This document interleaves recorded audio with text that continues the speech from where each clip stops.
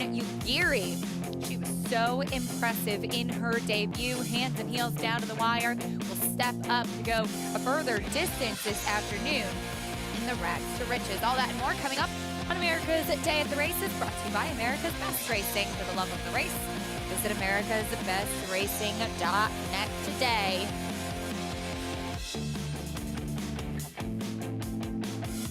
Do we have anything pumpkin?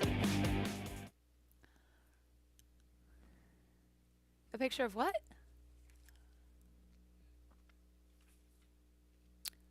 Great. Yes.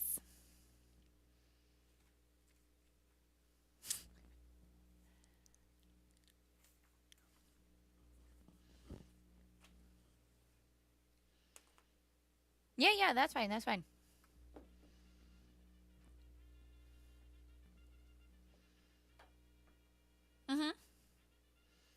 Okay, great. It's only when, like, we can't find the horse or something, you know?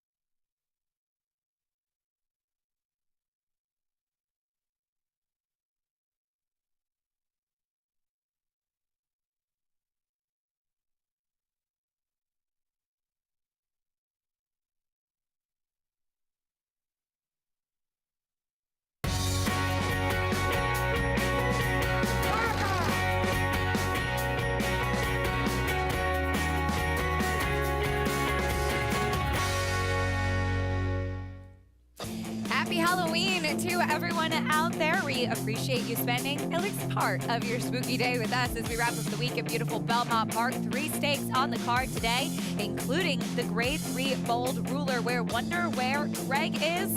He wants to be in the winner's circle and make amends for the DQ last time out. It's also opening day at Churchill Downs on the Stars of Tomorrow card, all about the 2-year-olds as Ugiri, so impressive in that debut, will stretch out and face tougher today in stakes competition. All that and more coming up on America's Day at the Races, brought to you by America's Best Racing. For the love of the race, visit americasbestracing.net today.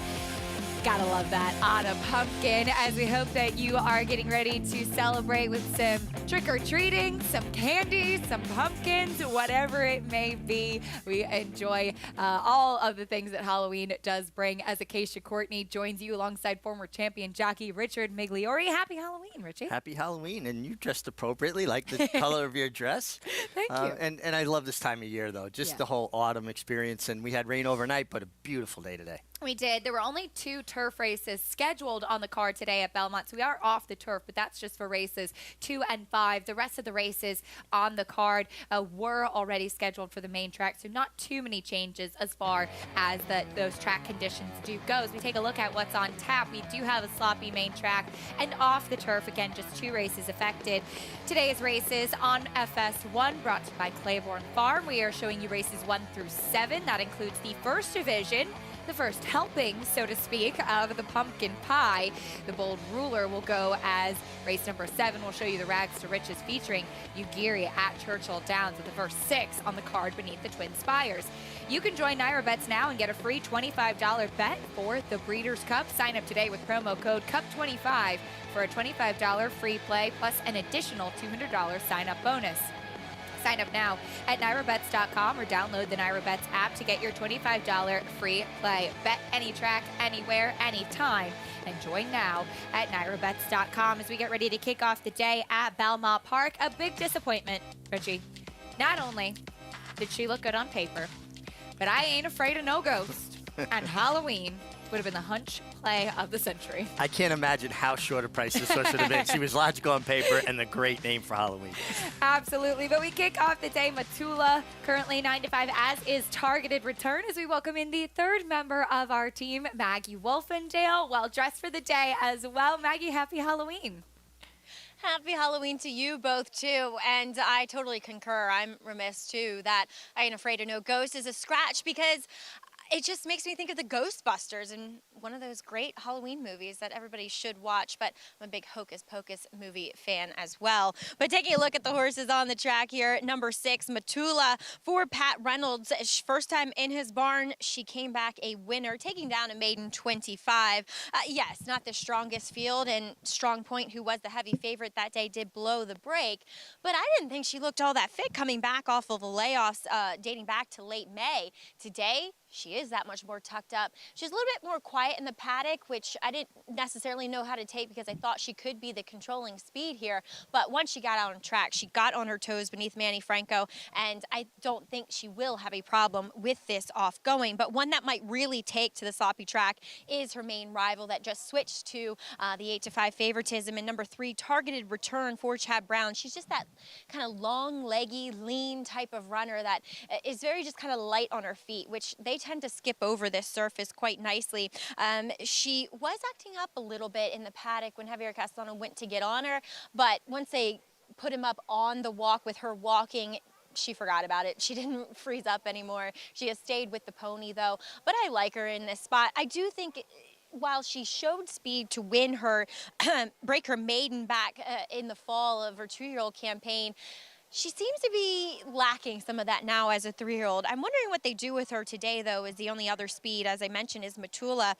We'll see what shakes out here, but definitely one that feels as though she should relish the going. Number 4, Scott Elia for Mark Hennig. We don't see Mark Hennig claim too many horses, but she is going first off the claim, stretching back out in distance, which I like for her. She's a taller, leggier horse. She has that very, kind of the same physical makeup as Targeted Return, but the horse that was moving best was Scott Elia in here, at least in the warm-ups. We'll see what she does first off the claim, and we've seen Mark team up with Windy Lee Farm with whether it be a private purchase, a horses at the training, horses in training, sale, or a claim. They've been successful together, so we'll see what Scott Elia does as we welcome in the 4th member of our team. That's Jonathan Kinchin. JK, how'd you see this race shaping up? And look at you, staying with the holiday Halloween theme with your attire. Mac, you knew I was going to deliver today with this shirt. I've been saving this one for a long time, waiting for Halloween. Look, I'm going to go with the 3 Targeted Return. I don't have a strong opinion in this race. These horses all kind of feel the same. If you have an opinion outside of the 3 Targeted Return, I welcome you to that. This is a horse that just feels as if the slight little drop in class is going to help a little bit. Second off of a short break for Chad Brown. I think the drop should help this one. Last time, ran well enough going the 1-turn mile, and so you know that this horse shouldn't have a problem with that. The other horse I thought was at least worth a mention was the 5 Alpine Queen. Is a horse that has habitually not broken well, and obviously that can be an issue when you're looking at these dirt races. Falling way behind, being forward is a big advantage. This horse has switched barns recently, and hopefully maybe that problem can be solved. Maybe getting out of the gate a little bit quicker. Jorge Vargas rode the horse last time, maybe a little bit more aware. I'm going to keep my eyes on the 5 Alpine Queen with those black and purple 10-strike silks. If this horse is close early, you might get a little excited about that 7-1. All right, Jonathan, thank you, and I agree, well dressed for the occasion. Alpine Queen, he mentioned, Richie, that's going to be your top pick as our handicappers all going in different directions in this opener. Yeah, I hope she's forwardly placed too, and I like her stretching back out to the mile.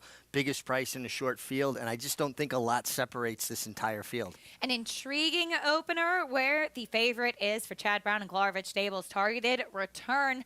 We kick off the day on Halloween on this Sunday at beautiful Belmont Park. We send it up to the voice of New York Racing, John and Brielle, for the call of the opener.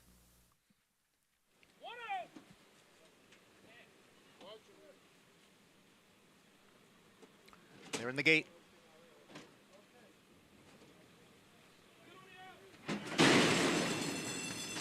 And they're off. Targeted Return, and on the outside, Matula. And those two are heads apart for the early lead. Matula on the outside and Targeted Return down at the rail. And now Matula goes on with it to grab the lead by almost a length. The favorite Targeted Return is running in second. On the outside is Alpine Queen. In between those two, Seahorse Doro, and 3 lengths back to Scott Alaya, who trails the field in fifth. The opening quarter over the sloppy and sealed track in 24 and 3/5 seconds. Matula is the leader here by a length. And right in behind, the trio of Seahorse Doro, Alpine Queen, and Targeted Return, who's down at the rail and has dropped back a bit. 3.5 lengths to Scott Alaya. The field heads for the far turn, with Matula the one to catch. She's in front here by a little more than a length. Alpine Queen, Seahorse Doro, they are right together, second and third. Opening half mile in 48 and 1. Targeted Return runs in fourth, 4 lengths from the lead now, being asked for more. Scott Alaya continues to trail. Matula continues to lead as they come for the head of the stretch. It's Matula in front by almost 2.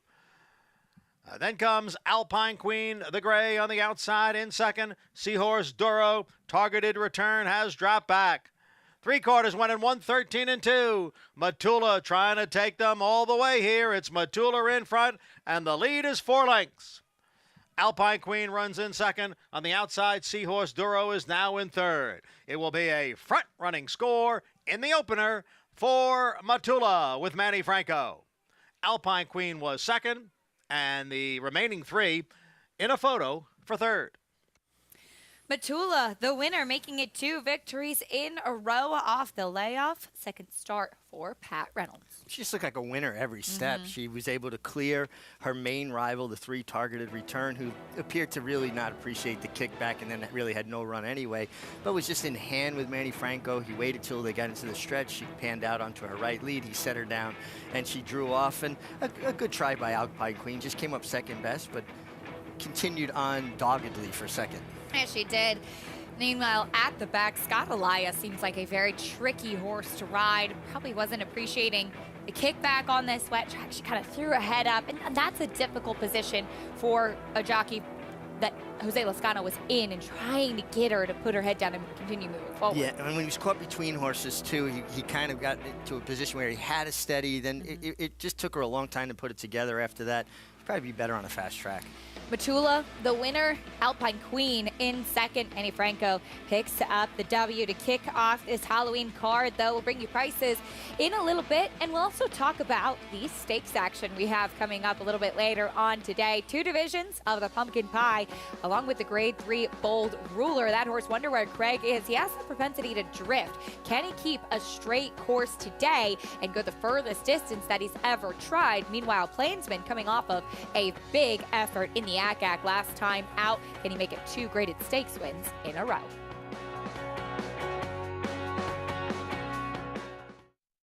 The Run Happies are running. The Run Happies are winning. Another fantastic win for Run Happy when Following Sea won the prestigious Grade 2 Bossburg and punched his ticket to the Breeders' Cup Sprint, where he will attempt to follow his sire's footsteps.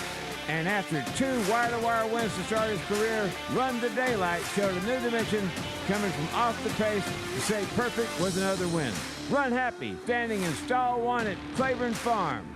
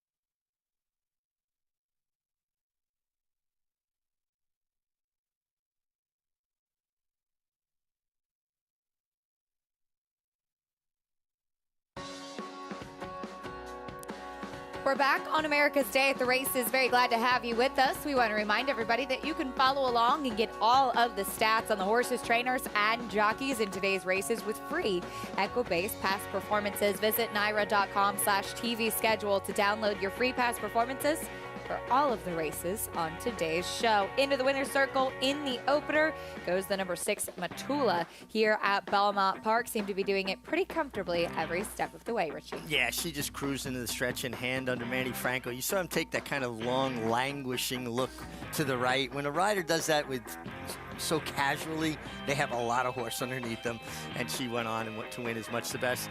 Pat Reynolds, our trainer, does a terrific job, although it took him a little while to get down to the winner's circle. They were walking around waiting for him. I got to talk to Pat.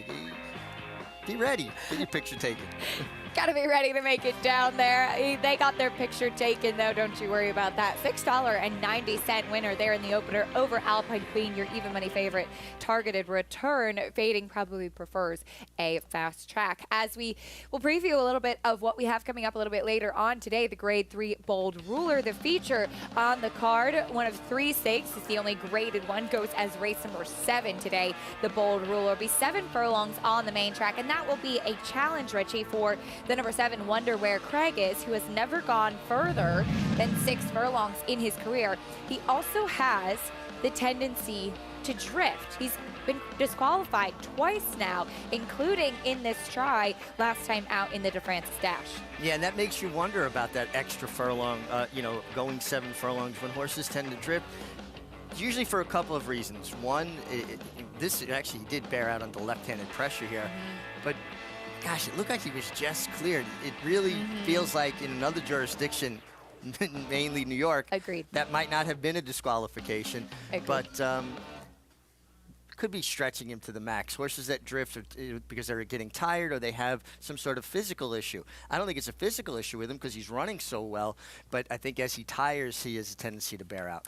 Yeah, he does. So we'll see if he's able to sustain that run going the 7 furlongs, which will be the furthest distance that he has tried so far. Wonder Where Craig is. He has a lot of early speed as well. As Jonathan, we do have Plainsman in this spot as well. It was kind of his coming out party last time out, or coming back out party in that win in the Grade 3 ACAC. Yeah, he's a super talented horse. His last 4 starts have been in stakes races. The only race in which he was beat 2 races back. Well, the race kind of fell apart that day. Went really fast early. Rated R Superstar came from out of it and picked him up. He's a tactical horse. He can kind of always be in the mix. I think Plainsman's going to be tough in here. Obviously, the 7 Wonder Where Craig is. I do wonder where Craig is. I always find myself wondering that. But the 3 Plainsman, I think is very interesting. It's Joel Rosario, who rode last time to the victory. Got a very nice speed figure last time. I like tactical horses in these types of spots. And the 1-turn, 7 furlong shouldn't be a problem. The race last time at Churchill, 1-turn mile, slight little cutback. Should appreciate that cutback. Should have a little bit more finish. I think the 3 Plainsman is going to be tough in here. Should get a nice price. I just don't love that the main competition, the 7 Where Craig is drawn towards the outside. That will be the question. How does that draw affect the speed? Luis Saez, we expect, will be aggressive with Wonder Where Craig is.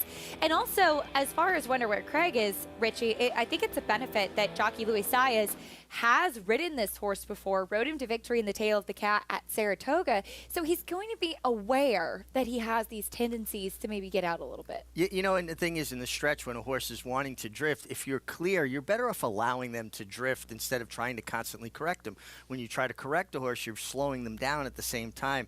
I go back many years when Forgo caught Honest Pleasure in the Marlboro Cup here on a Sabi track. He was drifting, but Shoemaker never corrected him because it was going to break his momentum. So as long as you're clear, you're allowed to take any part of the racetrack. Obviously, he was just not quite clear in Maryland.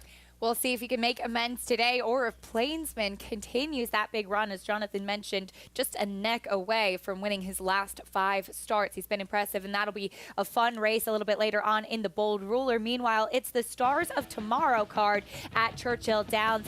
It's a compact field in the rags to riches for the 2-year-old fillies, but the thing is, Richie, is that it's the right ones. These are some talented fillies, horses that have run really well. You have a couple of wide open maiden winners, and that's including Ugiri, the filly by Shackelford, who on the bottom side is out of a mare who was owned by the same connections, but was all turf.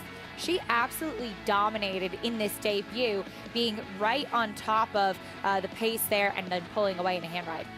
Yeah, she was right on top of the pace, but she has the stride more of a horse that'll appreciate going further. She doesn't have a typical sprinter, shorter, quicker stride. She's got a very long kind of, elegant stride to her. And even though she was attending the pace, she was doing it the right way. It's not how fast you're going, it's how you're going fast. She was doing it very comfortably, waiting on Tyler Gaffleone's cues.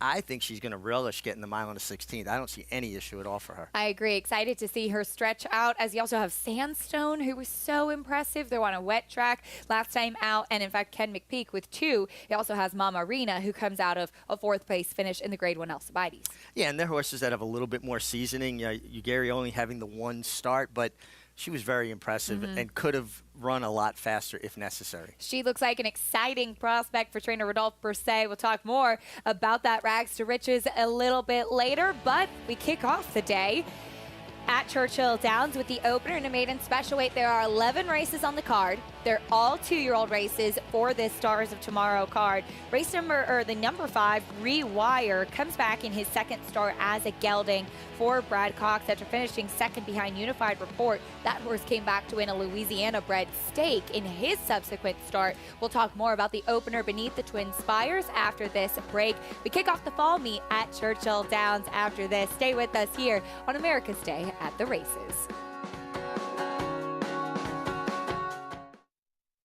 War Dancer's Saratoga momentum continues as his progeny keep winning. First-time starter, She's Dancing wins by 7 lengths. She's Dancing, making this look like a walk in a park. Battle Scars 2 starts and 2 wins at Arlington. Battle Scars first up on debut. Pop the Bubbly at a mile and a 16th. Pop the Bubbly to the outside of Concept. Pop the Bubbly gets the win. And Show Me the Honey at 7 furlongs at Belmont. And Show Me the Honey is the winner. Become a part of the momentum. Visit wardancerstud.com to book your mare today.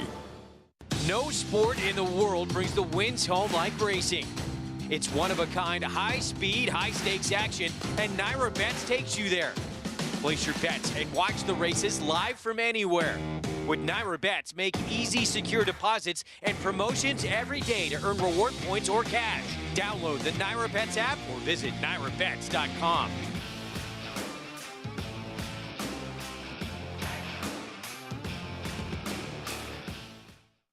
Magic's in front.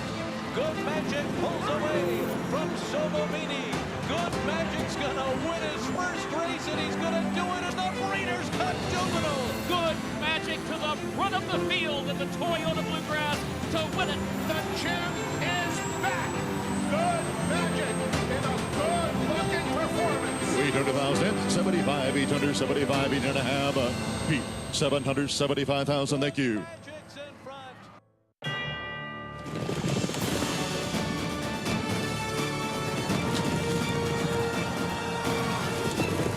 Together from every corner of the globe in pursuit of the one reward that sets the special few apart, the title of World Champion. Don't miss racing's ultimate coronation, the Breeders' Cup World Championships at Del Mar. Tickets on sale now. America's Day at the Races brought to you in part by Claiborne Farm. 100 years of doing the usual unusually well. Taking a look at Churchill Downs, there's a pumpkin patch at the racetrack today. How cute is that? That is perhaps the cutest Minnie and Mickey Mouse I've ever seen, Richie. I can't take it. It's just so fun to see kids enjoy Halloween, and I miss my kids a little. They used to have a good time. I love it. Well, there's all sorts of fun activities going on at Churchill Downs for Halloween. It's pumpkin bowling as well, along with that pumpkin patch, and of course, great racing with the 2-year-olds. The 2-year-old boys kick things off, going a mile and a 16th on the main track in this maiden special weight. Everybody looking for the first win of their career, and it's a short price right now on the number 5, Rewire, who is stretching out in distance, but he ran very well in his debut, showing some early interest, kind of settled back, and then re-rallied a bit late too. Yeah, and he comes back as a gelding. I guess they figured that they needed to get a little more focus from him, although there are a number of reasons why they will geld a horse. Sometimes it just helps keep them sounder because they don't carry quite as much weight. 8 to 5 right now as we will get ready for our post parade momentarily. The first horse, Blunder, will be accompanied by that awesome lead pony, Harley. Can't miss him. He is absolutely massive. Saw him go by. There's Harley to the right on your screen. But the number one is Blunder with Jimmy Graham aboard. Yeah, making his 4th start, so he has a lot of foundation. His trainer, Keith DeZormo, trained the sire Exaggerator. Horse favors the sire physically a great deal. Here's the 2, Levy. 3rd time out for Ron Milquet. Yeah, his 2nd start, he really regressed. Let's see what Levy shows up this time. King Curlin. You can guess who he's by, sired by Curlin. Yeah, his start on the dirt at Keeneland left a lot to be desired. That was in Grade 1 company behind Rattle and Roll. Comes back into a maiden special weight race today, too. Frosty Dreams is the 4. Yeah, another horse that has got some foundation. He's been running at Indiana Grand. I think this is a bit tougher. Big price on the board as he will have to face some tougher company. But there's your favorite, Rewire. Seems like an energetic type. That could also be a reason for the gelding. Yeah, he's really on his toes. And does that bode well for him stretching out? Will he settle enough? Needs to conserve that energy. Here's Trademark also stretching out. Yeah, in his 3rd start, so he has, again, a little bit more foundation. I used to have a very good horse named Trademark, multiple graded stakes winner. Very cool. Love that. We'll see if he can live up to that. Here's Underdressed. Underdressed is going to have to improve off of the 1st start. Colt by Keen Ice. You would think that would be some good influence as far as getting the distance. Here's the number 8, Hitting Bombs. I think this horse is interesting, particularly if the pace heats up. I think he's a horse that's, showed he wants to go further, and he's got a closing style. Does have experience going the mile and a 16th as he ran that distance at Keeneland last time out. With the Twin Spires Bet Back offer, place a win bet on select races at Churchill Downs on Thursday through Sunday, and you'll get your bet back up to $10 if your horse runs 2nd or 3rd. All you have to do is opt in with bonus funds credited each Monday. Download the Twin Spires app today or visit twinspires.com. Now, it is a special day. Of course, it's Halloween, Richie, but as mentioned beforehand, as we see the number 1 Blunder getting a big warm-up from Jimmy Graham, it's Stars of Tomorrow's Day, and we'll talk more about the importance of the day for the 2-year-olds, but we welcome back in Jonathan Kinchin. JK, we have a short price favorite here in the opener, and you never know what these 2-year-olds are going to do as they progress. Yeah, it's a really fun day. Like you mentioned, one of our favorite parts about Saratoga is the excitement of the 2-year-olds and the future of what those horses can go on to be. But they're always mixed, sprinkled into some really different types of racing throughout the day. The difference today at Churchill is that they're all 2-year-olds, and it's a ton of fun to watch. It's an exciting little card to play. We always have this in the fall. We're going to get started here with one of these races. It's one of those restricted races where horses had to have sold for $45,000 or less. It kind of prevents the $500,000 big boys and girls from running up and taking all the money, giving the lower kind of smaller, cheaper, more modest horses an opportunity, but still not having to run for a tag. The 5 Rewire. It's a horse that is taking a lot of money on the board. It's Brad Cox. It's Florent Giroux. The horse ran well last time. My biggest issue with this horse, the horse was 17-1 on debut. Brad Cox runners that have some talent, have some ability, typically take money. And the fact that this horse didn't take any money on debut is a little bit of a concern to me, even though the horse did run well enough to win this race.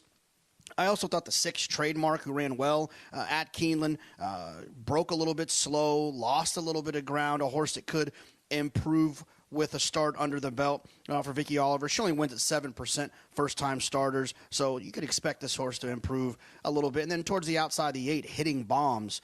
This is a horse that puts the blinkers on. Another one comes in off an extremely wide trip, going 2 turns at Keeneland. At least that has some experience going the mile and a 16th. Remember, at Keeneland, that mile and a 16th is a short stretch. So sometimes horses just don't like that configuration. You got to do a lot more running on the turn. You have a shorter stretch to kind of level off and finish. This is a horse that was coming from out of it. So just maybe that the kind of normal long stretch, regular stretch at Churchill will help the 8 Hitting Bombs. Although the 5 deserves, I see why the horse, was favored.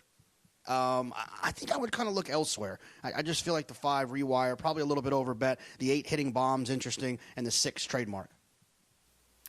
All right, Jonathan, thank you. As now favoritism, wow, has shifted over to Hitting Bombs. And Richie wanted to circle back to one thing that he had mentioned. With the length of the stretch and the different types of configurations with each racetrack, Keeneland and Churchill, both in Kentucky, but they're very different types of tracks. Yeah, much longer stretch at Churchill Downs, particularly when they, at Keeneland, they have a short wire. They have 2 different wires. Churchill Downs, it's a very long stretch. It helps a horse that has more of a closing style because just what Jonathan said, they don't have to launch their rally going into the far turn. They can stay inside and be a little bit more patient before coming out later and not losing as much ground. There is the starting gate. That's a look at what it's like being inside there, and it's a nice opportunity to get a little look at where those horses are standing. You see some of the padding on either side, and here in the U.S., obviously, it's different from the types of gates you'll have in Europe. Is here in the U.S., you're accompanied by the pony. You'll have an assistant starter in the gate with you, help you keep the horses head straight, and even for 2-year-olds, though, this starting gate can still be very overwhelming sometimes. Well, horses can, just like people, can have a tendency at times to be claustrophobic, and they're in a confined space knowing that they're going to be going full speed in a matter of strides. So it's always interesting keeping a horse calm enough, but at the same time alert because you want to get a good start. That was my view of the world for a very long time through those gates. It's very interesting. Years ago, Acacia, you had to have permission from the official starter to have a handler in the gate. They would put you in the gate and leave. Now the tendency at most racing jurisdictions is for you to have a handler unless you ask for permission to not have one. It's completely flip-flopped. And I do think that it led to better starts when riders knew how to handle their own horses in the gate because you would square them up and have them balanced. When horses aren't perfectly balanced, that's when they have a tendency to break to the left or the right. It's a perfect segue to the number 6 Trademark, who has shown in his 2 starts so far, he has trouble getting out of the gate cleanly. As we'll take a look at his last race, which was at Keeneland, as mentioned, and we're picking it up from the quarter pole down to the wire, so onto the final turn when he made that big late run to be second by a slim margin. But in both of his races, Richie, he has not gotten out of the gate well. And it's so important, even no matter what the distance, even going a mile and a 16th, a mile and a half, you want to break cleanly because it allows your horse to get into his stride, into his rhythm. Horses, when they hop or have a tendency to get brushed or bumped around, breaking slowly, it'll set them off and they don't settle into stride as well. And this horse finished nicely. Looked like a little bit green in the stretch. You saw Rafael Bejarano there going to a right-handed crop. He kind of shifted in. He had to correct him. So he looks a little bit green still.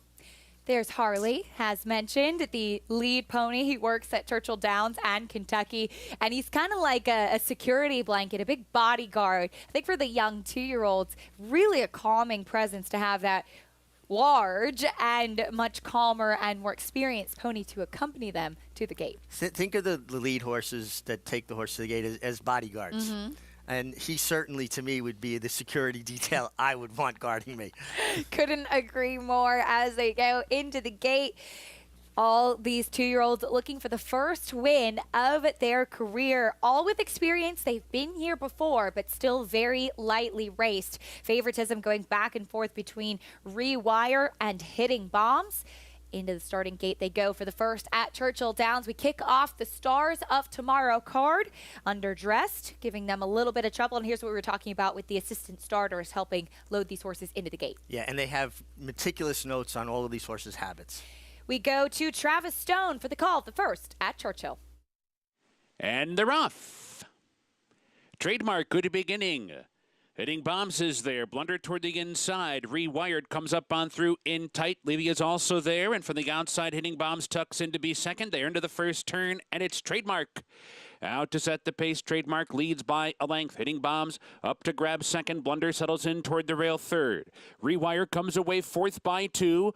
Underdressed is up into fifth. Levy is down inside sixth. King Curlin is running along in seventh, and Frosty Dreams is at the back in eighth, but only 6 lengths off the lead as they turn into the backstretch run, where Trademark shows the way. It's a narrow lead. There's pressure from Hitting Bombs, who's keyed up on the outside second. These two head-and-head early. There's 5 furlongs to go. A margin of 2.5 half back to Rewire, who comes on to grab third. Blunder given more rain toward the inside fourth. Underdress cruising along in fifth, 5 lengths off the lead. Levy is down inside sixth. King Curlin and Frosty Dreams. Opening quarter 24-1. Opening half 48-1. They're on to the far turn now, and it's Trademark holding on to a narrow lead, but Hitting Bombs cranks up the pressure, and these two are head and head round the far turn together.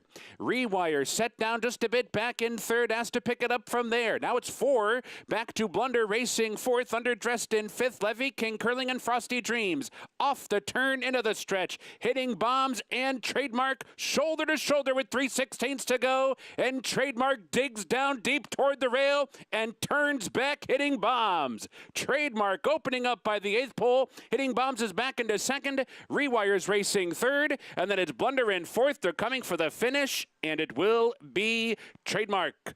Trademark scampers home to win it by 4. Hitting Bombs was second, Rewire was third, and Blunder was fourth. Trademark, the number 6. We talked before the race about how important it was for this horse to break a little bit better. Still showing some greenness, Richie, as he finishes on the inside left lead, but he broke so much better at the start today. Broke sharply, went right to the lead, was doing everything properly. Did switch to his right lead in the stretch, but then jumped back to his left lead late. Here at Belmont Park, we get ready for race number 2 now. We are off the turf in the second race as we get right into the post parade here, Richie. If I could get to the correct page coming up next. We did see the number 2, Tis Her Way, go by. Here's the 3, Mia Be a Star. Entered for main track only. If the race came off the rest, she got what she wanted. Still a big price, 9-1. Number 5, Take It Off, has dirt experience. Yeah, her start 2 and 3 back would make her very, very competitive here. Intriguing runner, Magnetique, who cuts back in distance. Cuts back in distance, but another one that has races that make her very, very tough here. Next will be the number 9, Wicked Amber. Yeah, she's been back to dirt. I think she's going to have to improve, though. I don't see her form holding up in this spot. Here's the 11, Big Al's Gal. She was entered to run on the main track. Yeah, and I think she makes a lot of sense. It's the first start off of the Rob Atras claim, and she's going to be close to the pace. Same could be said for the 12, Carrick, who went by, and we'll wrap up with the 13, Kazilda 40 Tails. Oh, she won big for 16,000. Big confident hike in class here, but she has speed and will be involved early. Interesting as she steps up to face tougher today. And to that outside, as horses are on the track warming up, we check in again with Maggie Wolfendale. Magnetique. When she came back off of the layoff on the turf last time, I had noted how much she had grown and how much she had filled out. Well, in hindsight, maybe her quote-unquote filling out was also the fact that she was a bit heavy as she went to the early lead and just faded after setting some decent fractions too. But she's a lot more tucked up and defined. And how many times have we seen Michelle Nevin give her horses a proverbial race on the turf and they come back and run that much better on the dirt? Now, she was intended to run on the turf, but Michelle and many other trainers had to have looked at the forecast and known that this race was more than likely to come off. She looks fantastic. She by far is the best looking horse in this field. And 2, her dirt races going back 2 earlier this year and late last year, they make her a winner. She faced better company. She ran faster figures. I think she's going to be A-OK here in this spot. As we'll move on to her inside with number 5, Take It Off. She's a little interesting. I mean, going back to her last 2 dirt races, one on a muddy seal track, one on a fast, one a win and one a second. Granted, you know, when you hit the kind of when you go up in condition, things do get a little tougher, but she is likely the fastest horse in here early, and she warmed up really nice with Jalon Samuel aboard. So I give her a bit of a look just because we saw the first race, at least one wire to wire. And a lot of times with these wet tracks, it can be tougher for horses to make up ground unless they really, really relish the going. Number 11 is Big Al's Gal. First off the trainer change claim, I should say, to Rob Atras. Finished behind Spun Data last time out, returned just 12 days later to run an 88, stepping up in class. I like her. Her coat looks fantastic. I mean, she's just dappled head to toe. She exudes confidence. The only drawback I had with her is I thought she looked a little weak behind. Just, she kind of has those peaked hindquarters. You know, you want them to be rounded out, and she kind of came to a point, almost like a tent, to her point, to the point of her hips. So I just downgraded her slightly, but look, she could definitely win here given her recent form on the dirt. As we get it over to JK. What's up? Hi, Mags. Thanks. I like the 11 Big Al's Gal to a certain extent as well, too. And part of the reason is the horse has run some nice races, has some nice speed figures, and this is no offense to the previous connections, but I do think there's an expectation that a horse could improve while switching to Rob Actress's barn. In his career, with the horses switching to his barn for the first time, they win at 21%. Anything over 20% in horse racing is something I think you should probably pay attention to. And so you got to kind of expect maybe this horse is going to improve a little bit. I also like the outside draw on a sloppy racetrack. Especially with a horse that has some tactical speed, will be out there in the clear, won't have to eat a lot of the kickback from the sloppy racetrack, and should not have to worry about getting stopped. The other horse I thought at least deserved a mention was a 13 Casilda 40 Tails, who's now switching barns to Juan Vasquez. The problem for me is that this horse ran extremely well last time. That race kind of came out of nowhere. It didn't really have those past speed figures, and so you have to ask yourself, what was it that day? Did they like the distance? Was it just a perfect situation, facing easier, going to 16,000? But you can also look at it conversely that this is kind of a confident move by Juan Vasquez to now try this horse for a little bit of a higher claiming tag. All right, Jonathan, thank you. They start to load into the gate for the second. Richie, where did you land? I wound up on the 13, Casilda's 40 Tails. She has speed, outside draw, and gets a 7-pound break in the weights for riding the apprentice, Omar Hernandez Moreno.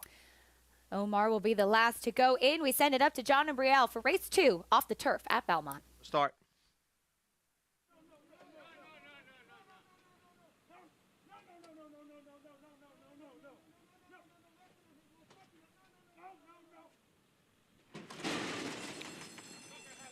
And they're off.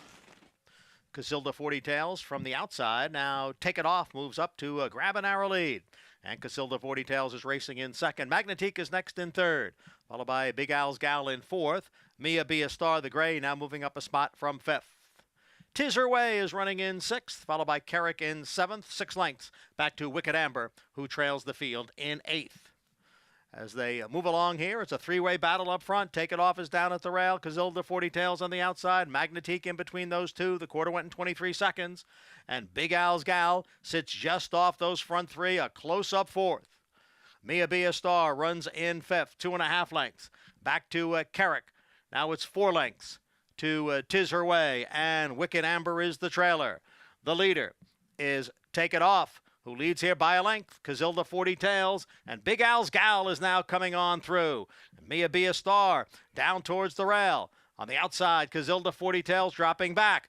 They come off the turn and enter the stretch after a half in 47-1, and Big Al's Gal is the new leader. Take It Off is back running in second. Mia Be a Star is next in third. As they come down for the 16th pole, Big Al's Gal has a big lead here. It's Big Al's Gal in front by about 7 lengths. Wicked Amber has moved into... unseating the rider there was Wicked Amber. Big Al's Gal the winner in race 2. Well, we did see a couple of horses unseat the rider, unfortunately. The 9 Wicked Amber unseating jockey Mike Luzzy, along with the number 5 Take It Off unseating Jalon Samuel. The winner, Big Al's Gal, no doubt about that, as you do see Kendrick Carmouche taking a look back over his shoulder to see how those other riders are doing. That's always a scary situation, Richie. Yeah, it's tough to see that. Mike Luzzy is being attended to right now. He was up, moving around. He's set up. He's trying to get up now on his own power. Just a scary situation, tough to see. And honestly, you just hope that everybody comes out unscathed, obviously horse and rider. Both horses crossed the wire okay. Our tremendous outriders are in the process of catching them. We'll keep you updated on the 2 jockeys after this on America's Day at the Races.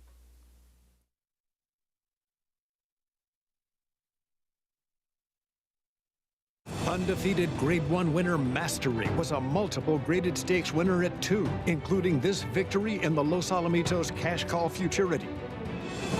At 3, he sizzled in the San Felipe Stakes. Now his progeny are bringing top dollar in the sales ring, and his first runners are hitting the track. Mastery, standing at Claiborne Farm.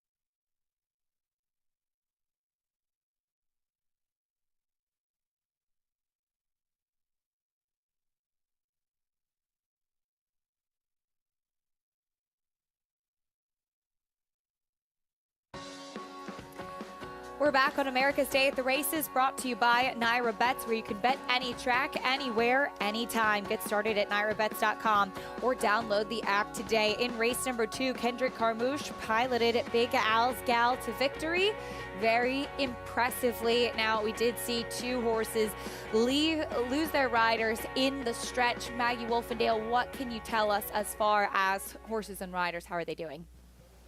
Well, both horses have been apprehended. Wicked Amber was the one who took several awkward steps, unseating Mike Luzzy, where Take It Off, she just kind of jinked to avoid running into them, and therefore unseating Jelon Samuel, who got up under his own power, actually bounced right up and went over to Mike Luzzy, who did lay on the track for a bit. He has been attended to by our EMTs here. I do believe he is being taken down to first aid for further evaluation. Acacia? All right, Maggie, thank you. From our seat up here on the second floor, we were able to see, as Maggie mentioned, Jelon jump right over and go and check on Mike, who did stand up eventually on his own power, and we hope that he'll be okay. But you really did see how it is such a big family. Jockeys look after one another, and really hoping that everybody's all right. Yeah, I mean, I have to say it shakes me up because I'm friends with these guys. So to see something happen, but I was so happy to see Mike get up, walk to the ambulance on his own power, and like Maggie said, we have a doctor downstairs as a first aid. He'll go down there, get checked out, and they'll make a determination if he should go to the hospital, maybe for some precautionary x-rays or what have you. But the fact that he got up, walked to the ambulance, made me feel a lot better. Yeah, absolutely. Great to see. Hoping Mike Luzzy is okay, and glad to see that both horses apprehended by our outriders. As we'll continue on with the action here coming up, we'll talk about Spanish Mission looking to pull off the upset down under. We saw him running here in the U.S. He's now a 6-year-old and will be featured in that 24-horse field in the Melbourne Cup.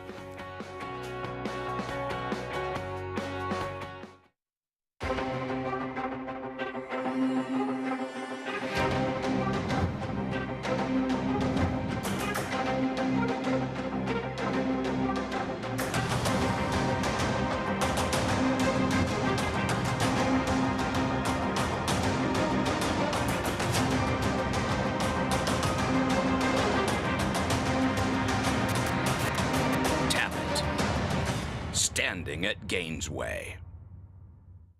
Introducing Adelphi Racing Club, the horse racing syndicate offering more than just fractional ownership. Enjoy the thrill of an interactive thoroughbred ownership experience competing at the sport's highest level. Attend events where you'll interact with top trainers, industry professionals, and club members. We've cheered on winners from coast to coast at top tracks such as Santa Anita and Saratoga. And it will be Exotic West. Become part of a group that celebrates success together. Visit AdelphiRacing.com and join the club today. The return of Sunday Silence. Sunday Silence surges to the front. It's Yoshida in front. Yoshida takes charge at the top of the stretch, and Yoshida wins the Turf Classic. Here comes Yoshida, storming home in the center with Gunnevera. Yoshida! Yoshida has won the Woodward. The perfect balance. Yoshida. Racetrack Television Network brings you every race, from every track, on every screen, every day. With monthly packages starting as low as $5, RTN gives you great value and access to more live HD streaming and race replays than anyone. Visit RTN.tv today to sign up and watch on almost any device, including Roku and Amazon Fire. Use promo code TRYRTN for a 5-day free trial.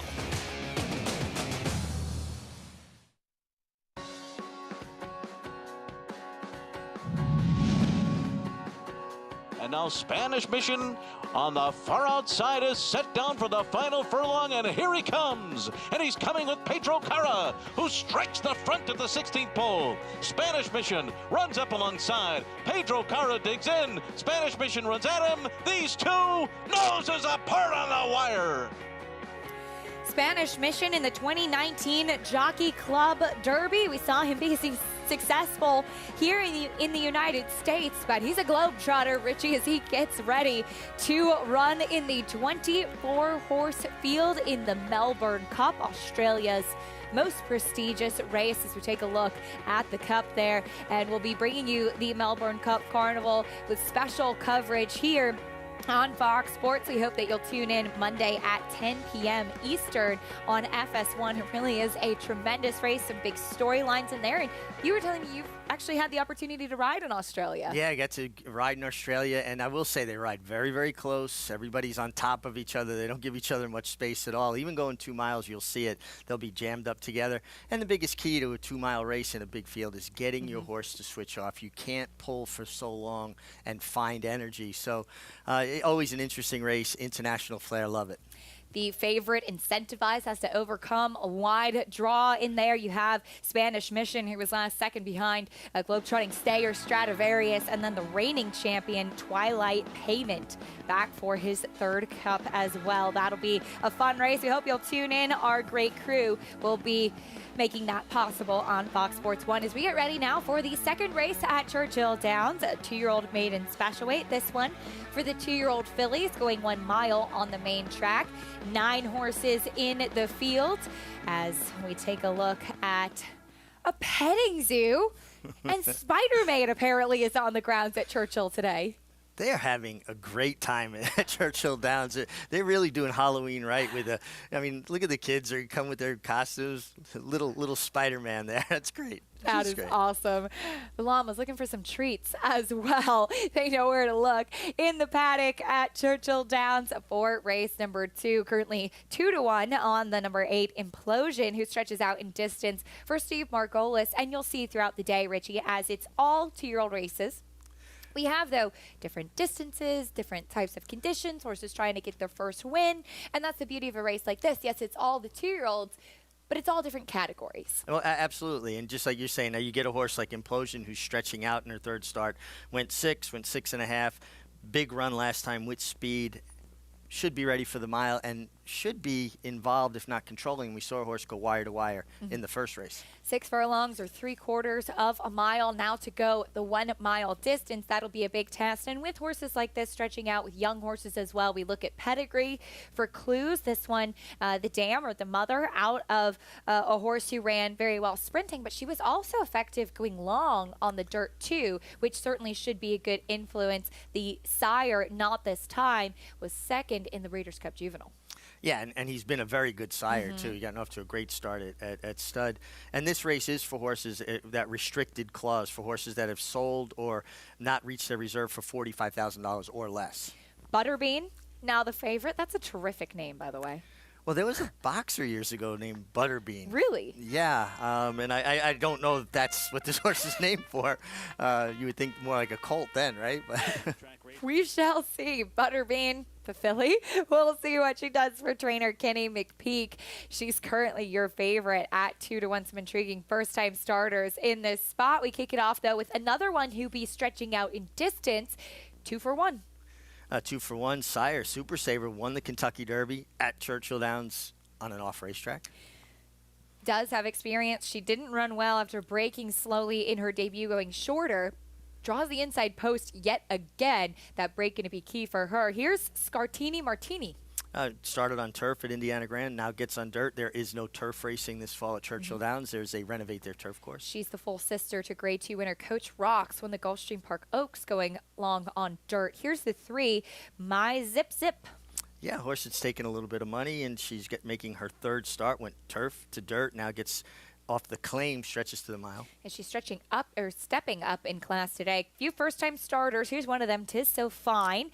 And the 5, Spirit Catcher. Yeah, Spirit Catcher's got an interesting pedigree. She's a half to Miss Marissa, who won the Delaware Park Handicap. The mare was more of a turf mare, though. Miss Marissa had a lot of speed, too. Here's Butterbean. Butterbean, good works, taking money. We let the board kind of help us as well, be a guide, kind of tells us how these horses have been training in the morning. Here's it, Blue Knee's been very energetic out there. Yeah, also comes in off a very sharp work on the dirt, debuted on turf. Second-time starter. Lots of changes today, but here's Implosion, 5-2 now. Yeah, 5-2, good outside draw. You have a long run down the backstretch to get to the turn. She certainly, from a physical perspective, looks like she'll appreciate the mile. A big leggy filly. Another one is a little rambunctious, cost a fortune. Yeah, she needs Harley. Harley straighten her right up. She's running right into that lead horse. I tell you, I'm always amazed at how good the lead horses are. They take a lot of abuse sometimes. They really do. And Jimmy Graham has his hands full with cost a fortune there. We welcome in Jonathan Kinchin once again. Jonathan, what is the market telling us about race 2 at Churchill? Yeah, with these 2-year-old races, a lot of times you want to see what the market is telling you because that's kind of all you have to go off of. There's no past performances on a lot of these horses. The Twin Spires market mover in this race is going to be the 6, Butterbean. And yes, Richie, he was like the bald guy, right, with the kind of bigger fella. See how I said that? Bigger fella. That's the nice way to say that. This horse is the market mover, is taking some money, is bet down to favoritism. I don't always get too tied in with the morning line. It's just a prediction of what the final odds are going to be. So don't get carried away if you see a horse at 7-2 on the morning line be bet down to 5-2. Maybe it was just a bad morning line, and that happens from time to time. But the 6, Butterbean, is taking some money, seems to be working well. You get Brian Hernandez, Kenny McPeak winning lots of these 2-year-old races. If you want to bet this market mover or any other horse, go to twinspires.com. The other horse that I thought was interesting that is also taking a little bit of money is the 5, Spirit Catcher. This is a horse that has been working at Keeneland and then has also been working at the Churchill Downs training track. Not as busy there. You don't really always know what's going on there. So the fact that this horse is taking some money, there's got to be some nice conversation about this horse's ability. Joe Sharp, only 11% with first-time starters in his career, but can absolutely get one ready to run first time out. The other thing I liked about the 5, Spirit Catcher, is the mother, Ardara, has produced 2 2-year-old winners, horses that ran at 2 and won at 2. It shows a little precocity in the family. So I'm going to try to beat the market mover, the 6, Butterbean, and I'm going to use the 5, Spirit Catcher. And Richie, I'd love to see an exhibition fight between you and a fellow looking like Butterbean. I'd take you. I'd be on my toes. I'd have to stick and move. But, Butterbean, he fought a lot, too, and I like Jonathan was kind. He was a large fellow. I'm not particularly crazy about the way the 5 horses warming up. Saw the rider there kind of try to get her to really stretch her legs. Sometimes, they could be a little cinchy, but she just was not giving me the right signals in her warm-up. And that's the purpose of the warm-up, too. Obviously, you want to get a horse ready, but Adam Beschizza asking Spirit Catcher to warm up, to stretch her legs, to feel what's underneath of her, what's underneath of him. And a rider always has the opportunity, for those who are not familiar, if they feel something that's off. You want to protect the horse, you want to protect the rider, you want to protect the betting public that's wagering on these horses. They always have an opportunity to tell the outrider out on track that's overseeing something like, hey, I feel there's something not quite right here. Absolutely, and there's an attending veterinarian that they can confer with as well. You know, sometimes a rider can feel something you can't see. This time, it was actually very visual to me that this horse was just not stretching out the right way. Well, she was getting a big warm-up from Adam Beschizza, the jockey, so we'll see if he's able to get her moving a bit more free out there on the track as we take a look at number 8, Implosion, that big leggy filly for Steve Margolis. She showed a lot of improved speed in her second start last time at this condition, but going a shorter distance. Yeah, and you know, so some people say, well, she wasn't able to hang on showing speed going 6.5, but the pace will be different going a mile. And looking at her from a physical perspective, you worded it correctly. A long, leggy filly. She's just got a lot of scope to her, and you would imagine that she'll get even more comfortable setting more controlled fractions. Absolutely. Filly by Not This Time, who, as we mentioned, she was very game in that debut race. We have a princess. Fairy princess, it looks like, there as well, smiling at Churchill Downs. Love seeing that. Love seeing families out. And a scarecrow as well. This is great. I tell you, they're really enjoying Halloween at Churchill Downs. They're rocking it. I love this. I love seeing all the families out. I love seeing the costumes. Everybody looks terrific. That's so great. It's such a fun day. I love seeing them come out. Look at those smiles. This is making my day. Me too, really. It was like a whole Wizard of Oz theme there, right? That was very cool. Love that. Here's a look at Implosion, who is currently your favorite still. With first-time starters, Richie, as far as tactics do go for riders, there's always a possibility that you've been able to work this horse in the morning, but largely you're hopping aboard a horse who's making their first race. They still are figuring things out. No, absolutely, and especially starting at a mile, it's a fine line because you have to get a first-time starter focused, and you want to put them in the race, but at the same time, you don't want to almost set them on fire. You don't want to turn them on so much that they get a little bit rank or keen on you. Absolutely, as we do see some who already have experience, who you'd expect to break better. The number 1, 2 for 1, who debuted sprinting at Keeneland. She was very slow out of the gate with the inside post. She draws the inside post again today, and as we anticipated, the number 5, Spirit Catcher, a late scratch. Yeah, she just was not warming up well at all, and I'm just glad that they took her out. They'll go over her, they'll figure out what was the issue, and we won't see her compete until she goes through several protocols to make sure that she's healthy and sound enough to compete. Absolutely. 3-2 now on Implosion, as going back to talking about first-time starters or even horses with experience, inside post, for instance, with the number 1, 2 for 1, just as we talked about in the opener, getting out of the gate, especially when you're drawn inside with a young horse, that's vital. Well, because if you break slowly in a big field, drawn towards the inside, think when you're at the beach and a big wave comes and it just kind of rolls over you. It's the same thing. The outside horses are going to fold over in front of you like that wave, and now you're going to get inundated with kickback young horses, even if you've schooled them in the morning. The kickback in the morning is different than the kickback in the afternoon. It comes back harder, and there's a lot more of it in the afternoon. Absolutely, as you don't want to have that dirt hitting their face. Keep them in the clear a little bit too.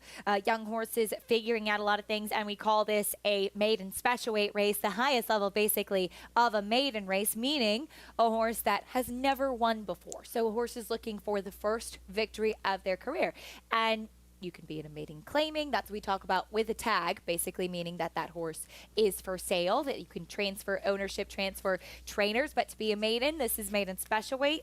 It's a big purse here of $92,000, and this is a horse looking for the first victory. Right. So somebody, the way we term it in our industry, will break their maiden. They will win their first race. There will be a winner out here. Yes, there will. And then they'll have to step up to face tougher competition. Where do you go next from that? Some, like we'll see a little bit later in the Rags to Riches, break break their maiden, win first out, and go right into a stake company.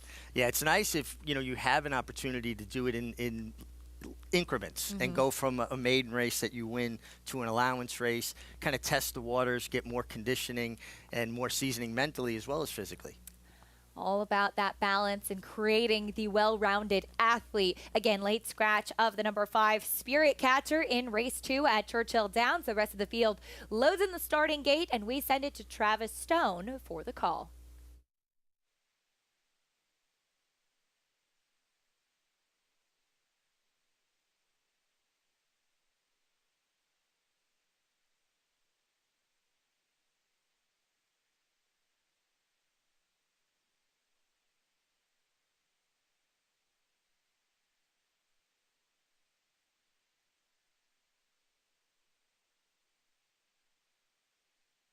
Waiting for Cost of Fortune.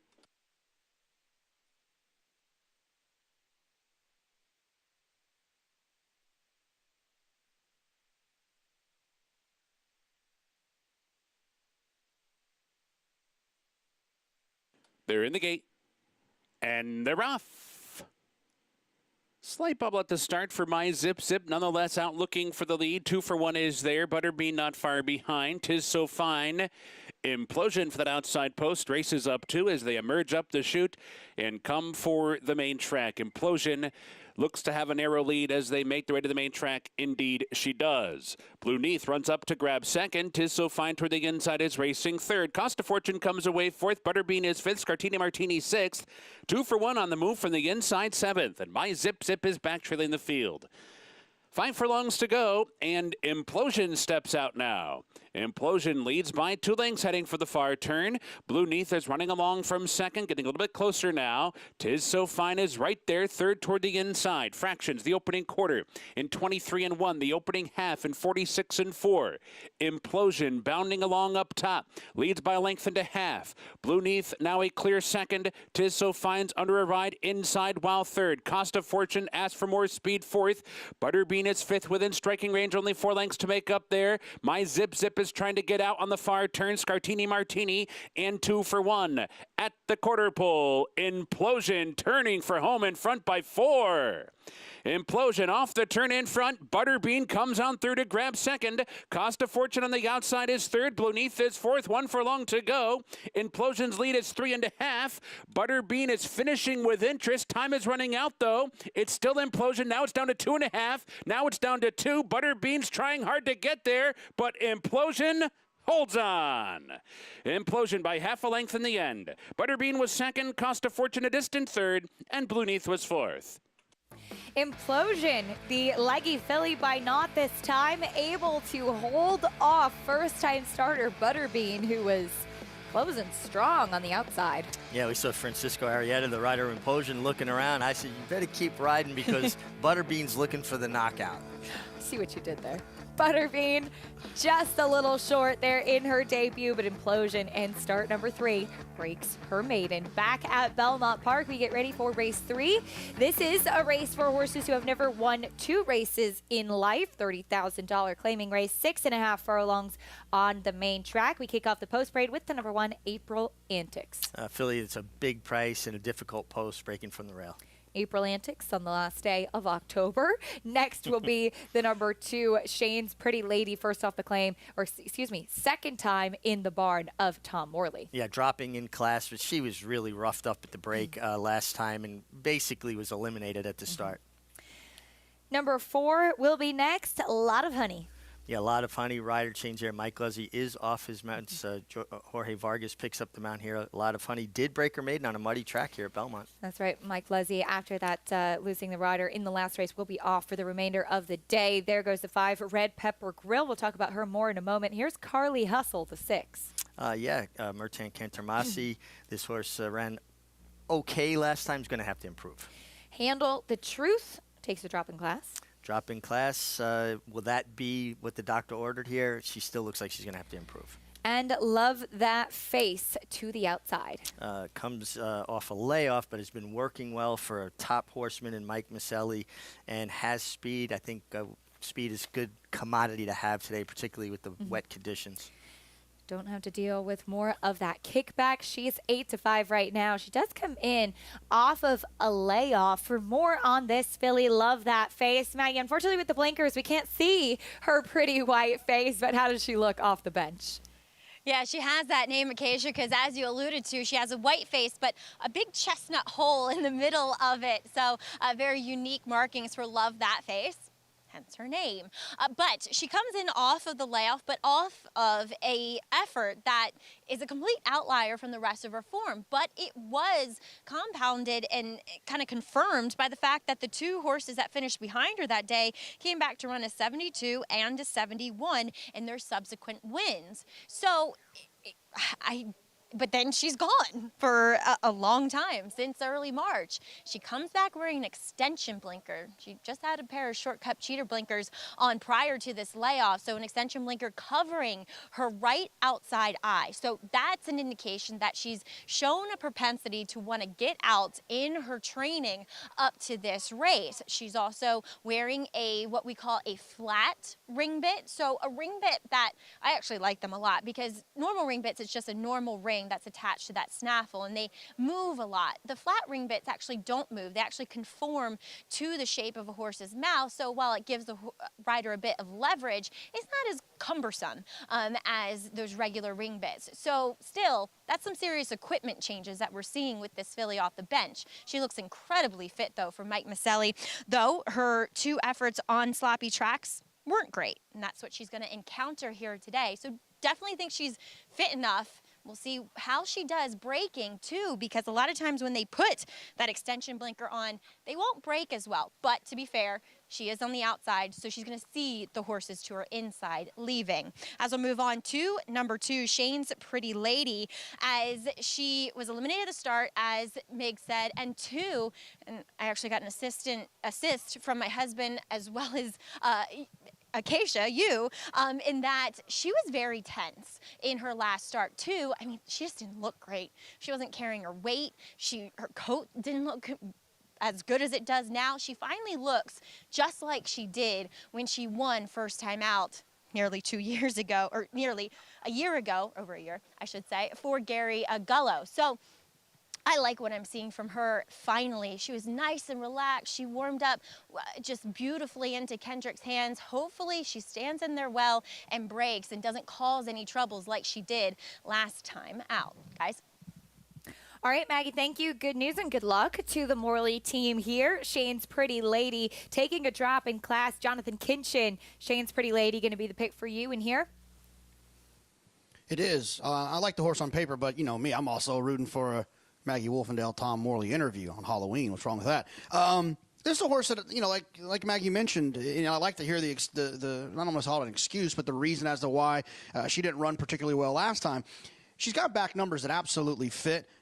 She's got races a little bit longer. I think she'll have no problem with the 6.5. I've talked about it on this show before. I know it sounds probably a little bit silly. I think there's a huge difference in horses that tend to close more going 6.5 than 6. We run so many races in this country going 6 furlongs.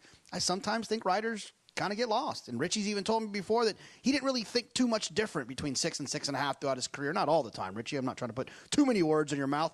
I think this horse will be finishing the 2 Shane's Pretty Lady. I also like the 1 April Antics a little bit at a big price to get involved underneath. It's another type of horse I just feel like will be running late when the rest of them could potentially be stopping. I will not be shocked when the 8 Love That Face wins, but I just feel like it's going to be a little bit overbet in this spot.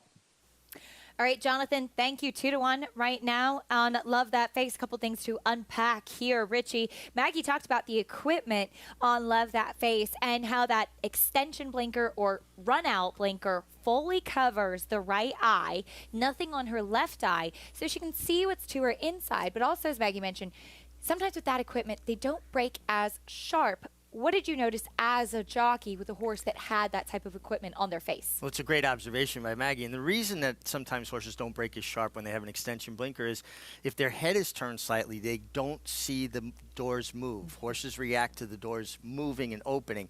So it's important that the rider and the assistant starter make sure that her inside eye, her left eye, can see down the racetrack through the V of the starting gate so that she can react when the doors open. If her head's cocked at all towards the inside, that blinker, and you can see it there, great shot of that extension blinker, will hinder her vision and she won't see the brake. There's a little bit of a better look at that flat ring bit as well, giving Dylan Davis a little bit more control. We'll see if Love That Face can keep a straight course. Here's John and Brielle with race 3 at Belmont. Riders off number 1, April Antics. Now back on.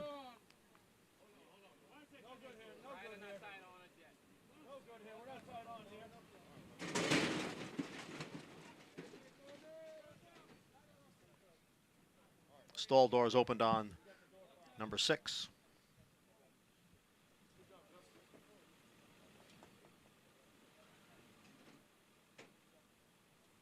And we're once again set.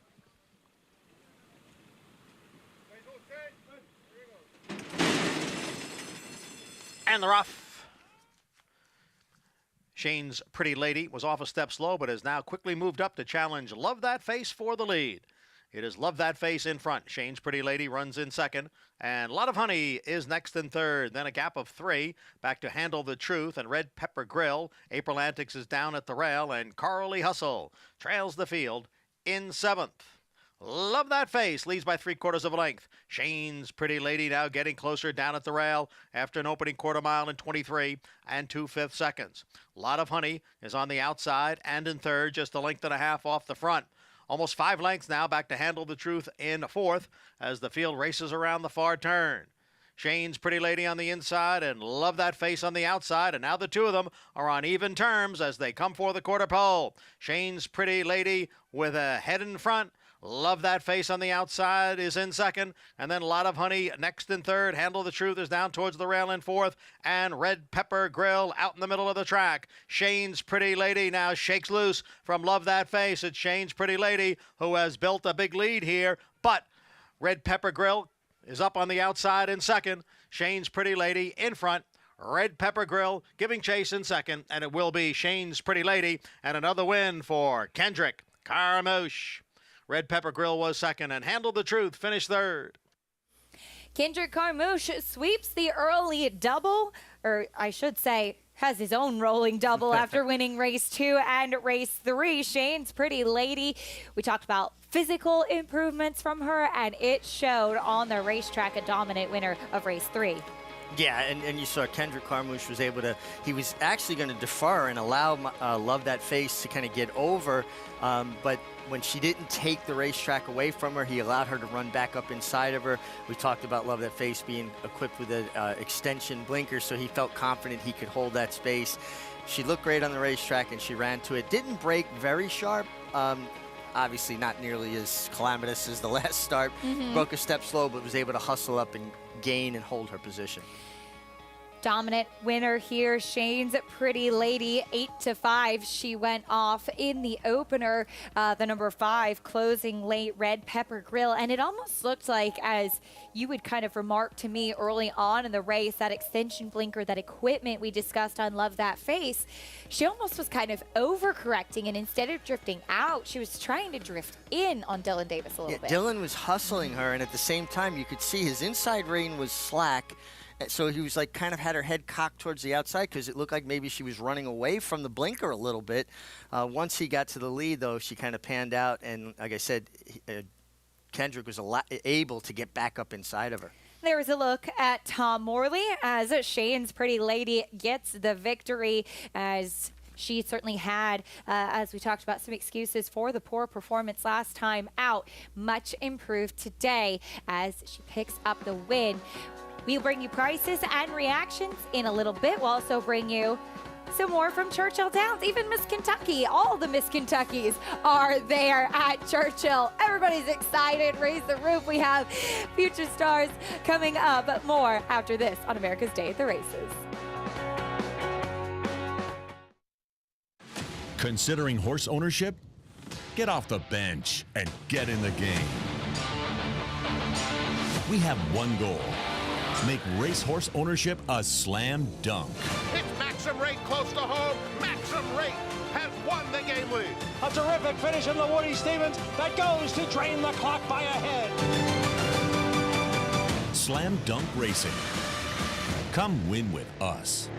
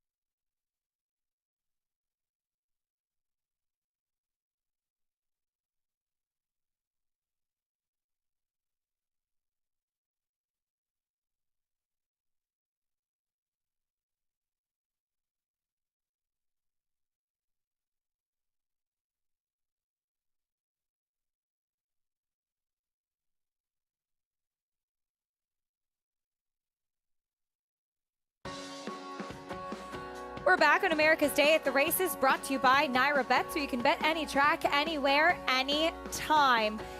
In race number 3, Shane's Pretty Lady gets the victory. There was an objection as far as early on in the race with the 4 A Lot of Honey coming over a bit on the 5 Red Pepper Grill, or it seemed that way a few strides out of the gate. No change, though, in the order of finish, 2, 5, 7, 1.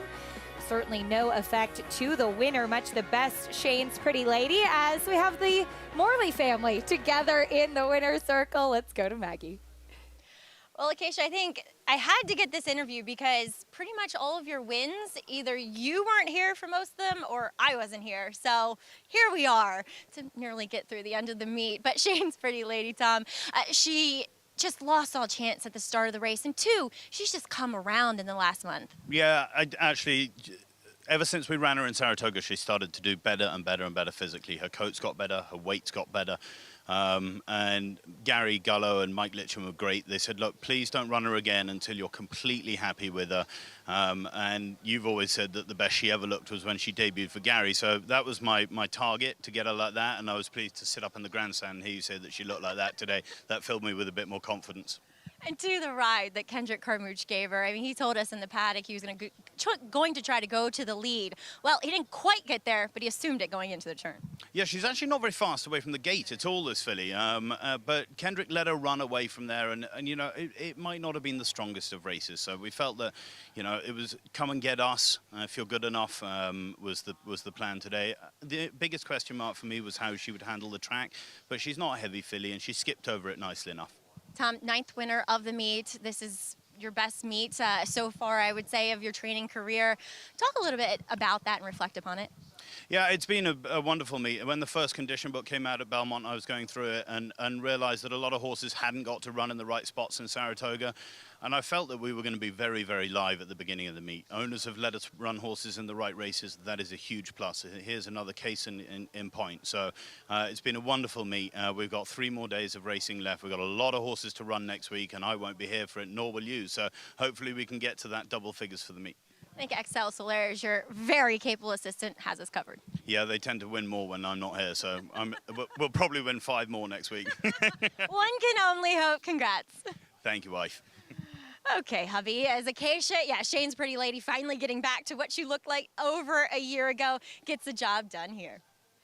Great to see it, and a terrific meet indeed for Tom Morley. Congratulations, Tom and Maggie. So much work going into it, of course, by Tom. Maggie mentioned his assistant, such a big piece of it, and Maggie herself, such a big piece of the operation as well. Yes, it always takes a team effort to have a meet like this in particular, and Shane's Pretty Lady, 5:30 as your favorite. The public settled on the right horse as the favorite in the end, and I think Tom's got to go take the girls trick-or-treating, no? Yeah, absolutely. I heard Grace and Willow have some big costumes ready to debut this evening. Love it, but big congratulations to the Morley team with the win there as we get ready for race 4 coming up next at Belmont.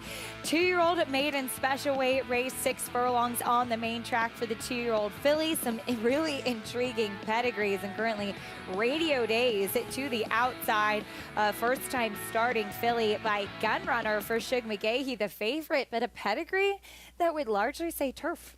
Yeah, on the female side, definitely turf, half to Bowie's Hero, Grade 1 winner, but is by Gunrunner, who is getting 23% with his debut runners. He's had a couple of Grade 1 winning offspring as well, both for Steve Asmussen this summer at Saratoga. We'll talk more about this 2-year-old race in a bit. We'll also talk more about the Halloween fun continuing at Churchill Downs. A little unicorn having a great day. I wonder where that skeleton will be next around the Churchill Downs track.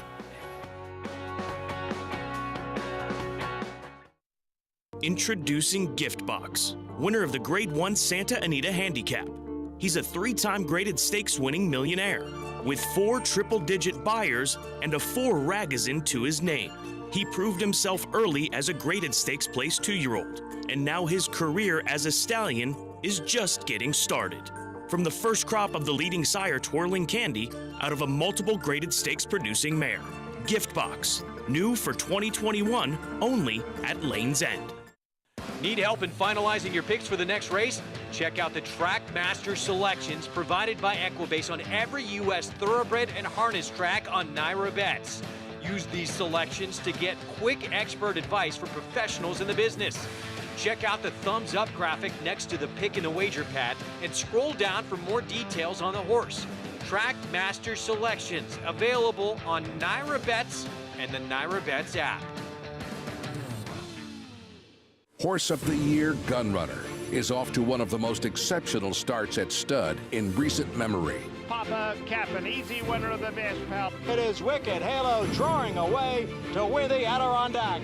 Echo Zulo to win the Grade 1 Spinaway. Good night, and he's going to win the Hopeful, and he did it impressively. Good night, Echo Zulo, Papa Cap, Wicked Halo. Gunrunner, with a pedigree that breeds true.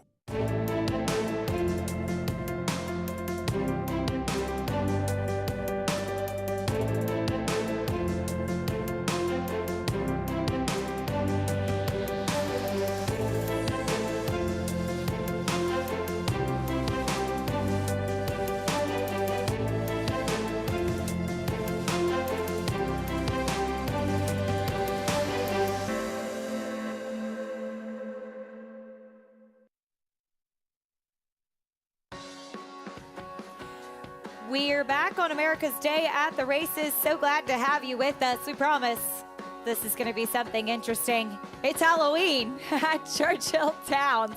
That skeleton, he's making the rounds. Yeah, he certainly is. He's been in a lot of pictures from It's Churchill. like, what's that around Christmas? Is it the holiday gnome? No, the Elf on the Shelf. Elf on the Shelf. That travels all around. That's our version of Elf on the Shelf today at Churchill Downs. We get ready for race number 3. We'll be sprinting this time for the 2-year-olds. Again, a maiden special weight, first win of their career. In store currently a heavy favorite on Chasing Time. Second-time starter for Hall of Fame trainer Steve Asmussen. We'll get into the post-parade, though, with a firster, Winter Wood.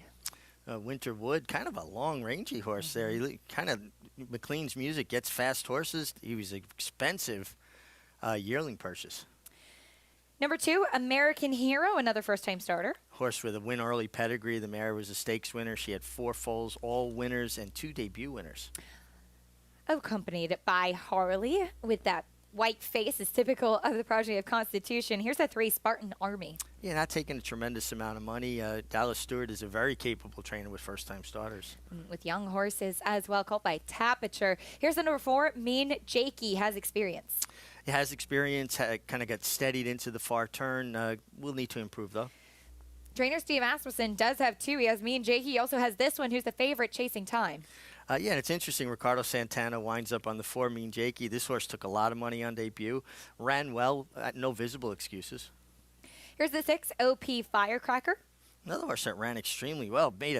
Was off slow, made a big giant middle move. Looked like he was on his way to victory and just got caught. And was 34-1 that day. Here's the 7, East of India. East of India taking no money, and another horse. I'm just not crazy about his energy level in the post parade. He's throwing his head around a little bit, soft mouth. By Balabali. Typically, you would think more turf with that one. But here's the number 8, Badge Ball to the outside. Yeah, a horse that would have to improve off his first race, but I've seen that happen a lot. And finally, the number 9, Royal Consort. A good work tab for this horse that's a half to King Kranz. Is a nice sprinter around here for a number of years. Absolutely. As we take a look at the starting gate where it'll be positioned to go with this 6 furlongs at Churchill. With Twin Spires bet back offer, you can place a win bet on select races at Churchill Downs on Thursday through Sunday, and you'll get your bet back up to $10 if your horse runs 2nd or 3rd. All you have to do is opt in with bonus funds credited each Monday. Download the Twin Spires app today or visit twinspires.com. Jonathan Kinchin still with us, 6-5 JK on Chasing Time. Steve Asmussen, we know how dangerous he is with these 2-year-olds. Yeah, absolutely. We'll get to Steve in a second. I think the 2 American Hero, also an interesting horse. 4 siblings, all winners. And I think that's nice to see in a pedigree that it doesn't matter who the sire was, the dam, the mother of those horses, the 4 siblings, all produces horses that like to win, like to run. You get Brad Cox here, you get Florent Giroux, you're drawn towards the inside, should be able to save some ground, work out a nice trip. The only issue really is that I would kind of call this maybe a little bit chilly on the board for a Brad Cox runner that seems to be a little bit live. I would take the 5-1 here, the 6-1. I think that does work. Hopefully this horse will run well. I think the 5 Chasing Time's another one you want to consider. This horse has experience, took money on debut, ran well. Also, you've already kind of got a hint by seeing this horse run that the horse has some talent. But the other thing about this horse I thought was interesting is that you do see that the sibling, Lady Anna, won first time out, had a bunch of early speed, and I think that is something you want to consider. The only real negative that I see here with the 5 Chasing Time is that Ricardo Santana, Steve Asmussen's main man, shows up on the 4. And I think that is at least something to take into consideration. Playing the musical jockeys game can be dangerous. I don't think it's too dangerous and too tricky when you're dealing with the relationship between Ricardo and Steve. The only thing I will say is sometimes Ricardo, because he rides for Steve so much, he finds himself showing allegiance to owners that he has back history with. I know that he's rode a lot of horses for Mike McCarthy, so maybe it's that, and he doesn't really have that history yet with My Racehorse. All right, Jonathan, fair enough. And he brought up some interesting points there as far as we sometimes see the musical jockey game, and sometimes there really are deeper stories behind it. Sometimes there's really not. Well, it's not always a matter of just trying to ride the best horse. You have to, show loyalty to owners and trainers that give you a constant supply of horses to ride. So sometimes you may ride a horse that isn't quite as good as another horse because in the long run, you know which side of your bread is buttered. Absolutely. You want to have that relationship. It's all about relationships as well. As we take a look at the number 1, Winter Wood. He is a big, solid guy. I would assume this is a starting point for that son of McLean's Music. Number 2, American Hero, called by Constitution. As Jonathan mentioned, he seemed intriguing in here, debuts with blinkers on. Yeah, the fact that the mare had 4 foals to race already, they're all winners, but 2 of them won on debut. That tells you there's precocity there. They're capable of winning first time out. Chasing Time, that favorite in those My Racehorse Silks, a little bit tricky going into the starting gate. And as a rider, you need to stay calm in those moments, especially with young horses. Yeah, the calmer you are, the more the horses feed on that calm energy. You get nervous, they're going to get more nervous. It's amazing how horses can pick up on your energy. Number 6, OP Firecracker goes in. Intriguing field of 2-year-olds sprinting on the main track. We send it up to Travis Stone for the call. Badge Ball and Royal Consort.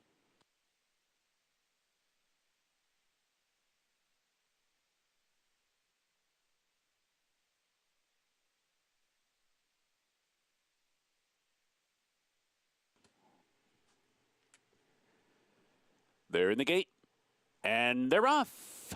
Good beginning for chasing time. Mean Jakey hustled hard out of the gate, and Spartan Army showing speed as well. Third toward the inside. Royal Consort comes on to grab fourth. OP Firecrackers back into fifth. Badge Ball Racing sixth. East of India seventh in tight. American Hero toward the inside is second to last, and Winterwood has been outsprinted so far. Mean Jakey comes on through to take charge, heading for the far turn. Opens up to lead by a length. Chasing time is 2 wide second.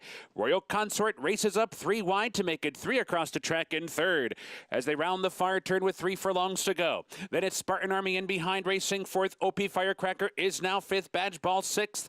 American Hero down inside seventh of East of India. Winterwood is at the back of the pack, so round the far turn. 3-ply battle for the top spot, about to be 4. At the top of the stretch, it's Mean Jakey turning for home. Chasing time is there. Royal Consort checks out of there. Spartan Army switched outside, and he's storming to the front. Spartan Army takes the lead, 1 furlong to go. Chasing time fights on Mean Jakey. Farther back, it's OP Firecracker. Winterwood is late on the scene with Badge Ball 16th to the finish. Spartan Army still clear. Spartan Army the leader. Chasing time, Winterwood. Spartan Army won it. Works out a good trip to do so. Chasing time, Winterwood, and OP Firecracker. Brian Hernandez and Spartan Army with the victory. First-time starter at 8-1 for Dallas Stewart. He wound up taking money. When I commented on the Dallas Stewart good with first-time starters, he was about 15 to 1. He was excuse me. 18 to Yeah. 1. Oh, okay. So he got it done. Did work out a good trip. Very contested pace. Big price there. Impressive win by Spartan Army. Back here at Belmont, we have 2-year-olds to continue with the theme, and they're on the walking ring all tacked up, so we get a paddock report from Maggie Wolfendale.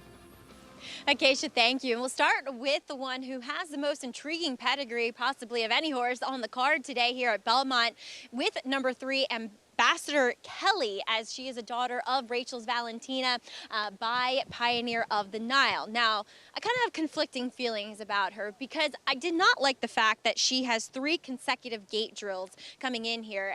I will say that you can watch the first one back on October 10th, in which she threw her head up, got away very slowly, but then worked nicely into the bridle and actually was going better than her workmate late in the game.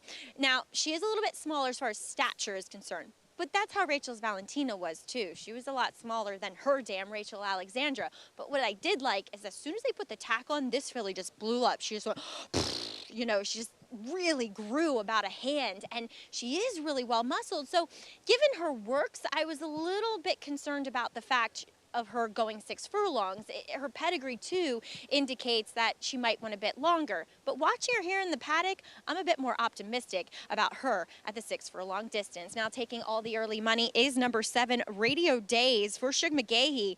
Gun runner, what can you say? This guy has gotten off to quite a start as a sire, hitting at 23% with his debut runners. This, though, on the bottom, is a completely turf family. Though, to Radio Day's credit, she doesn't look all turf. She's a big filly, long, stretchy, athletic, nice walk on her too here. She is incredibly laid back, so I don't know how much speed we're going to see from her from the start. I like her as an individual, and we know that Shug McGahee does train his horses over wet tracks, so she will have that experience. I'm just worried that given the way the track has been kind to early speed, I'm not sure she's going to have that much gate speed. Acacia? Intriguing runner for sure. Maggie, thank you. We kick off the post parade, though, Richie, with the one shared future. She has experience. Here's a first-time starter, Glitter Up. Yeah, Glitter Up. Mare had 6 foals to race, all winners, so even though they were lower-level type runners. Number 3 is Ambassador Kelly. She'll come out of the tunnel momentarily, out of Rachel's Valentina, whose dam was the great Rachel Alexandra. Yeah, so royal pedigree here. This is her 2nd foal, and good-sized filly. She is interesting. Liked the comments of what Maggie had to say about her as far as suiting the conditions here. Circleback Jen has experience. Has experience, ran okay on debut. You would expect that she'd improve off of that effort. Number 5, Union Lake will be next. She's a first-time starter. Yeah, and the mare won on debut. I always look for that. Just want to see that they have that win early kind of mentality. 7-1 right now on Union Lake for trainer John Terranova. Here's Carlos Martin's Charge, Diamond Collector. Horse is taking some money here at 5-1. It's kind of interesting. It's the first fall out of this mare. By Claiborne Stallion, Blame, as we wrap up with the 7 Radio Days. Well, you alluded to it earlier, Acacia. This horse, on the female side of the family anyway, seems like more of a turf pedigree. Half to Grade 1 winner Bowie's Hero, Grade 1 winner on turf, but by Gun Runner and taking money, that's always significant. And it's also interesting, in the second generation, there actually is quite a bit of dirt pedigree. The dam is a sister to Girl Blues, who's the dam of Firing Line, who was second in the Kentucky Derby behind American Pharoah, Triple Crown winner. Yeah, Firing Line, we saw him sire a winner earlier in the day, too. So it's interesting. You even dug deeper into that pedigree. I did, and that's a perfect segue because the man who rode Firing Line in the Kentucky Derby is Hall of Famer Gary Stevens with us here. Gary, welcome to the show as we have exciting action coming up, as well as paying tribute to Bold Ruler a little bit later on. Yes, we do. And the Bold Ruler is a handicap. And for our new race fans out there, I'm going to give a quick tutorial on what a handicap is. This is the Bold Ruler handicap. Most races in America, a majority, are weight for age, meaning 3-year-olds carry less weight than their elders, and there's also a sex allowance. If a fillies are running against colts, they will receive an allowance there. But what a handicapper is, the racing secretary will assign every horse in the race a specific weight to try and make them finish as closely as possible. So yes, the best horse in the race is being penalized by carrying more weight than the horses that he's facing. Today, Plainsman is receiving 7 pounds from the, Continuation is carrying 7 pounds less than your favorite Plainsman. And the jockeys have different saddles that weigh different amounts, meaning in this case, Continuation is in with 116 pounds. Plainsman is carrying 123 pounds. That's the jockey weighing with all of his equipment, including his boots. The only thing that is not weighed is his helmet. So I'm going to give a little bit of a look here at Continuation in the Bold Ruler to try and upset Plainsman carrying 123 pounds, Acacia. All right, Gary, thank you. Really interesting notes as far as what you're going to see in that Bold Ruler Grade 3 event a little bit later on. However, we have the 2-year-olds coming up in race number 4, Radio Days. Still taking money. Maybe that second generation will show in here on the dirt. Jonathan Kinchin, what do you think about these 2-year-olds in the 4th at Belmont? Yeah, I'm going to talk a little bit about the 1 and the 7, but I have to at least mention the 3, Ambassador Kelly. Rachel's Valentina obviously was an exciting prospect. I loved Rachel Alexandra so much that she's tattooed on my left forearm. But don't necessarily think that this horse is going to be ready to fire first time out.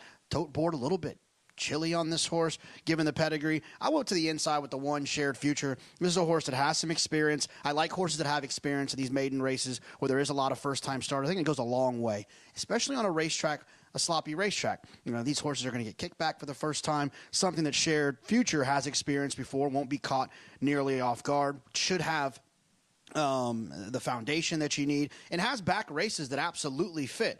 When you're looking at these horses that show up that have experience, sometimes they're not running winning races. They're just not running very fast. This horse is running winning races, but it's just been running into horses that I think possibly were a little bit faster or better on the day. The 7 Radio Days, another one that I was interested in, but there was a little bit of turf pedigree there, like they mentioned with Bowie's Hero, but hopefully Maggie can give me a little bit of clarification. Must look good, 2-1 on the board. She is, and you don't often see Shu McGahee horses take this much money and steam into a race, but I, like you, Jonathan, landed on a horse with some experience, and I actually went with the horse that finished behind Shared Future and Circle Back Jen. Now, I'm a little dubious of the quality of field that they both ran against last time, where Hot Fudge, she was the 6-5 favorite, and she actually was against the flow of the race and weaved her way through traffic and got up to win. So Circle Back Jen, though, she just didn't seem entirely fit. or that the light bulb had gone on completely. She is so much more intense this time around. She looks so much more fit.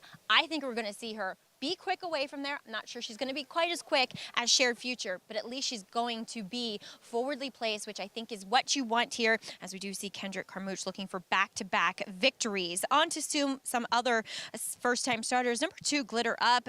Interesting pedigree, daughter of Connect. She's a big girl, as you can see next to the pony, as that is a somewhat small pony. But to be fair, for a 2-year-old filly, she's quite big. She's really relaxed, too. I like her. I just don't think this is necessarily the right spot for her. But Tim Hills has done great work with the whole entire of her family. Gotta Glow has produced some nice horses on either surface, and I think this is the right surface for her. She just might want longer. As number 6, Diamond Collector, I've liked her works in the morning. She's a little bit green, just acting a bit goofy in the paddock too. She looks like a dirt sprinter. She's solid. She looks as though she's fit for this first start, but mentally, she just didn't check all the boxes, Acacia. All right, Maggie, one to watch. Diamond Collector, thank you so much. As there goes Circle Back Jen with the experience, but Richie Radio Days still taking the attention to the outside. Again, pay attention. The board usually is an indicator of how a horse has been looked in their morning trials, and for a Shug McGaughey horse to take this kind of attention, she has to have been training extremely well. So Circle Back Jen acting up a little bit in the gate there. Hopefully she'll get settled and we'll be set for a start. Here's John and Brielle with the 2-year-olds here in the 4th at Belmont.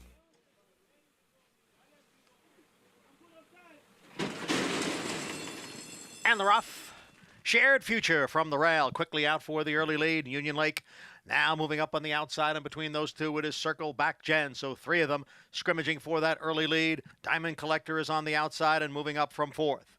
Glitter Up down at the rail runs in 5th. Radio Days is 6th, and the trailer is Ambassador Kelly. Steadying there was number 2, Glitter Up, as they go into the far turn. It is Shared Future on top here by a half length. Union Lake runs in 2nd. Diamond Collector on the outside runs in 3rd. The quarter went in 22 and 3. Circle Back Jen is down at the rail. Radio Days on the extreme outside. Then Glitter Up and Ambassador Kelly. Now Union Lake pokes ahead in front of Shared Future. Diamond Collector is 3 wide. Radio Days is 4 wide as they come off the turn and enter the stretch. The half went in 46 and 3. Here is Radio Days up to challenge Diamond Collector and Union Lake for the lead. 3 of them across inside the 8th pole. It is Radio Days narrowly. Diamond Collector down at the rail, and Ambassador Kelly is putting in a late run as they come for the wire. It is Radio Days to win her debut in the slop. Diamond Collector and Ambassador Kelly 2nd and 3rd.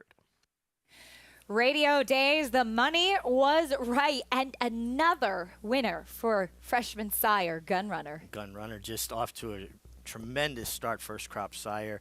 And she was under a kind of a long extended drive, was wide throughout. You know, you can look at it 2 ways. She didn't have to deal with kickback, but she also gave away a lot of ground.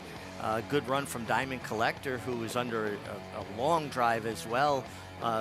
Ran on well to be 2nd, just 2nd best to Radio Days. Radio Days with that big pedigree we mentioned. Of course, the half-brother, multiple Grade 1 winner on turf, Bowie's Hero. But in the 2nd generation, you want a little bit more pedigree. I love this kind of stuff, as you could tell. The Dam Remembered, the sister to, if I could read my own handwriting, Mint Lane, who won the Dwyer on 3rd. The sister to So Sharp, who is the dam of Grade 1 Cigar Mile winner Sharp Azteca, and the sister to Girl Blues, who is the dam of Firing Line, 2nd in the Kentucky Derby behind American Pharoah. I know someone did their homework Halloween Eve. I love this stuff. I love it. It's so interesting, I think, to look back in the pedigree as well, but so professional. First time out for trainer Shug McGaughey and Joe Allen's iconic colors, as these two have certainly teamed up for a lot of success over the years. Love her stride. Love the way she puts her head out and down and really goes after the ground. Well done in a race that you know this filly will improve off of, because Shug This horse has improved with racing. 7-6-3-5 in the 4th at Belmont Park. We'll bring you prices in a little bit and take a look at the first slice of pumpkin pie. 2 divisions of our co-feature today. Aunt Cat and Victim of Love do seem to be the main players in that first division. We'll talk more about it after this. DeMarchelier offers breeders a rare opportunity as the only son of emerging sire of sires, Dubois, standing in Kentucky. His picture-perfect pedigree includes 9 Grade 1 winners under the first 3 dams. Dubois and his sons and grandsons at stud have established stars on both turf and dirt. Now his first foals have arrived. DeMarchelier, standing at Claiborne Farm.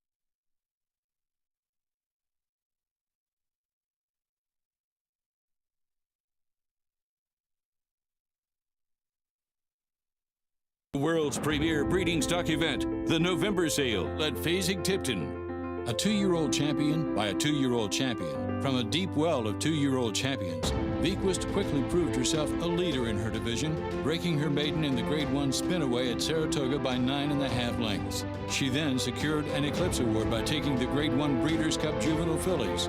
Vequist was the crown jewel of Kentucky Derby winner Nyquist's leading freshman sire title, the same way Nyquist was for Uncle Mo's record-setting freshman crop just 5 years earlier. Vequist's early success also runs deep on the bottom side of her pedigree, led by Storm Song, who won the Breeders' Cup Juvenile Fillies and an Eclipse Award in 1996. Trained by Robert Reed Jr. for owners Gary Barber, Wachtel Stable, and Swilcan Stable, this 3-time Grade 1 performer has earned over $1.2 million. Eclipse champion and multiple Grade 1 winner, Vequist, selling this November at Fasig-Tipton with Blue Water Sales agent. Welcome back here to America's Day at the Races, as we saw a very promising 2-year-old filly take down the field here in race number 4, trained by Hall of Fame trainer Shug McGahee. Radio Days, Shug. She took a ton of money throughout the wagering, and she ran to it. Were you concerned at all that, A, she isn't necessarily bred on the bottom for this surface, and B, the 6 furlongs, because she ran like a horse that actually wants to go longer? Well, I think so, but the 6 furlongs what come up. I was a little bit more concerned about how she's going to handle the track than anything, but Gun Runner ran over it. So, but she had trained well. I had a little trouble with her, not at the gate, getting her to break the way I wanted her to, and then when we got that straight, then, you know, I felt like she was pretty good. I noticed she's another one that Lena gets on quite a bit, so she did a lot of work with her too. Lena did. She did do a lot of work with her. She did a lot of work with her around the gate, but she was ready to run her. She was ready to get the job done. And just the kind of that typical Belmont move, wide sweeping, going up to the front. She kind of runs with her head down and low too, one of those kind of classic movers. Yeah, well, she does keep her head down a little bit, but you know, I liked her race. She broke fine. He kept her in the clear.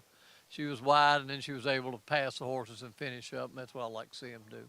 Shug, you've seen many a racehorse in your day. As far as sires go, Gun Runner's just gotten off to a big start.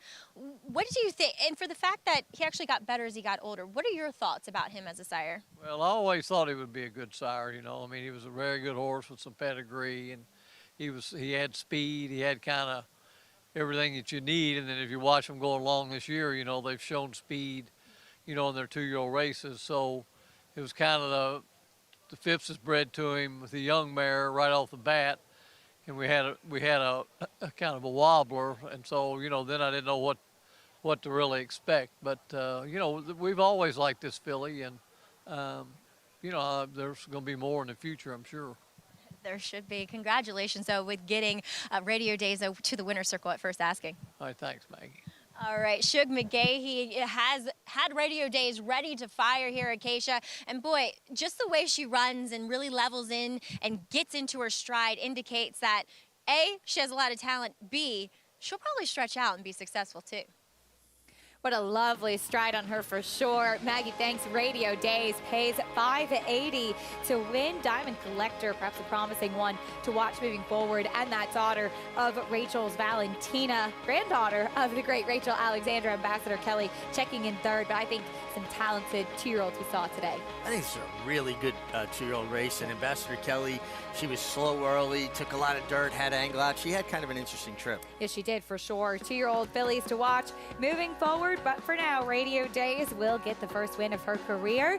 And we'll see, there's a future winner right there at Churchill Downs as the fun continues on Halloween. We'll bring you more after this.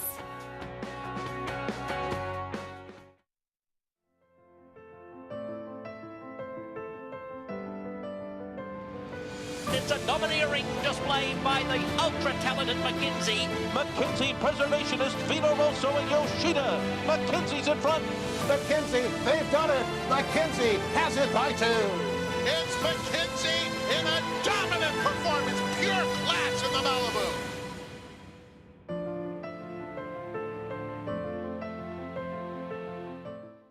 No sport in the world brings the wins home like racing. It's one-of-a-kind, high-speed, high-stakes action, and Naira Bets takes you there. Place your bets and watch the races live from anywhere. With Naira Bets, make easy, secure deposits and promotions every day to earn reward points or cash. Download the Naira Bets app or visit nairabets.com.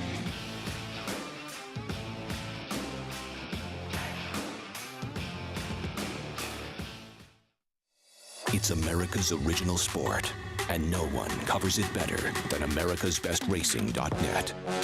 From the sport to the lifestyle, the best races, horses, and destination venues, cocktails, gambling, fashion, and more. americasbestracing.net is a sport for you.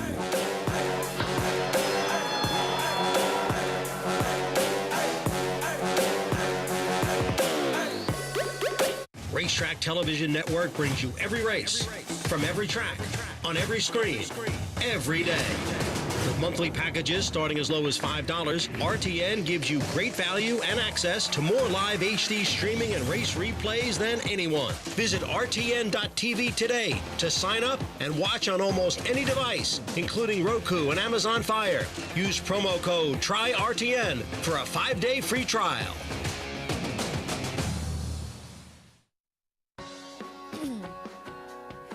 Welcome back to America's Day at the Races as we continue with opening day at Churchill Downs. It's the Stars of Tomorrow card, all about the 2-year-olds. And in this 4th race, we're going a mile and a 16th. Everybody looking for the first win of their career. Big price, Richie on the number 1, Morning Thoughts. Yeah, it's kind of run evenly up at Woodbine on a synthetic surface. Did debut on turf in Saratoga. First time on the dirt today. Here's second-time starter, Monologue.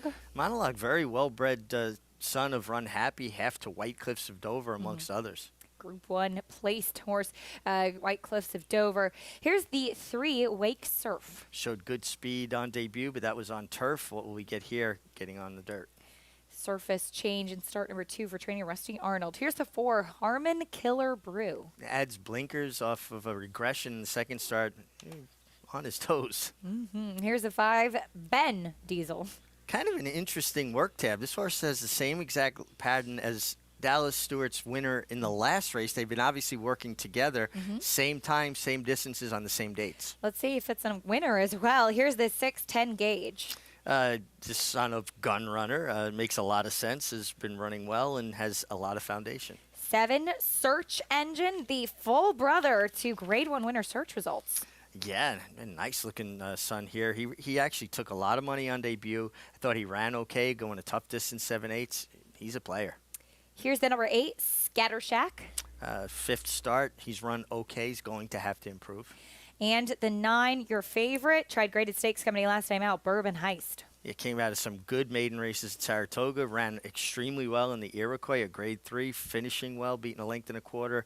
Logical favorite. Does have trouble getting out of the gate. Time now for the Twin Spires Market Mover. Let's go to Jonathan. Yeah, guys, the Market Mover is going to be the horse you guys were just talking about, the 7 Search Engine, the full 2 search results. Look, and this is a great example for how the market can kind of work. Money comes in. It's a pari-mutuel game. It's not like betting sports at a Vegas casino where you're just betting against the house. You're betting against other players. So if a lot of money comes in on one horse, then they're going to become the favorite, and the payouts will pay according to what happens in those pari-mutuel pools. Search Engine is taking a lot of money here. I think it has a lot to do with the phenomenon we've talked about before with West Point Thoroughbreds and these other big partnerships like My Racehorse. They got a lot of partners, a lot of people that own little pieces, and then what's more fun than owning a horse that wins is betting on the horse that you own that wins. And I think a lot of times that happens. You'll get a lot of little souvenir bets, 10, 20, 30, 50, $100 here and there. And sometimes that can impact the odds. That's why I do believe that Search Engine is taking some money and is the market mover in here, because that horse didn't run particularly well on debut. Now, I do trust our friend Tom Amoss to get this horse going in the right direction, but there's really nothing about that first effort that suggests that this horse is going to be extremely tough to be in here, and I think 3-1 might be a little bit light. If you want to bet the market mover or anyone else in this race, go to twinspires.com. I like the 6-10 gauge. This is a horse that took money on debut at Monmouth, ran well that day, then comes back at Saratoga and runs into Classic Causeway, a freaky animal that ran extremely well that day. Classic Causeway went to the Breeders' Futurity as the favorite, and then 10 gauge ran into Rattle and Roll last time, who actually won the Breeders' Futurity. So this horse's strength of schedule is pretty serious. Steve Asmussen, Ricardo Santana. I'll take the 6 at 3-1, 10 gauge over the 7 Search Engine. Oh, and I forgot. Gee, what time are you going trick-or-treating?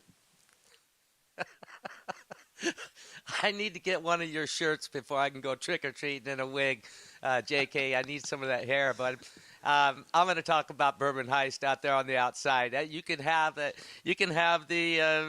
whatever you want in this race. I don't care. I'm going to go with the 7-horse Bourbon Heist in here, or the 9-horse. Excuse me. You're going for the 7-horse.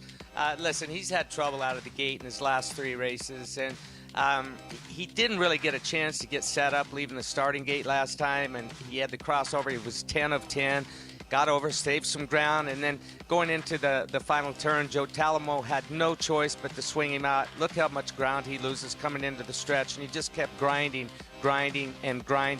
There's no way this colt should still be a maiden right now. I mean, he gets beat a length and a quarter here at the end, tries all the way into the stretch. The same horse that beat him in his maiden race at Del Mar or at Saratoga, Major General, is the same horse that beats him here.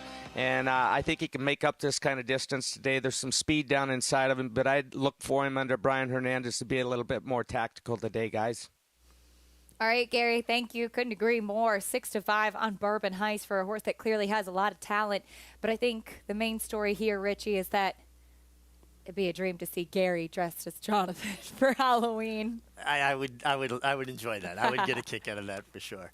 I think this is another maiden race that is loaded with quality. Mm-hmm. You talk about Bourbon Heist coming out of a grade 3 with that trip, and he ran as well as he did. Search Engine, his pedigree, and as good as he looked warming up on the racetrack, and then certainly 10 gauge. Look at the horses he's faced. Jonathan talked about. Very interesting maiden race. This is a fun one coming up here. Everybody looking for their first win. Search Engine, he's had big energy throughout, as well as he stretches out in distance for our colleague Tom Amos. There goes the number 2 Monologue. Big pedigree on that one. Can he run to it today? Your favorite, though, Bourbon Heist on the outside. Fun race at Churchill. Race 4 up next. Here's Travis Stone with the call.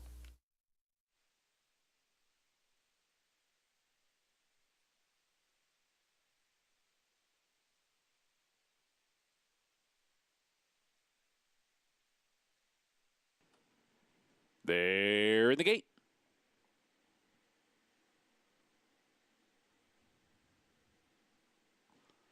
And they're off. 10-gauge squeeze back just a bit at the beginning.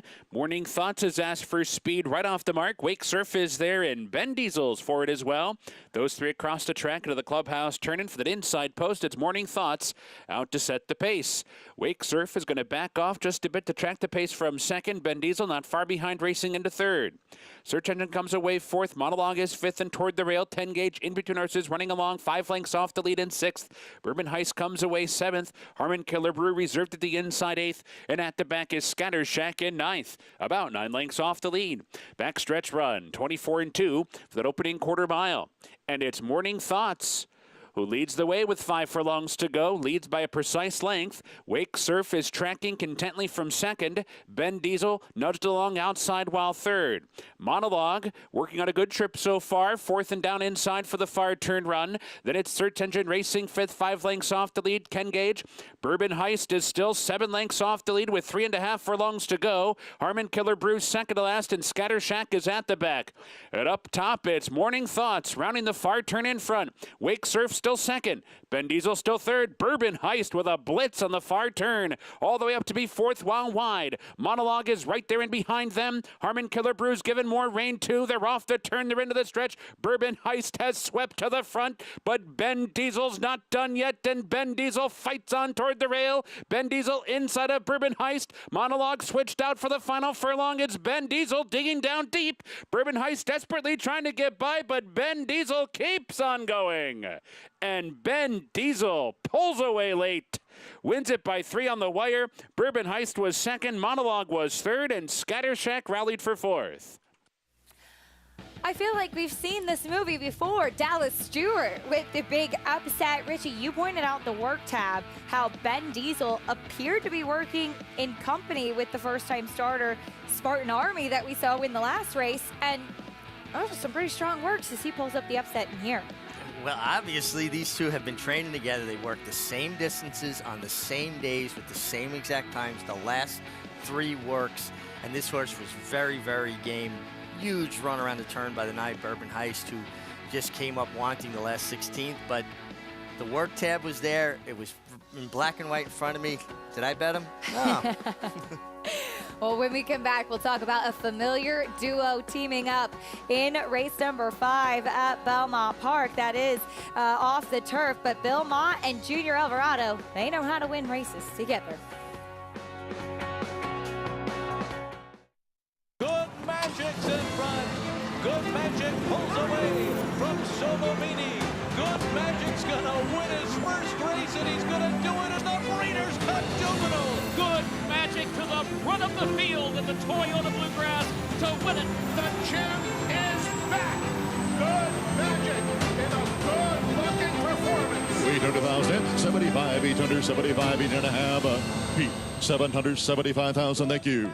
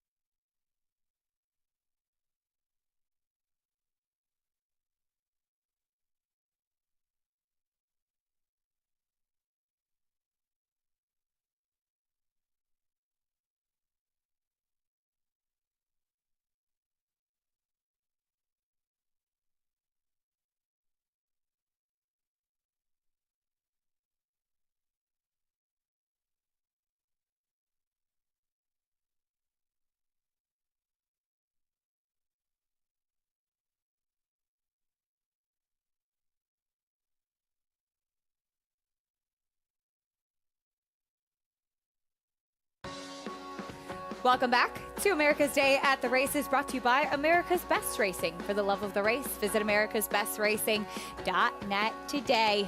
Last day of October, we get ready for race number 5. Our only other race off the turf today, Richie Hellman will kick off the post parade. Yeah, he's out of a mare that was a Grade 3 winner on dirt, and he's a half to a 3-time winner on the dirt. Here's the number 5, Rogers Ginger. Say it carefully. Yeah, he Yep. Has some dirt pedigree to go on. Obviously, this race is rained off. It was supposed to be on the turf. Number 7, Battle Map is next. It's going to have to improve off of the first 2 races. Big price on the board right now. Next in the post parade will be the number 11, Devour. Yes, and this horse flashed really good speed on debut on the turf. Gets to the dirt here. The mare had a few dirt winners. And Mike Luzzy off the rest of his mount today, so he's not aboard Devour. That looked to like Omar Hernandez Moreno. We'll keep you posted on who's on the 11. Number 12, though, No Burn, Bill Mott, and Junior Alvarado team up. Just kind of looks like he lays over this field. I just can't see past him. His form is dominant here. Number 13, Deputy's Edge is next. Another horse that just would have to improve off of his form that he's shown so far.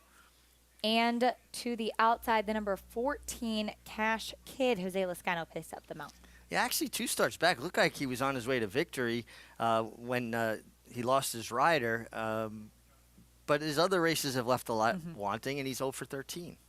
He's had many chances already. However, the late pick 5 kicks off here in race number 5. For more on this pick 5 sequence, let's check in with Jonathan. Yeah, this pick 5 sequence is pretty straightforward. I think you can get started here with a single with the 12, No Burn. My friend Lee Einseidler named this horse after the results of taking an adult beverage portion of some Casamigos. No Burn. I think this horse is going to be very tough to beat. Going on to the second leg, I was going to just use the 2 and the 4, Aunt Cat, and then the 4, Starfront, who I thought had some excuses last time. On to the third leg, I'm going to use the 3 and the 7. The 3, Plainsman, the 7, Wonder Where Craig Is. On to the fourth leg. I thought this was a little bit tougher. I'm going to use 1, 2, 7, and 8. The 1, Always Karina, has shown some back numbers. Lady Rocket, I don't necessarily trust the 7. Lake Avenue, I like the outside draw for the 8, Lake Avenue. And then I'm going to spread to wrap it up 1, 3, 4, 7, and 10 to wrap up the pick 5 sequence. Like I said, pretty straightforward. Nice little single here at the beginning. I agree with Richie. The 12 lays over this field. All right, Jonathan, thank you. 1 to 5 on No Burn. He is a short price. For more on some other runners in this field, though, let's go to Gary Stevens. Yeah, guys, I want to talk about the one horse, Hellman, with Joel Rosario aboard. Ron Anderson, who should be, if there was a Hall of Fame for jockey agent, should be in the Hall of Fame. He's my old agent. Listen, Breeders' Cup is a week away. Joel Rosario is going to be busy next week at Del Mar. What's he doing riding a $40,000 horse in here and off the turf race? Horse that broke slow and is one and only start. And I just find it interesting that Joel and Ron find it important to ride this race. I know that he used to be a little protective going into big weekends, such as Kentucky Derby, Triple Crown races, all 3 Triple Crown races, and especially the 2 days of the Breeders' Cup Championship. So I'm reading maybe too much into it. I'll probably get a text from Ron here shortly telling me to mind my own business. But just food for thought, Acacia. Fair enough. Gary, thank you. If Ron Anderson's watching, I know he watches the show, by the way, so maybe he is. But Gary brought up Joel Rosario, as he will certainly have a lot of live mounts next week at the Breeders' Cup, including a likely favorite, Nick's Go, in the Breeders' Cup Classic. Yeah, and Joel's still on his quest to try to take the single-season stakes mark from Garrett Gomez. I think he's still 11 away, kind of roared up to that spot and, stalled a little bit, but there's a lot of stakes to come, particularly heading to Breeders' Cup weekend. Pedigree could go either way as far as Hellman. We'll see if he handles the dirt in start number 2. Welcome in for the first time today, Liza Hendricks joining us here on the show. Hey, Liza, what are you seeing here for this off-the-turf 5th race? Thanks, Acacia. I think the number 12, No Burn, the MTO that gets in here, I think he's clearly the one to beat. He ran a big race last out, an 81 buyer, and he is a big, beautiful horse. But he did get beaten for 22 back. The number 5, Rogers Ginger, he has a dirt pedigree, and this is his first time running on dirt. He's by Will Take Charge, who's a better dirt sire, and all of his siblings ran on the dirt. So I think he'll appreciate the surface here today. And he is first off the claim for Mike Maker, who is good with those claims, and I think he's a great claim for him. I talked to Jose on the way out of the tunnel, and he seemed confident as well. Acacia? All right, Liza, thank you. Jose Ortiz going to be aboard. Rogers Ginger, who does have a pedigree to suggest that he will handle the main track. However, the 12, No Burn, continues to be the favorite. As Liza mentioned, was beaten for a $20,000 maiden claiming race 2 back. The claim was voided that day, and that is because, as Maggie Wolfendale shared, he had heat distress that day. So that's a reason that we did see the claim voided. So I would suggest don't put too much stock into that race. Sure. But of course, it is a question in start number 5, can he break his maiden? Well, and now he is stretching out. This is the first time he's going long on the dirt. I just think his proven dirt form is just too strong to get past. So I know, he's 1-5, but I think he's deserving 1-5. His owner, Lee Einseidler, is such a generous person, so philanthropic. He has Casa Creed going in the Breeders' Cup Mile. He's donating 25% of Casa Creed's earnings, whatever he earns, whether he wins or hits the board, to the permanently disabled jockey fund. So 25% of whatever that horse earns goes to an incredible cause, and he's been so generous with the PDJF for so long. So, we hear so many negative things, and he's always doing positive things, and it's important that we make sure to let people know there are people like that out there. A tremendous supporter of the PDJF, of the Thoroughbred Retirement Foundation as well. He's involved with many charitable organizations in horse racing, and a really fun guy to meet as well. So best of luck to Lee and his partners here with No Burn, who does stretch out in distance. We saw his last race where he finished 3rd. Yes, he was beaten by 10 lengths, but Happy Medium, the winner of that race for Michelle Nevin, looks like he is a stakes quality son of Run Happy moving forward. Yeah, big, good-looking son of Run Happy that I do think has stakes in his not too distant future. There's a look at the number 1, Hellman, who we heard Gary talking about. This horse had some questions first time out, of course. $475,000 purchase by Empire Maker, debuted for a maiden claiming race. I was dubious about him handling the turf. I was in the paddock for his first race and clearly didn't run a step. I'm intrigued by him along with Gary trying the main track today. Well, I think that there's going to be an upset. He's the most logical upsetter. He does have a pedigree that says dirt should be fine. Good-looking son of Empire Maker, really an imposing-looking individual. So, yeah, I think it makes a lot of sense. What Gary said is so true. You got a rider that's going to be on favorites in multi-million-dollar races. You do try to protect them a little bit. We did see Rogers Ginger, Liza's pick, doing a little dance. Yeah, I like that little side step, little shuffle he did. Yeah. Shuffle off to Buffalo. Race number 5 coming up next here at Belmont Park. We're off the turf, No Burn. A heavy favorite. There he goes for trainer Bill Mott and jockey Junior Alvarado. Here's track announcer John Imbriel with the call.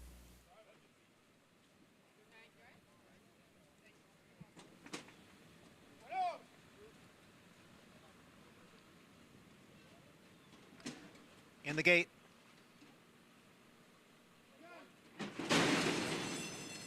And they're off. A good start for the big favorite, No Burn, but he is passed by Battle Map and by Devour. Battle Map, Devour, they're heads apart for the lead. No Burn sits just off them. To his inside is Rogers Ginger. Then a gap of 3 to Hellman, who's running in 5th, followed by Deputy's Edge and Cash Kid. They race up the sloppy backstretch, and the leader is Battle Map by a half length. The gray Devour runs in 2nd with No Burn in the clear on the outside in 3rd. Rogers Ginger is down towards the rail in 4th, and the opening quarter was run in 24 and 1/5 seconds. It's a length and a half to the duo of Hellman and Cash Kid, Deputy's Edge, trails in 7th. No Burn now makes his move on the outside to grab the lead. It's No Burn in front and quickly clear here by a length and a half. Battle Map is back running in 2nd. And on the outside, Rogers Ginger is on the move. Rogers Ginger now takes 2nd. Battle Map is in 3rd. Devour runs in 4th.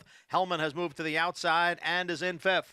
Farther back, it's Cash Kid and Deputy's Edge. Half mile in 49 seconds. No Burn leads by 3 lengths.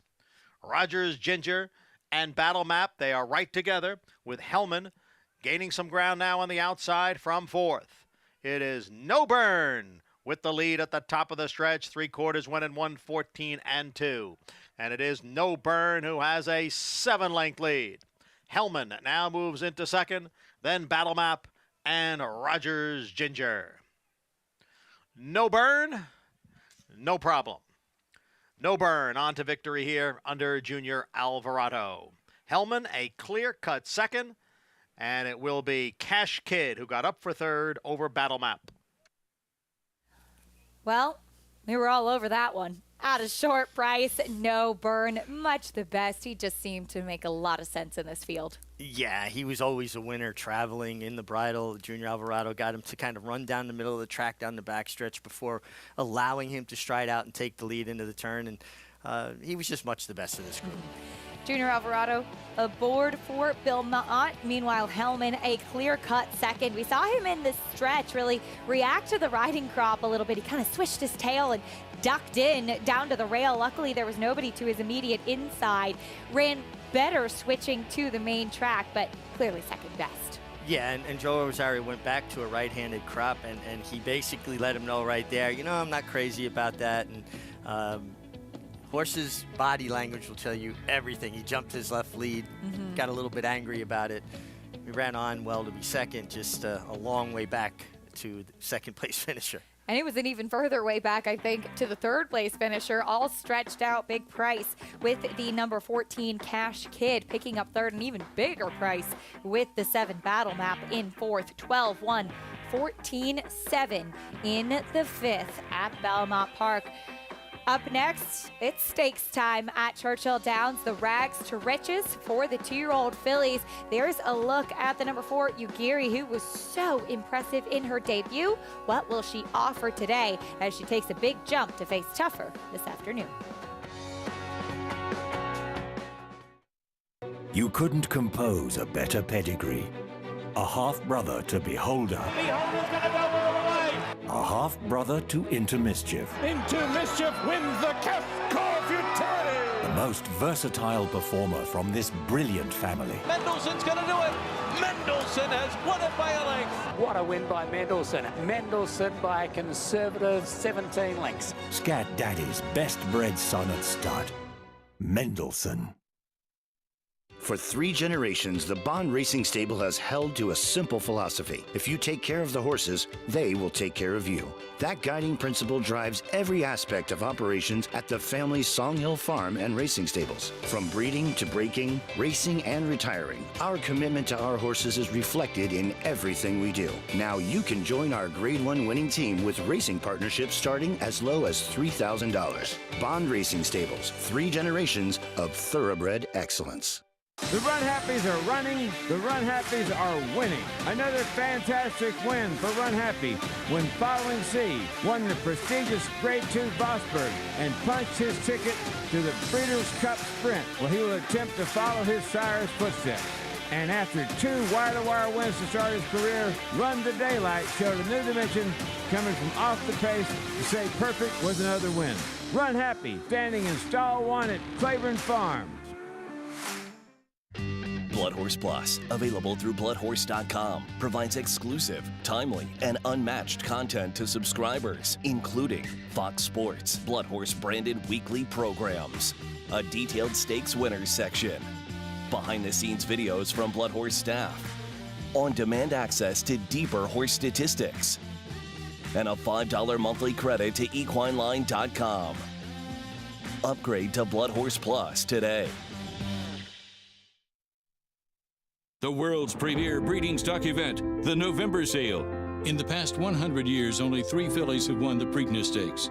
But an opportunity like Swiss Skydiver comes along just once in a lifetime. A winner at 2, she blossomed her sophomore year, winning a trio of consecutive graded stakes, including the Grade 2 Fasig-Tipton Gulfstream Park Oaks, the Grade 3 Fantasy, and the Grade 2 Santa Anita Oaks. Runner-up in the Kentucky Oaks, she also captured the Grade 1 Alabama. In the Preakness, Swiss Skydiver stared down Kentucky Derby winner Authentic and vanquished the future Horse of the Year. Her winning time was the second fastest Preakness ever, and mere fractions off the record set by Secretary.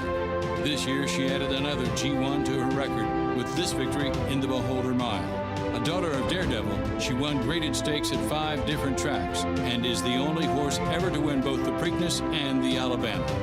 Grade 1 winner, Swiss Skydiver, selling this November at Fasig-Tipton with Runnymede Farm agent. We're back on America's Day at the races. Of course, you can check out the Fasig-Tipton Night of the Stars Tuesday, November 9th, immediately following the Breeders' Cup, where you'll see the likes of champion Swiss Skydiver and some other spectacular racehorses to be sold and perhaps off to new careers as broodmares, or maybe staying in training a little bit longer. It's always a great night. I really always enjoyed being there and seeing that great lineup of mares they get to sell at that sale. Number 12, No Burn, lived up to the short price in race number 5.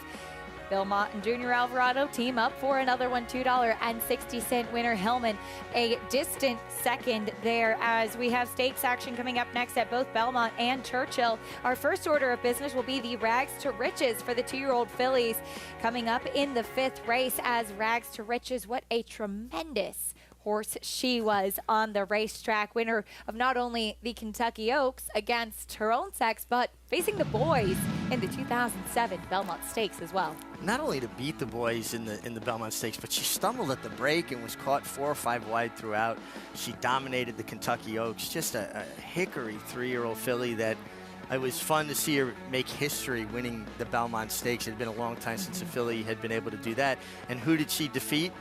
The mighty Curlin. Now, Curlin was still a work in progress, and he was going to develop into the horse, the legendary horse he became. But Rags to Riches certainly wrote her own page in the history books, and used to ride her better than Did you really? Yeah. Very cool. As she's led into the winner's circle in the 2007 Belmont Stakes. John Velasquez aboard. What a tremendous filly she was. Champion 3-year-old filly as well. Her namesake race coming up next in the 5th at Churchill. And it's a short field, but it looks like we have a true talent in Ugiri, who was so impressive in her debut. Now, she has to face some more seasoned foes in just her second start, and she has to go more distance in just her second start as well.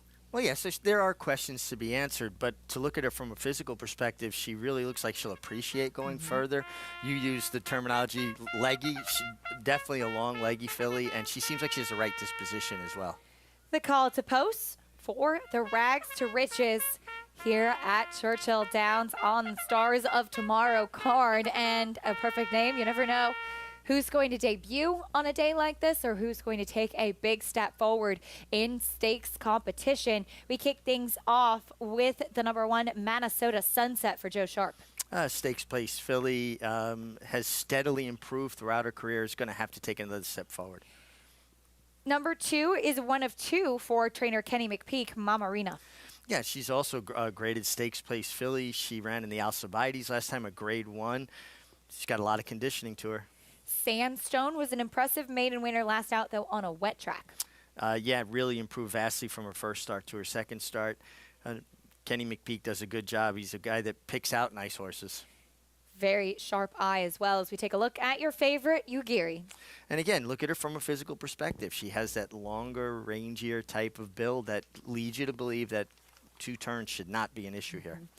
You can join Twin Spires and get a bet back offer. Place a win bet on select races at Churchill Downs Thursday through Sunday, and you'll get your bet back up to $10 if your horse runs second or third. All you have to do is opt in with bonus funds credited each Monday. Download the Twin Spires app today or go to twinspires.com. 3 to 5 right now as we go to Gary Stevens. Gary, Ugiri, she has a lot to prove today, but boy, was she impressive in her debut. Yeah, she was eye-catching in her debut at Churchill Downs, going 6 furlongs. And the thing that struck me the most is she attended a very, very fast pace, 21-1. She was a length and a half off of the lead, then 44 and change. They were flying out front. Yes, the track was very fast that day, but just the way she was doing it, you expected her to tire after attending those fast fractions early on. And she got one tap on the shoulder. She turned into the stretch, a little bit of encouragement, and she just kept finding more, looking to me like a filly that wants more ground. Yeah, she's stretching out to 2 turns for the first time today. She was taken in hand late. She was still running, and she galloped out nice after this race. So everything that I saw that day, I'm looking forward to this race, and I'm looking forward to her future of next year, possibly a filly that could be pointed to the Kentucky Oaks. That would certainly be exciting. And Richie, when you have a 2-year-old that debuts like she did, and Gary mentioned how quick the pace was that she was right on top of, you can't help but start dreaming about the first for fillies, the first Friday in May with the Kentucky Oaks. Well, and especially because she's already won over the Churchill Downs Strip. And, you know, if you didn't have a clock on that, you weren't timing it, but you were just focusing on her, she didn't look like she was going that fast. And that's what good horses do. They go fast easily because of their efficiency of their stride.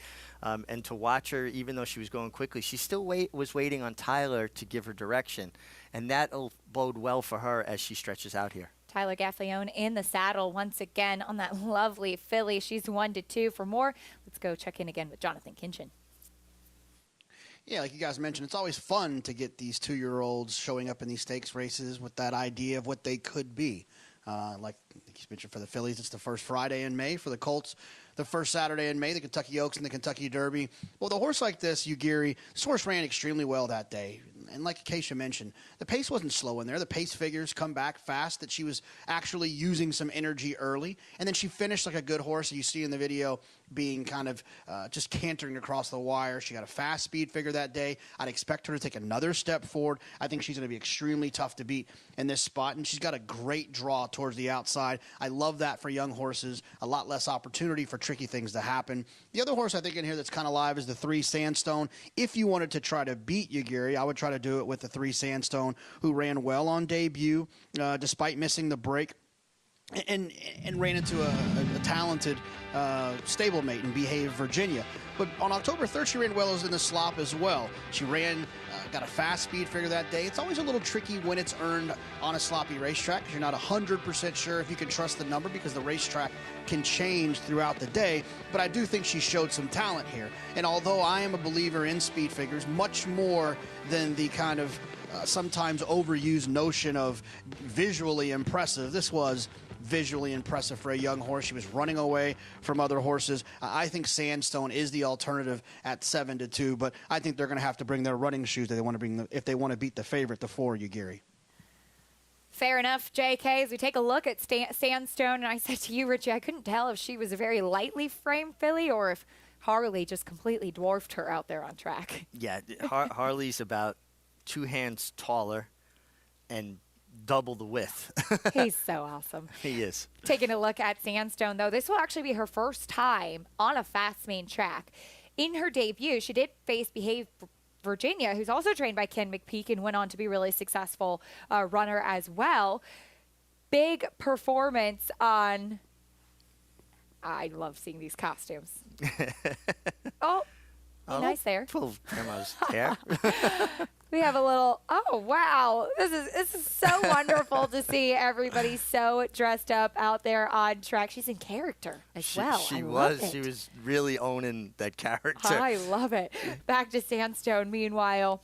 9-length winner last time out. And the big question is, does that performance on a wet track stand up today on a fast track? Because if she is a lighter frame type of filly, those are the types that would tend to favor a wet track a little bit more than a big bulky type of runner. Yeah, because they're just being lighter frame. They're not as much weight. They're not going to bog down as much. They're going to skip over the top of the track, which looked like the case watching that replay of her.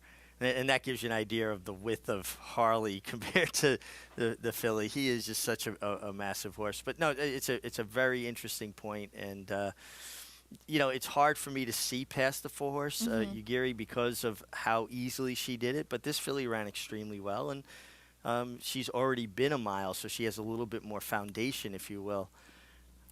How about Kenny McPeak's other runner, the 2, Mama Rena, as she broke her maiden on turf, but it was going a mile and a 16th. And then she ran in back-to-back graded stakes tries. She was second in the Grade 3 Pocahontas behind Hidden Connection, who will likely be one of the favorites for the Breeders' Cup Juvenile Fillies next week. And then she was 4th after she was closing with a middle move, closing from really far off of it in the Grade 1 Alcibiades, also going a mile and a 16th. Yeah, what a very fast pace in the Alcibiades. Yes. You know, listen, I'm a person that believes in foundation. You know, so even though I do believe Ugiri is the most logical winner, she has the least foundation out of anybody in this race. The 2, Mamarini, is battle tested. She's been in tough company. She's been the distance now multiple times. So she has a huge foundation advantage. If you know, that's the way I see it. But when you see a special talent, and I believe we saw a special talent in Ugiri, I think that, to me, kind of supersedes everything else. And it's very intriguing. The same connections owned the dam of Ugiri, as she was with Michael Matz, and she was all turf. This is her first foal, bred to Shackelford, not a turf sire. So you can understand trying the main track, and it certainly boded well for Ugiri, who was so impressive in that debut for trainer Rodolphe Brisset, and exciting to see him with potentially a big talent on his hands. You know, but one interesting thing is she went off at 9-1, nearly 10-1 on debut, right? So had she not tipped her hand in the morning, because watching Tyler Gaffalione ride her, he rode her with so much confidence, like he knew what he had underneath him. Did they just keep that good a secret? Secrets are hard to keep around the racetrack. Oh, yes, they are. Good news travels fast around this place. There's a look at the 4th runner we haven't mentioned much, Minnesota Sunset. I thought for her, the mile and a 16th maybe stretching it a bit. I think it's stretching her a bit. I think she could have a say in how this race is run because she's potentially part of the pace, but Ugiri being drawn outside does give Tyler Gaffalione the opportunity to just break into his hands, break like a whisper, let him carry him into the first turn. 2-5 on Ugiri, the favorite to the outside. Rags to riches. We pay tribute to that champion 3-year-old filly. Coming up next, here's Travis Stone with the call.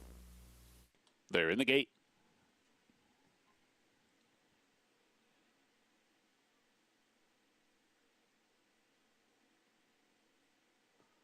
And they're off. Sandstone with a good beginning. Ugiri flashing speed. Minnesota Sunset toward the rail is up close too, but it will be Sandstone to take the field into the clubhouse turn, crosses over toward the rail, grabs the upper hand by just more than a length. Ugiri comes on to grab second. Minnesota Sunset's going to settle toward the rail third, and Mamarina is at the back early in 4th. Heading toward the back stretch, and it's Sandstone the leader. The leader by a length. Ugiri is up close and racing in second. Mild pressure so far, 6 furlongs to go. They turn to the backstretch run. Minnesota Sunset's tracking them from third, and Mamarina is still 4th. 5 furlongs to go. The opening quarter goes in 24-2. So it is Sandstone still on top by half a length. Ugiri getting a little bit closer now in second. Ugiri just a half length behind Sandstone. And Minnesota Sunset's been switched to the outside for the run past a half-mile pole. Now angles back down toward the rail for that far turn. Mamarina is still the trailer and is now 6 lengths behind. So round the far turn, Sandstone still with a short lead. Ugiri cranking up the pressure, but is still second. Sandstone holding on to that advantage, racing for the quarter pole. Minnesota Sunset's now 6 lengths back. Mamarina 3 lengths farther back from there. At the top of the stretch, Ugiri draws alongside of Sandstone. Sandstone responds to that challenge and puts the nose back in front. Ugiri's back into second. Sandstone's in front by a length now by 2. Ugiri rejected at the 8th pole by Sandstone, who's opening up to the wire. Sandstone in a masterful ride from Brian Hernandez Jr. under the wire to win it by 8. Ugiri checks in second. Well, Sandstone backed up that big performance last time out. and then some. What a performance from this filly by Street Senses. Love the Street Sense a little bit later on today at Churchill as well. You know, it's kind of interesting. This filly tipped her hand. She had ability the way she ran last time. Ugiri gave her all she could handle at the top of the stretch, and she kicked on again. I think, though, a few things went on here. Ugiri got very leg weary. You could see her going up and down. Now, her stride completely deteriorated. She got extremely tired. First time stretching to the mile and 16th. And then the 3 Sandstone was inside. We've seen this all day. Inside runners have a huge edge at Churchill. It's almost like a conveyor belt. She was aggressive under Brian Hernandez. Sandstone, Gary, beautiful performance in just her 3rd start. Outstanding performance. And you heard Travis Stone comment on the masterful ride from Brian Hernandez. It was a masterful ride. I didn't expect her to be in front, and he went ahead and took the initiative early on, slowed him down to a 24 and change, very slow for these types of horses. But this filly, the further she went, the prettier she looked, using her full stride in the last 1/8 of a mile. And we can look for bigger and better things from her in the future. This is a filly, I think, that will definitely be on the Kentucky Oaks Trail for the Classics next spring. But I sure enjoyed watching this today. And congratulations to Susan Moulton, Kenny McPeek. I'll tell you what, this combination of Kenny McPeek and Brian Hernandez from the September meet at Churchill Downs in through Keeneland, and now carrying on today, opening day of this fall meet for Churchill Downs, has been just unbelievably phenomenal. Acacia? It really has. What a pair they make. And I loved what Gary said. The further she went, the prettier she looked, Sandstone. Nice performance from her. But coming up, we have more stakes action. It's the first helping of the pumpkin pie at Belmont. After this, can Aunt Cat get her first stakes victory?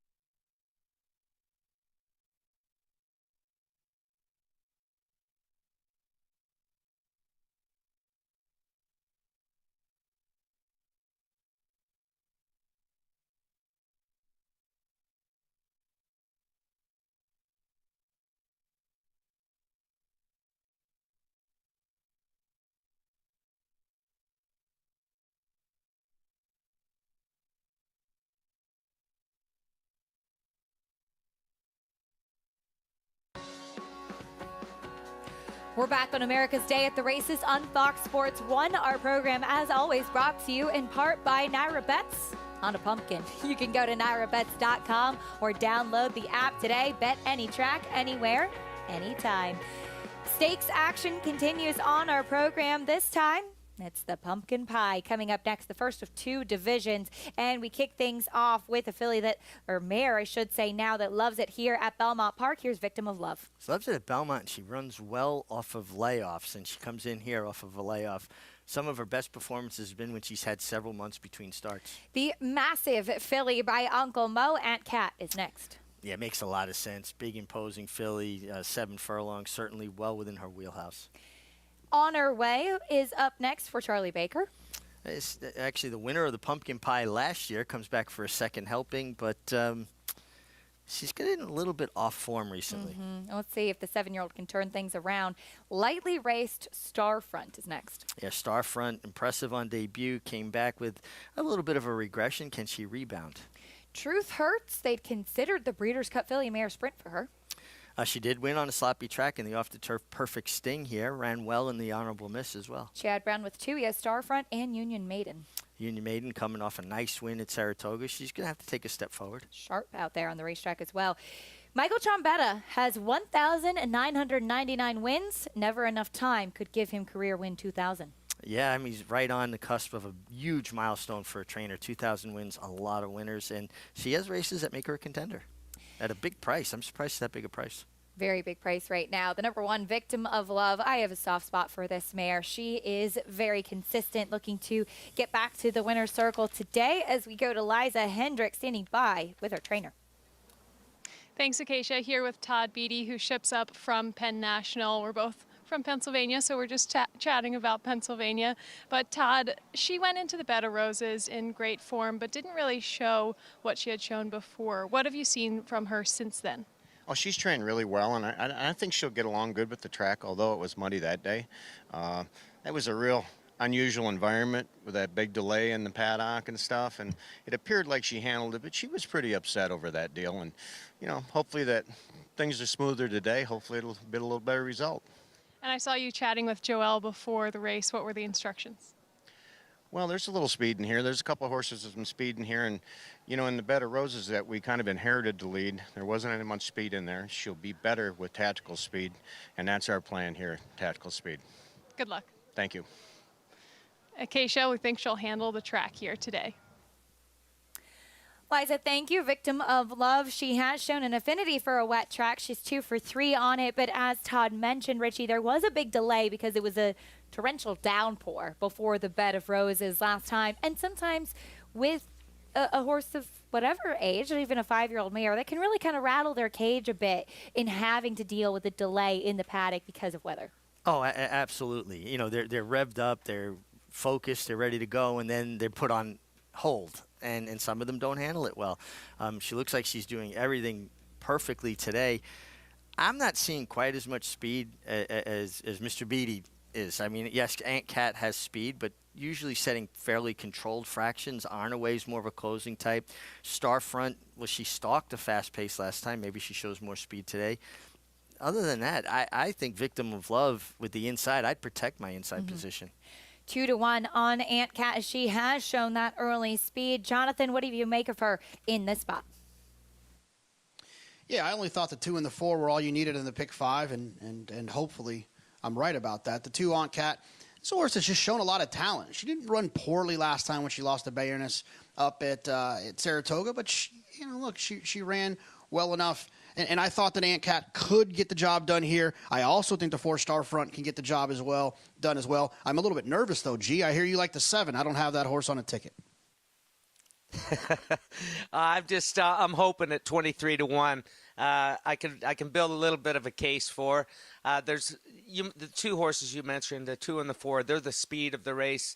And down inside, you heard what Richie said. If you were on this one, you'd protect the rail, meaning use yourself away from there. If that happens, if a speed race develops here, and they battle it up. Listen, never enough time. She ran in this race last year, and she wound up running 3rd, but she was on the lead. She's going to get a nice stalking trip here. I don't expect her on the lead. I love her post position, 23 to 1. That's for me, guys. I like it, Gary, and it could be a milestone win for trainer Mike Trombetta, sitting on the cusp of 2,000. Usually when we talk about trainers or jockeys on the brink of a milestone, Richie, we tend to freeze them in their tracks, though, so hopefully we don't do that to Mike. It's amazing how many times people roar up to a milestone win, and then it takes a little while to get actually past it. There's Starfront. Let's talk about her quickly as they load in. She's very lightly raced. lightly raced, the least races of any race, only 2 starts, but she has flashed good ability. Probably a vote of confidence from Chad Brown to put her in this spot as they go into the gate for the first division of the Pumpkin Pie, 7 furlongs on the main track. Here's John Imbrial with the call. There in the gate.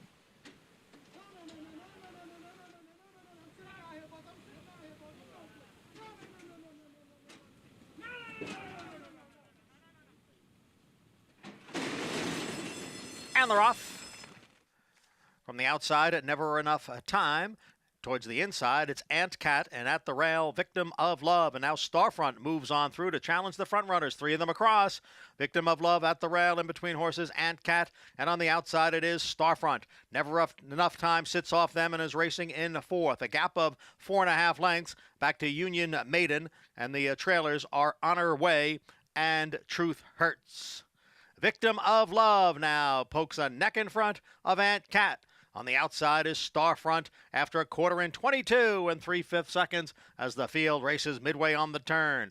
Victim of Love with that narrow lead. Ant Cat, Starfront, they are right together. Starfront now moves right alongside of Victim of Love, and those two are heads apart. Ant Cat has now dropped back to 3rd. On the outside is Never Enough Time. Truth Hurts has advanced down towards the rail as they come for the quarter pole. The half was running 46 and 2. Here comes Truth Hurts up the inside. Never Enough Time on the outside. Then a Victim of Love and Starfront, followed by Union Maiden. There's an 1/8 of a mile to the finish, and it is Truth Hurts who has the lead. Never Enough Time on the outside in 2nd. Less than a 16th to the finish, and it is Truth Hurts with an honest effort today to win the first division of the Pumpkin Pie Stakes. Truth Hurts over Never Enough Time. You heard John Imbrial. Truth Hurts with an honest effort today, and she loves a wet track. That's what she got this afternoon, Richie. And a contested pace. You know, Gary talked about the potential for a speed duel. Speed duel was on. 1 Victim of Love, the 2 Ant Cat, and the 4 Starfront kind of mixed it up on the front end. And she worked out a perfect trip, Truth Hurts. She got to save ground. While the 7 horse, Never Enough Time, was poised, but she was caught wide every step of the way.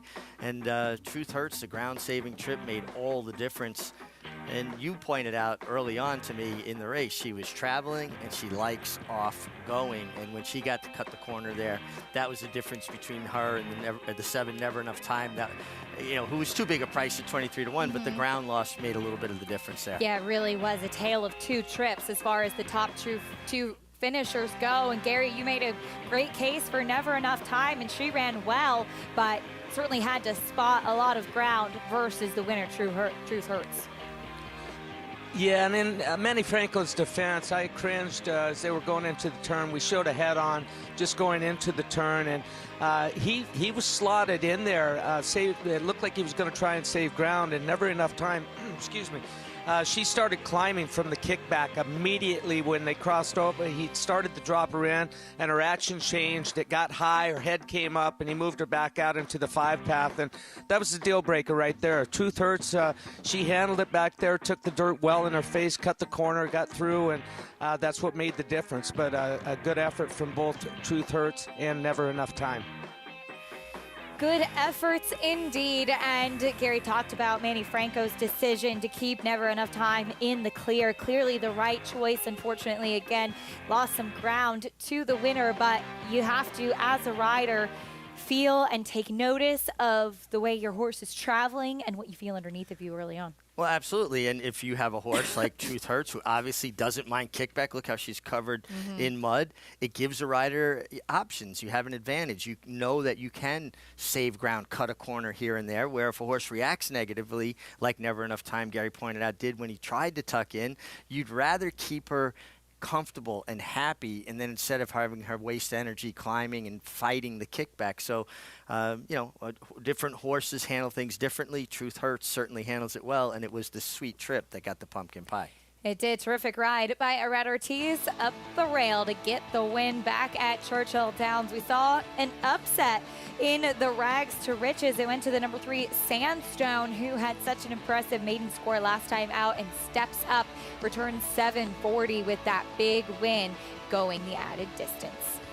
Yeah, very game. Just, got hooked by Ugiri turning for home and kept finding. And much like she did in the race on the sealed racetrack, the sloppy sealed track, she had acceleration again. Big performance from that filly by Street Sense as we get ready for the stakes action to continue at Belmont. The Grade 3 Bold Ruler is coming up next. There's Wonder Where Craig is. Will he be in the winner's circle? And looking for a graded stakes win after this. Maximum Security proves he's the real deal with a gate-to-wire win in the Florida Derby. Champion 3-year-old. Maximum Security has won the TVG.com Haskell Invitational. 11 triple-digit buyers. Maximum Security, he smoked them in the Cigar Mile. Grade 1 winning 4-year-old. Maximum Security takes them all the way in the TVG Pacific Classic. Secure your mare's future. Maximum Security.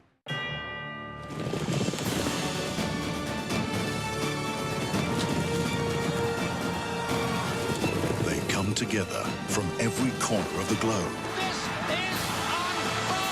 in pursuit of the one reward that sets the special few apart. The title of World Champion. Don't miss racing's ultimate coronation. The Breeders' Cup World Championships at Del Mar. Tickets on sale now. War Dancer's Saratoga momentum continues as his progeny keep winning. First-time starter, She's Dancing wins by 7 lengths. She's Dancing, making this look like a walk in the park. Battle Scars 2 starts and 2 wins at Arlington. Battle Scars first up on debut. Pop the Bubbly at 1 mile and a 16th. Pop the Bubbly to the outside of Concept. Pop the Bubbly gets the win. And Show Me the Honey at 7 furlongs at Belmont. And Show Me the Honey is the winner. Become a part of the momentum. Visit wardancerstud.com to book your mare today. No sport in the world brings the wins home like racing. It's one-of-a-kind, high-speed, high-stakes action, and Naira Bets takes you there. Place your bets and watch the races live from anywhere. With Naira Bets, make easy, secure deposits and promotions every day to earn reward points or cash. Download the Naira Bets app or visit nairabets.com.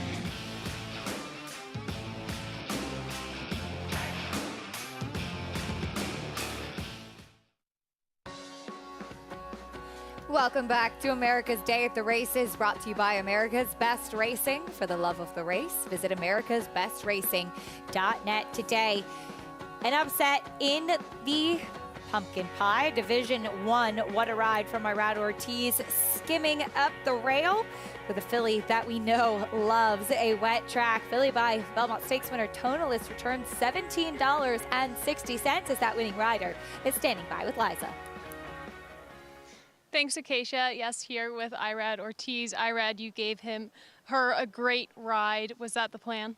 I mean, honestly, it was not the plan. We was looking to be forwardly placed. Our filly been close in the sprinter race before, so she loves the slope.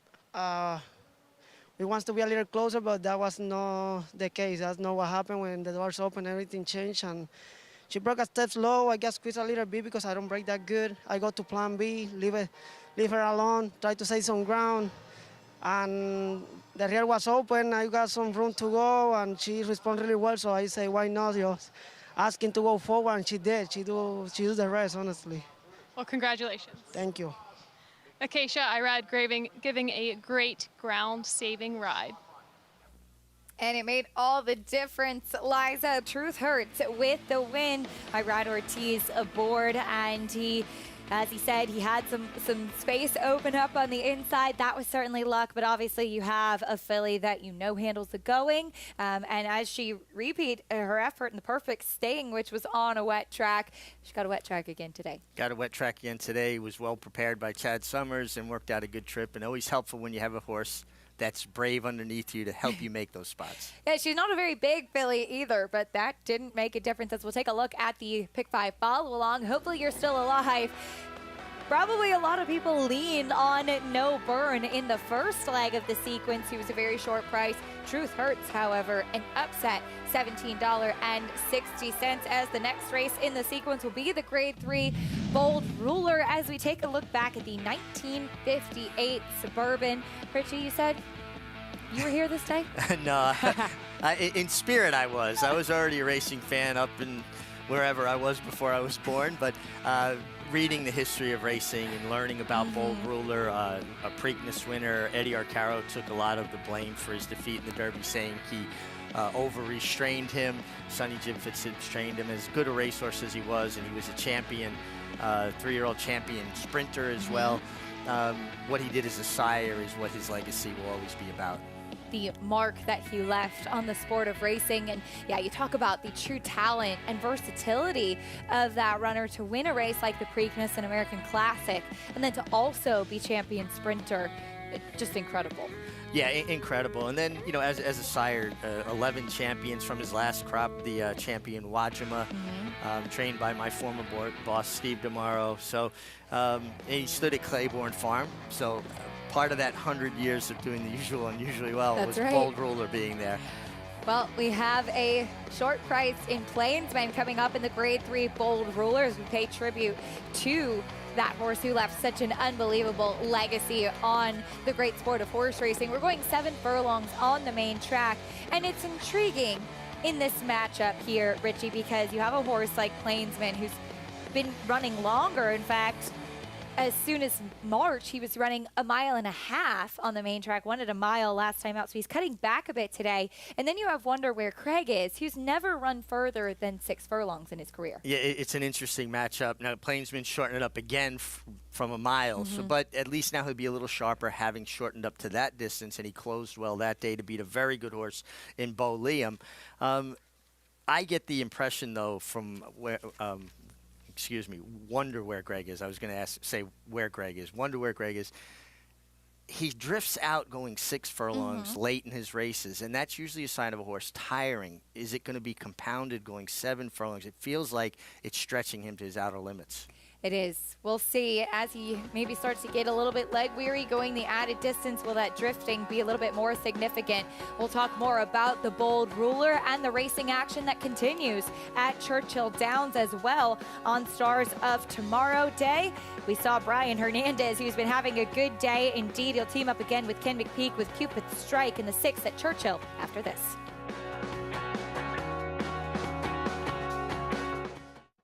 Catholic Boy, one of only 3 American 3-year-old colts in history to win Grade 1s on both dirt and turf, including the immortal Secretariat. A 6-time graded stakes winner from ages 2 to 4, he was the fastest 3-year-old of his crop over 10 furlongs. Now his first foals have arrived.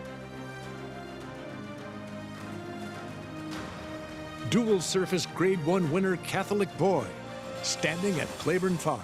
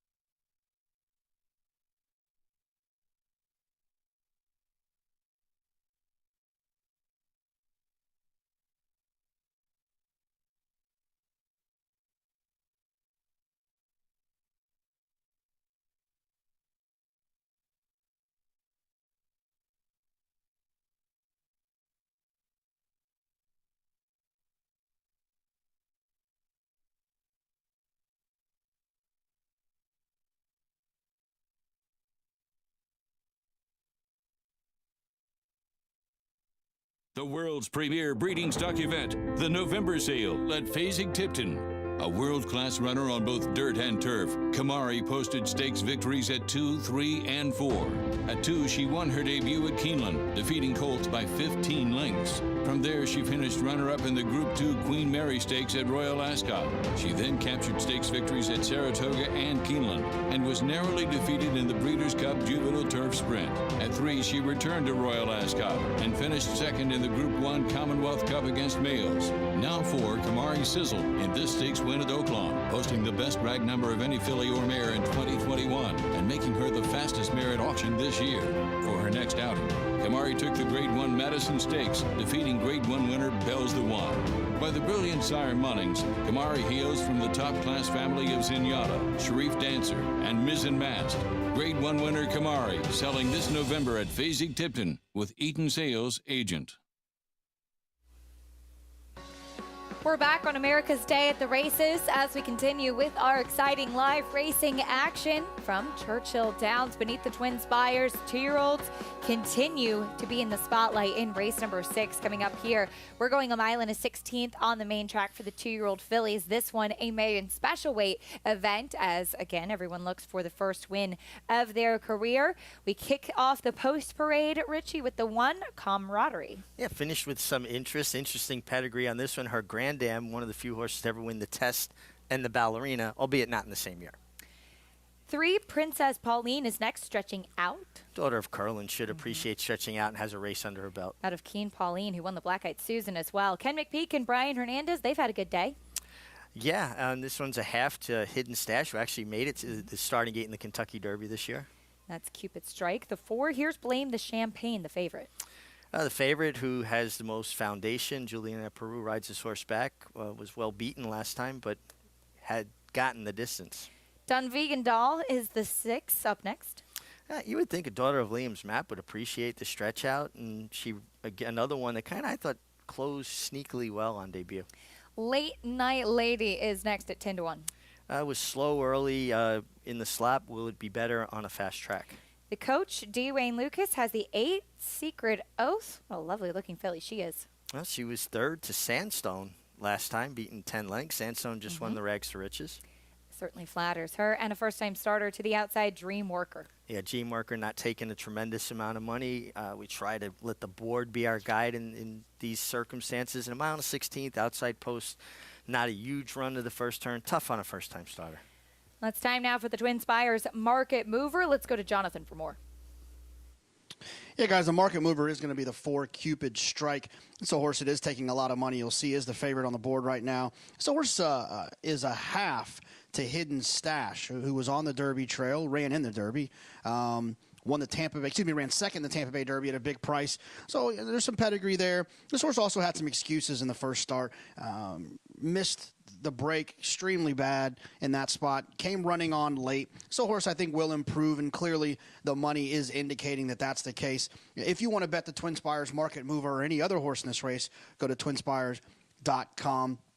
The other horse I thought was a little bit interesting was the 8 Secret Oath, a horse trained by D. Wayne Lucas. A horse, like you guys mentioned, did run into Sandstone last night. So that performance, that third beaten 10, looks a little bit better than it did 30 minutes ago or so. And I like the outside draw for this horse. And this horse seems like a horse that could take another step forward. D. Wayne Lucas early in his career had a ton of success with first-time starters. But as his career has gone on, that percentage has dropped pretty significantly, only 5% in his career overall. So there's this idea that Secret Oath should improve a little bit. And to talk a little bit more about D. Wayne Lucas, I think this guy, Gary Stevens, might know a little bit about D. Wayne and winning big races at Churchill Downs. Yeah, JK, and I'll tell you, I like what I'm seeing on this work pattern. Listen, Wayne Lucas has never wavered throughout his training career. When he gets the right horse, he's not going to back off on him. And I think the key thing, what I'm seeing here, is this filly ran on October the 3rd. She worked back 8 days later with a bullet workout in 34-4, this Daughter of Arrogate. We all know what Arrogate did, and you wouldn't think that they would be near as precocious as what this filly showed in her first out, facing Sandstone, who had some experience. But he came back after that race with just a medium 49 and change workout, and then tightened the screws a little more on October 26th with that 47-4 workout. That's a nice workout just prior to running. But to see 3 works back, fired right back after that race on the 3rd, that tells me that this filly's got a good constitution and should really move forward, stretching out to this mile and a 16th, 2 turns today after that 1 mile, 1 turn race in our initial race. Acacia? Gary, thank you. Secret Oath, who has framed up beautifully out there on the track, and Richie, you and I were talking about it. She is a daughter of Arrogate, Dubai World Cup winner, amongst others. Unfortunately, we lost too soon and only have a few of his crops as far as his offspring. They tend to be on the smaller size. She has a lot of scope for a daughter of Arrogate. Yeah, a lot of substance to her, and I think having the start under her belt and ran into obviously a very good runner in Sandstone, if she takes any step forward, she's got to be very competitive here. And when she's taking money, she's 3-1. She makes a lot of sense to me. The number 4, Cupid Strike, continues to be the favorite. We heard Jonathan mentioning about Hidden Stash, who obviously was good going long. The pedigree is there for her to be able to handle the stretch out. She comes out of a very sharp work over the main track at Churchill as well. Yeah, they what we call a blowout. You know, they short, quick workout kind of really put a horse forward on their game, open their lungs up a little bit. You know, 7 furlongs is a tough debut distance anyway. And then she caught slop and she hopped at the break. And the fact is, too, she worked a sharp half a mile out of the starting gate 1 week before that effort. I'm not a big fan of a sharp gate work right on top of a race for a first-time starter. I feel like it gets them almost a little too keyed up in the gate, or they're trying to cram in their lessons to have her okayed from the gate so she can make the start. Absolutely. As the number 5, Blame the Champagne, has some foundation going this distance already. She was 3rd. Well beaten, but the winner, Penny Saver, won by 9.5 lengths. And the second-place finisher, Golden Sights, came back to win in her subsequent start with a 70 by her speed figure. You know, I'm just not a fan of horses coming out of races when they're that spread out. It makes me question the overall quality or the overall ability of the horses in that race to get a particular distance. They were spread out, you know, basically over a 16th of a mile. Intriguing race coming up here. The 3, Princess Pauline. She is, I think, a generous price for a horse that could improve vastly, getting more distance. By Curlin, out of Keen Pauline, who won the Black-Eyed Susan. She can clearly handle a distance of ground. The stretch out, I know she didn't run a step in her debut, but I'm intrigued by her getting more distance. Well, her pedigree says she should appreciate it. Steve is a very sharp horseman, obviously, winning his trainer in North America, number of wins, Hall of Famer. He's familiar with the family, having trained them. I think the last race was a place to get started, pointing to a run going longer, and that's what she gets today. Let's see how she handles the added distance today. Ricardo Santana going to be aboard for Steve Asmussen, the Hall of Famer, as Richie mentioned as well. This summer became North America's all-time winningest trainer. Just an unbelievable milestone that we got to witness up at Saratoga. Yeah, it was fun, the countdown to it, and kind of knew the timing could fall right, and it was just great that he actually did it with a horse in Saratoga and not in another jurisdiction. Into the gate they go for the 6th at Churchill. We send it up to Travis Stone for the call.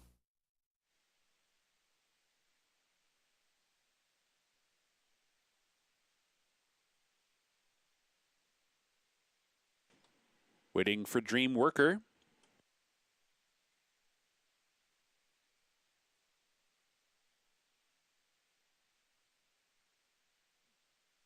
They're in the gate. And they're off. Late Night Lady looking for the lead. Camaraderie is there. Princess Pauline with speed between them. But it is Camaraderie taking the field to the opening turn. Cuts the corner. Opens up to lead by length.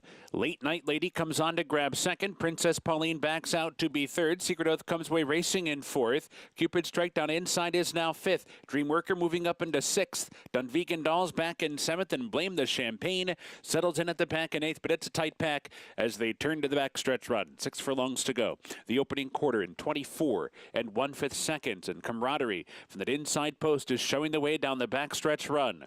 with mild pressure at most from Late Night Lady right there racing second. Secret Oath moves up on the outside into third, and Princess Pauline is tucked away toward the rail fourth. Dreamworker not far behind fifth and now 4 lengths off the lead. Blame the Champagne follows that one. Cupid Strike is covered up down inside. Dunvegan Dolls now the trailer. The half-mile time in 49 and 4/5 seconds. The pace is reasonable. The leader, Camaraderie, rounding the far turn. Opening up now. Opening up a length and a half with 3 furlongs to go. Secret Oath moves up to grab second. Late Night Ladies back into third as they move toward the top of the stretch. Meanwhile, Blame the Champagne has burst on the scene. Third and outside. At the top of the stretch, Camaraderie turning for home. Secret Oath right alongside. Blame the Champagne third on the wrong lead. Racing for the mid-stretch marker. And Secret Oath, just like that, is in front by 4. Camaraderie gives way. Blame the Champagne, Cupid Strike, and everybody else at the final 16th. And it is all Secret Oath. Secret Oath geared down and wrapped up to win it by 5. Blame the Champagne, Late Night Lady, Camaraderie, and Cupid Strike. Secret Oath, we talked about the beautiful appearance she made on track, and she made an even better appearance coming down to the finish line as she loved the added ground today. And this even flatters Sandstone even more. She was so well beaten, improved in her second start. Nice win for Breland Farm, owner, breeder. Wayne Lucas, second-time starter, was impressive. And what a huge run from the 5, Blame the Champagne, who got absolutely shut out of position early on in the race, too. Back at Belmont, we get ready for the Grade 3 Bold Ruler, the feature on the day. Horses leaving the paddock. We are going 7 furlongs on the main track. We'll get into the post parade. Kicking things off with the horse off a layoff. The number 1, Lil Commissioner, kicks it off. Yeah, it hasn't been seen since early January. It was impressive that day. Could be a little bit sharper for the layoff and maybe show some speed. 12-1 right now on the board as Kendrick Carmouche looks for another win. Here's a major player, in fact, the favorite, Plainsman. Good-looking son of Flatter, who stands at Claiborne Farm.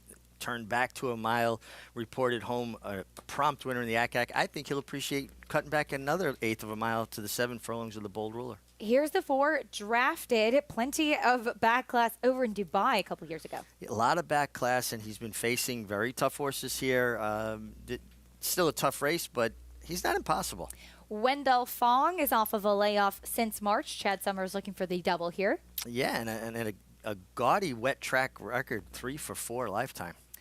Well, let's see, as he's taking some attention at 9-2. Continuation coming up next. We heard Gary speaking earlier about the weight that he'll have to carry versus the favorite.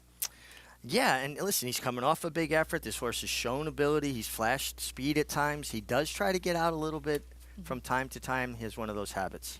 Number 7, Wonder Where Craig Is. We know he likes to drift. We'll talk more about him in a moment. Here's the 8, A Matter of Time. Yeah, matter of time. Just feels like he'd have to get faster to compete with some of these. Big price on the board with Paco Lopez up in the saddle after riding him to victory last time out. Wonder Where Craig Is, owned in partnership by the Outstone Group and Michael Dubb. Mike Dubb standing by with Liza. Thanks, Acacia, here with Michael Dubb, part owner. And Michael, he stretches out to 7 furlongs. How do you think he'll handle it? Well, there really wasn't any other spot to run him in the 6 furlong neighborhood. So we figured this is as good a spot as any, the way he's running to try. In the mornings, I'm told by the trainer that he's acted like he'll get the distance, but it's a question. And who's Craig? Craig is a friend of mine I play tennis with, and we can never find him. And people are always asking us, where is Craig? So I was wondering where Craig was. Is he watching today? Yes. Good luck. He probably bet, too. Jonathan, we'll get over to you. I have a friend named Craig I can never find as well, so me and Michael Dubb have that in common.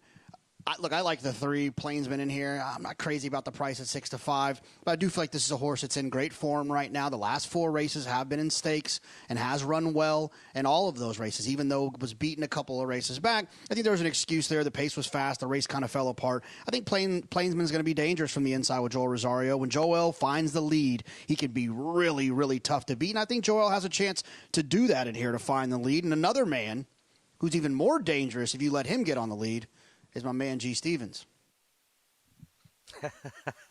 Thanks, Jonathan. And Plainsman is going to be tough to catch down the stretch if he makes an easy lead. But I like the weight break that Continuation is getting. He's getting 6 pounds. It was supposed to be 7, but he can only I read can only do the 116 or 17. So he's 1 pound overweight. I think that plays to his benefit. And then wonder where Craig is. Well, I wonder where Craig is or where he's going to be. He's never run over 6 furlongs, 6.5 furlongs. This is the furthest he's ever been. And I think that Richie made a good point earlier when he was talking about, he always tends to drift out. I would like him if he got a bigger weight break than the 120 pounds. He's coming in from Laurel. And off of a nice win last time out, but I think he's going to be really tried hard to get the 7 furlongs. I don't like the weight spread. I think he should have got more weight than what he got from Plainsman. He's only getting 3 pounds. So that's one of the things that's fun about these handicap races is actually handicapping the weight. Acacia? It's a very interesting conversation. Gary, thank you. As we take a look at Wonder Where Craig is, he did cross the wire first in the DeFrancis Dash last time, DQ'd. Jalen Journey elevated to first, and it's really nice to finally know who Craig is. Michael Dubb is a terrific tennis player, by the way. Well, you can see he's in shape. He's athletic. He's a fit guy. Now, you're going to see he turns for home, and he gets set down for the drive. And he's going to start to drift, but he really drifts when the rider goes to the left hand. Javier Toledo is going to go left-handed, and now he really shifts ground. And to me, it appeared like he was just clear, a little bit stricter, the stewards in Maryland than some other jurisdictions, so they disqualified him. I could make a case and didn't really need to be disqualified in that case, but the way they interpret their rules, he was. And listen, he's going to be loose here. There's no doubt he's going to make the lead and get comfortable. I still think he's going to have a hard time negotiating that final furlong. And, talking about handicaps, the theory behind handicap races, and years ago when they would really handicap horses, horses like Forgo would get in with 135, 137, 139, is theoretically they're trying to bring the field together. In a perfect world, it would be an 8-horse dead heat here in 8-horse field. That's not going to happen. No, somebody will overcome that. As you see, Wonder Where Craig is getting a little bit warm out there, but he always is a very energetic type. So this is normal for him. And I do like, just quickly to mention as well, that Luis Saez has ridden him before. He's going to be familiar, as Javier Toledo was climbing aboard for the first time last time out at Laurel. As we go to Plainsman, who is still the favorite, he pulled the upset last time with a career best 100 Beyer speed figure in the Grade 3 ACAC at Churchill. Yeah, turning back in distance, this is a horse that's gone. He's a horse that further. Sprinting, he'll come from off the pace. I don't think he'll be that far away, particularly being a little bit sharper for turning back to the 1-turn mile. If I'm on the 7-horse, Wonder Where Craig is, I'm going to break like a whisper. I am not going to breathe. I'm going to let him just break into my hands. I'm not going to ask him. I'm not going to take a hold of him. And I'm going to let him run straight for the first 16th to 8th of a mile and try to steal that first 1/8 of a mile. Might help me later on to get that final furlong. Brad Cox trained Plainsman back in 2018 to the Grade 3 Discovery win. He joined his barn once again at the end of 2020, and he's been in terrific form this year. Can he pick up another graded stakes win today? We'll soon find out. It's the Grade 3 Bold Ruler next from Belmont Park. Here's John and Brielle. Ready for the start.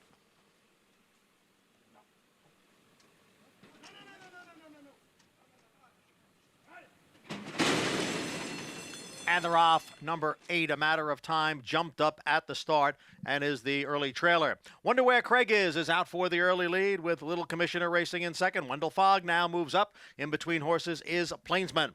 Then it's Continuation racing in fifth, followed by Drafted, and after that slow start, A Matter of Time has now moved down to the rail. Wonder Where Craig shows the way here. In front, Wendell Fogg and Little Commissioner. They are right together, second and third, with the favorite Plainsman in fourth. To his outside is a Continuation. The quarter in the slop, 23 3/5 seconds. Wonder Where Craig leads here by 3/4 of a length. Wendell Fogg runs in second, and on the outside is Continuation, who is running in third. Then it's Little Commissioner Right alongside is a Plainsman. Plainsman had a steady there and is dropping back another spot to his outside. The gray drafted and trailing the field is a matter of time. The half in 46-4. Wonder Where Craig is. Has the lead at the top of the stretch with Continuation racing in second. On the outside is a drafted along with a Plainsman who's down towards the rail as they move for the furlong marker. Wonder Where Craig is still the leader. Continuation runs in second. Wonder Where Craig is looking to take this wire to wire, and Wonder Where Craig is has got it wrapped up. Wonder Where Craig is wins the Grade 3 Bold Ruler by 2.5 lengths. Continuation was second, then Plainsman and drafted. Where Craig is? Craig's going to the winner's circle today, picks up his first official graded stakes victory. The story here, though, too, Richie. What a nightmare of a trip for Plainsman. Just a really bad trip. And this is what happens when you get a lone speed horse like Wonder Where Craig is. He gets to lope to the lead, stole that first eighth of a mile, and they jammed up, they bunched up, they field accordion because they went the first quarter in 23-3, and Plainsman stuck in a horrible position in between horses. No fault of Joel Rosario's. It's just because the field mashed together because of the slow pace, and he got shuffled back around the far turn, and then they're finishing. Let's see if the winner is due. He finished the deal going 7/8, but pace makes the race, and lone speed in a situation like this certainly helped him get the 7 furlongs. He started to drift out a little bit. Luis Saez was ready with the right-handed urging, and Gary, you made a big case for Continuation with that weight break. He ran very well to be second here, too. Yeah, the race was over with going into the turn, as Richie said. He backed the pace up, and nobody was going to do Joel Rosario any favors. I've been in that spot I don't know how many times. It's like you've got a target on your back. It's a bad situation to be in. Nothing Joel could do about it. You zig when you should zag, but he was bottled up going into the turn, and it just got worse from there. He was trying to come through on the inside, but with that added weight, he wasn't going to accelerate. He's used to running further distances than the 7 furlongs today. All credit to Wonder Where Craig is. Like you said, he's in the winner's circle right now. Acacia? He is indeed. Gary, as we get another look, this is when he starts to drift a little bit. You can see how his head is turned, Richie, but Luis Saez knew what to expect from him. Yeah, and also at that stage of the race, you just want to keep going forward. As long as you don't have a horse lapped on your outside, you're not going to overcorrect him at that point. He was objective is just to keep going forward. He was clear from Continuation. Yep. Plainsman, after that nightmare trip, managed to get third. Mike Dubb, Liza got to interview him before the race, and he'll get to lead Wonder Where Craig is into the winner's circle as well. He was right in the box, basically underneath us here by our set, which we got a great view of the winner's circle. He made it down the winner's circle pretty fast. Yeah, he was excited, and understandably so. Congratulations to Mike Dubb and the Elkstone Group with the win with Wonder Where Craig is, who has that early speed and ridden beautifully by Luis Saez to pick up the victory in the Grade 3 Bold Ruler. Coming up a little bit later on at Churchill, we have some more stakes action to come. That'll be the Street Sense. You can watch it on Fox Sports 2 as our FS1 program coming to an end shortly. But the Street Sense so far, as we take a look at the field, a couple of scratches. Howling Time, meanwhile, was very impressive on debut for Dale Romans. He will stretch out in distance to go the mile and a 16th today. It was very impressive. Got floated out wide, turning for home, and finished resolutely. He's got a show. I mean, the question is the mile and a 16th. We saw the filly defeated in the Rags to Riches earlier. Ugiri, stretching out for the first time, and she was an ultra impressive maiden winner. This horse kind of got a grinding style, so it'll be interesting to see if he can actually negotiate the mile and the 16th distance. Dale Romans with 2 in here as well. Red Knobs, who was third, beaten just a length at 29-1 in the Grade 3 Iroquois last time out. He does have some foundation going this distance. Well, we talk about it. I believe in foundation. I believe in horses doing things in increments, building up to certain distances. So I always lean, if horses are close in ability, I'll lean to the horse that has more foundation. Red Danger, an intriguing runner for Brian Lynch as well, whose last 3 races have been on turf. He's run very well, including being beaten just 2 lengths in the Grade 2 Bourbon. How will he handle the main track, as there is no turf racing at Belmont? at Churchill this fall. Back at Belmont, we have the results for the Grade 3 Bold Ruler Wonder where Craig is $6.40 winner as Luis Saez gets the victory aboard this tricky horse, and he's standing by now with Liza. Thanks, Acacia. Yes, here with winning rider Luis Saez. Luis, you were able to get the lead and just slow the pace down beautifully. Was that the plan? Definitely, that was our plan. Try to break from there and slow much we can in the beginning, and then after that, I know we're gonna have horse to fight the race in the end. So everything came like the plan, and it was a great race. He ran super, so I was very, very excited with this horse. Well, congratulations and go get your trophy. Thank you so much. Acacia, a beautiful ride from Luis Saez. Congratulations to Luis Saez, and I have to give congratulations as well on a couple things. Number one, the program cut off Saul Cumin, who's also part owner. Congratulations to Saul, along with Stuart Grass Elkstone Group and Michael Dubb. And Saul also told me this is Brittany Russell's first graded stakes win. Congratulations to Brittany, and she and her husband Sheldon expecting a baby any day now. They're second. They're second. Yeah, and having a terrific year. Brittany Russell does a great job. Horses look good. They perform well. A career year for her, winning it better than 26%. That was, I believe, her 59th winner of the year. Yeah, and thanks to Saul for giving us that added information as well. Big congratulations to everybody. And wonder where Craig is, who has certainly been ultra consistent and gets his first official graded stakes win as well. Now, all of the exciting racing action from both Belmont, including the second division of the Pumpkin Pie, and Churchill Downs with the Street Sense, you can catch on Fox Sports 2. Maggie Wolfendale and Anthony Stabile will take you the rest of the way on the desk. Richie, it's been a lot of fun. What great racing we've had today on Halloween. Tremendous racing, and love seeing those scenes from Churchill Downs. Kids having a good time. When you get older and you become a parent, you love these holidays because you get to be a kid again and do it all over again with your kids. Absolutely. We hope you get lots of candy and lots of Halloween celebration today. Thanks for joining us on Fox Sports 1 on America's Day at the Races. We saw some terrific performances today, including Sandstone in a coming out party in the Rags to Riches. That maiden win in the slop last time out. Certainly no fluke for trainer Ken McPeak. We had one division so far of the Pumpkin Pie. Truth Hurts. She loves a wet track, and she stepped up today. And in the Bold Ruler, both wonder where Craig is and trainer Brittany Russell get their first graded stakes win. Thanks for joining us. Head on over to Fox Sports 2 for the rest of America's Day at the Races.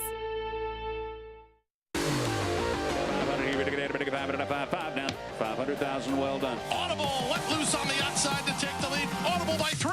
Hoffberg can't get him. Audible, no doubt about it. Audible on the inside turns away the challenger. Free drop Billy. No confrontation at all. It's Audible to win the Holy Bull with style. Audible on the outside races to the lead. Audible wins by 2.5.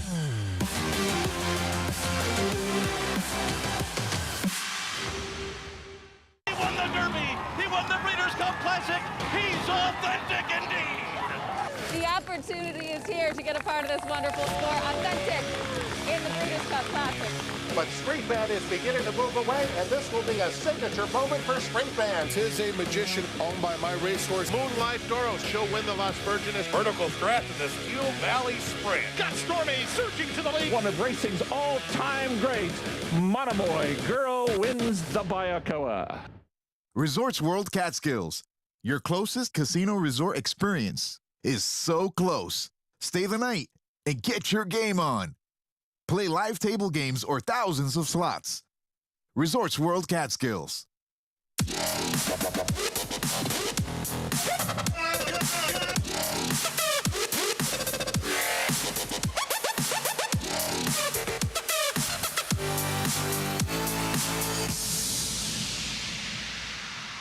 Racetrack Television Network brings you every race, from every track, on every screen, every day.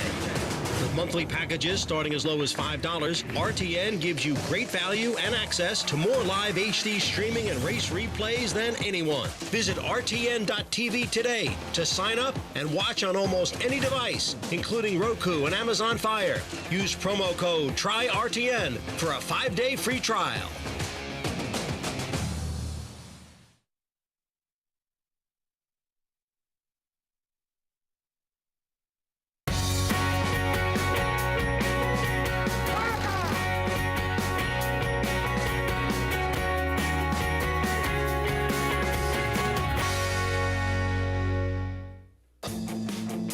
Good afternoon, and thanks for sticking with us over here on FS2 on America's Day at the Races. It's opening day at Churchill Downs. Stars of Tomorrow card continues here, but we will see Lady Rocket coming up in the second helping of the pumpkin pie is Lake Avenue. Which version of this Godolphin own filly will we get today? She is looking to rebound here after a disappointing effort. Red Danger, he switches from the turf to the dirt. The son of Orb trying a route race on the main track for the first time for trainer Brian Lynch. He's coming up along with the rest in the Street Sense. But you are watching America's Day at the Races, brought to you in part by America's Best Racing. For the love of the race, check out americasbestracing.net today. A beautiful day for the final afternoon in October here in Elmont, as we are here at beautiful Belmont Park.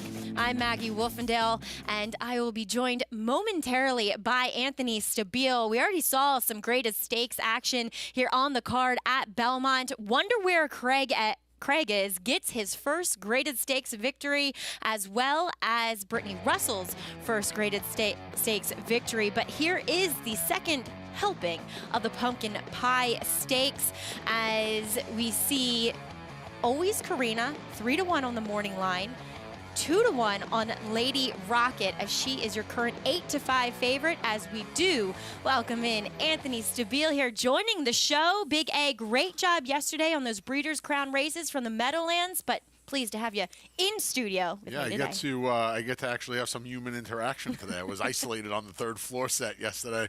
Great to see everybody out for today's Action 3 Stakes here at beautiful Belmont Park. Can't believe it's the end of October already, and we get a bonus week here at Belmont as we get ready for all the Breeders' Cup action to heat up. And Aqueduct, as we'll get there a week later, but we will be open to the fans when we get over there. As you were mentioning, we'll have the rest of the Churchill Downs card, their opening day down there, 11 race card, but still we have stakes action here at Belmont Park. The second version or division of this race, I should say, it's Lady Rocket versus Lake Avenue here again, but they don't have to deal with Bella Sophia. Lady Rocket stumbles there. Yeah, she does, and Bella Sophia is able to walk the dog proverbially on the front end. How much did the stumble cost her, Maggie? We talked about this earlier today. Bella Sophia was going to make the lead. Lady Rocket winds up finishing second. You see her right here trying to chase Bella Sophia, who's going to be the second choice in that filly and mare sprint on Saturday afternoon, in all likelihood behind Gamine. I don't know how much it changed things. Lake Avenue, will the real Lake Avenue please stand up? We'll see how these two fillies come out of that effort last time out. Yeah, I don't know. It was a bit of a merry-go-round race here, Stabile. I don't know what happened, but her race 2 back, which was in the Ballerina behind Gamine, it was a good effort, but she was with the track that day, riding the rail just behind the early speed. Yeah, she kind of just followed Gamine around there. And what do you make of that effort? If we're thinking the racetrack helped her along, the race flow helped her along, it was her career best effort, and it was her career best effort by a long way. Her start 3 back in the Honorable Miss was pretty good. She did not have the best of trips that day. That's the biggest problem, I think, with her. The trip is so key for her more than others, and she's still not that reliable. I know, and she has not run that often over a wet track. But if you want to play the remaining races here at Belmont, make sure you do so with your Naira Bets account. We are offering that $25 free play when you use promo code CUP25. Plus, you get that additional $200 sign-up bonus. Check out NairaBets.com or download the app today. Today's remaining races, we have the last 2 here at Belmont Park, and we are sloppy still on this main track. Also, Churchill races 7 through 11. We do have that late pick 4 sequence coming up for you. Minimum wager of 50 cents, which is highlighted by the Street Sense. Well, Anthony, we'll get back to Churchill here. Looks like a beautiful day there. They are fast on their main track.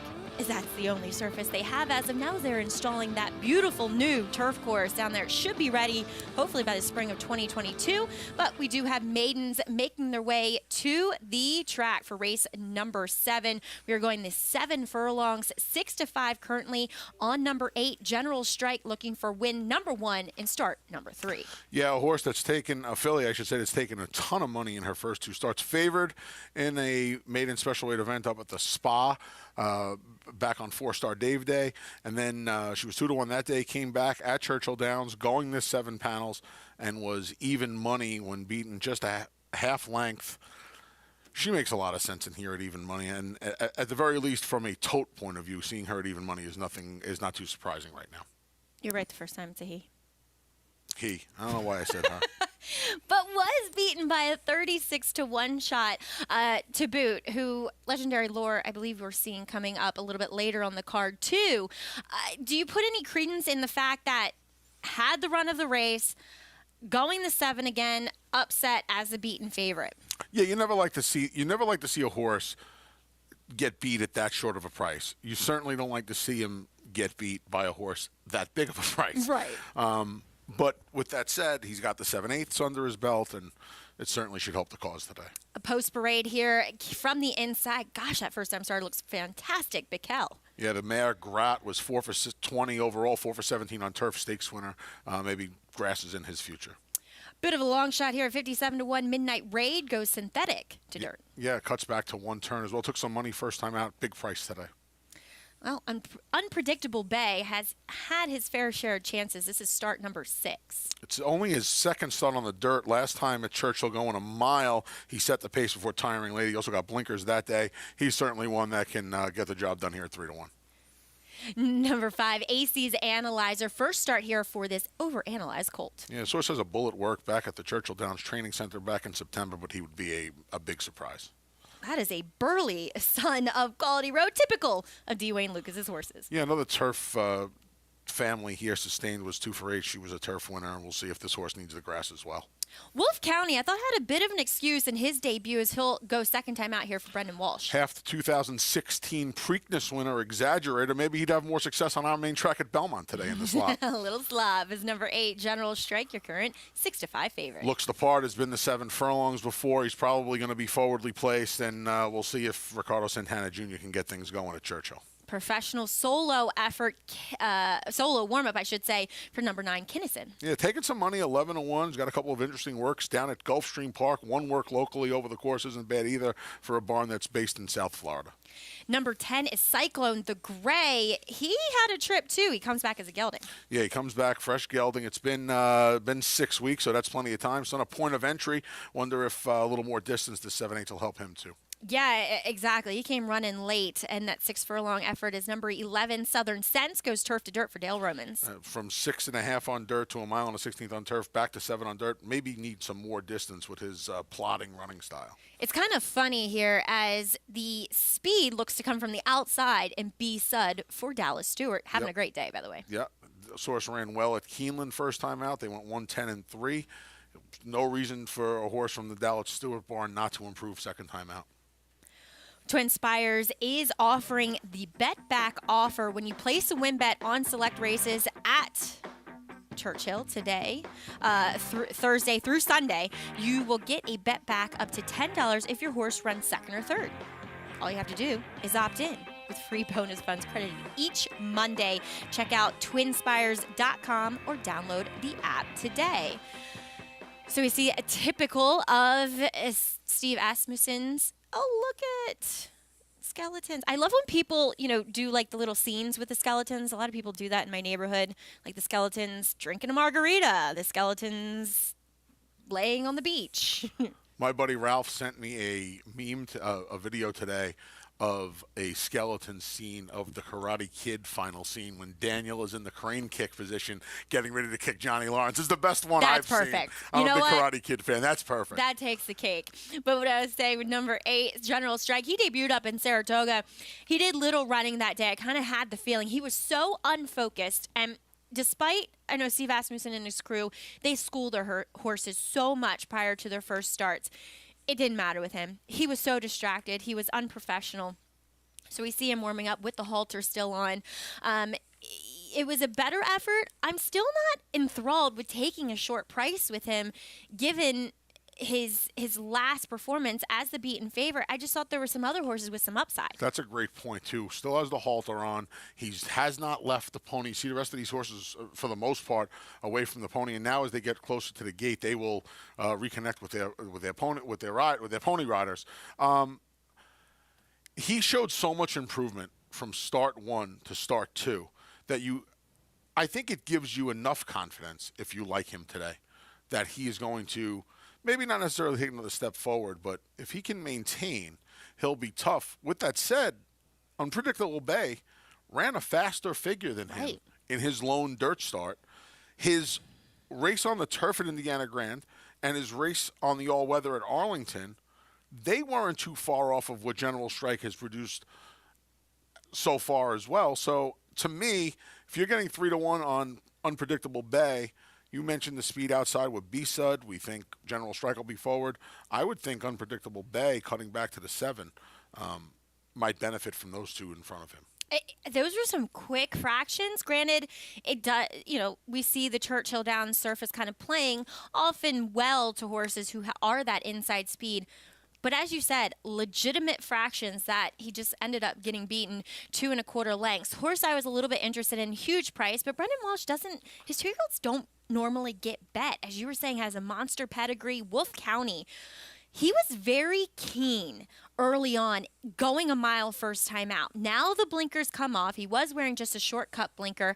I think he settles today, and hopefully, they try to make that kind of one run with him. It's definitely a pedigree that says longer might be better, but the fact that he was keen in that debut, a little less ground, should suit him.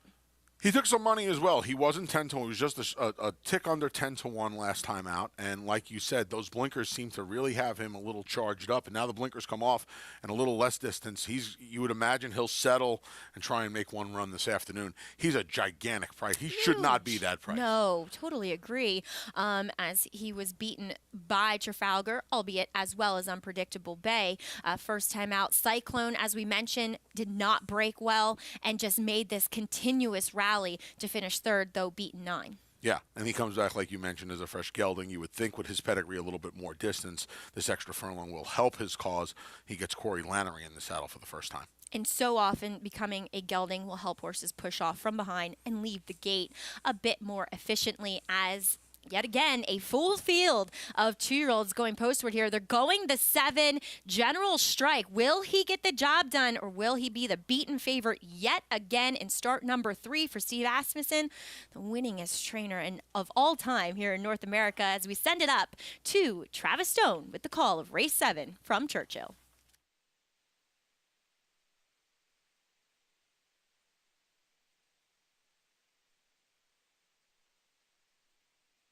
They're in the gate.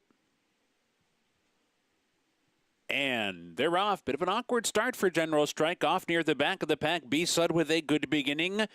Wolf County is up there, too, as they race up the chute, and down inside Unpredictable Bay comes on through to challenge for the top spot as well. Crossing onto the main track, it is Unpredictable Bay up to take the lead. Wolf County runs in second. B-Sud is now third. General Strike racing up to be fourth. Kinnison is on the move inside from fifth. Southern Sense is sixth. Cyclone is seventh by 5. Bickle's back in eighth by 2. Ethereal Road is ninth. AC Analyzer is 10th by 6. And Midnight Raid is outsprinted so far. Heading for the far turn, 22 and 2 for the opening quarter mile.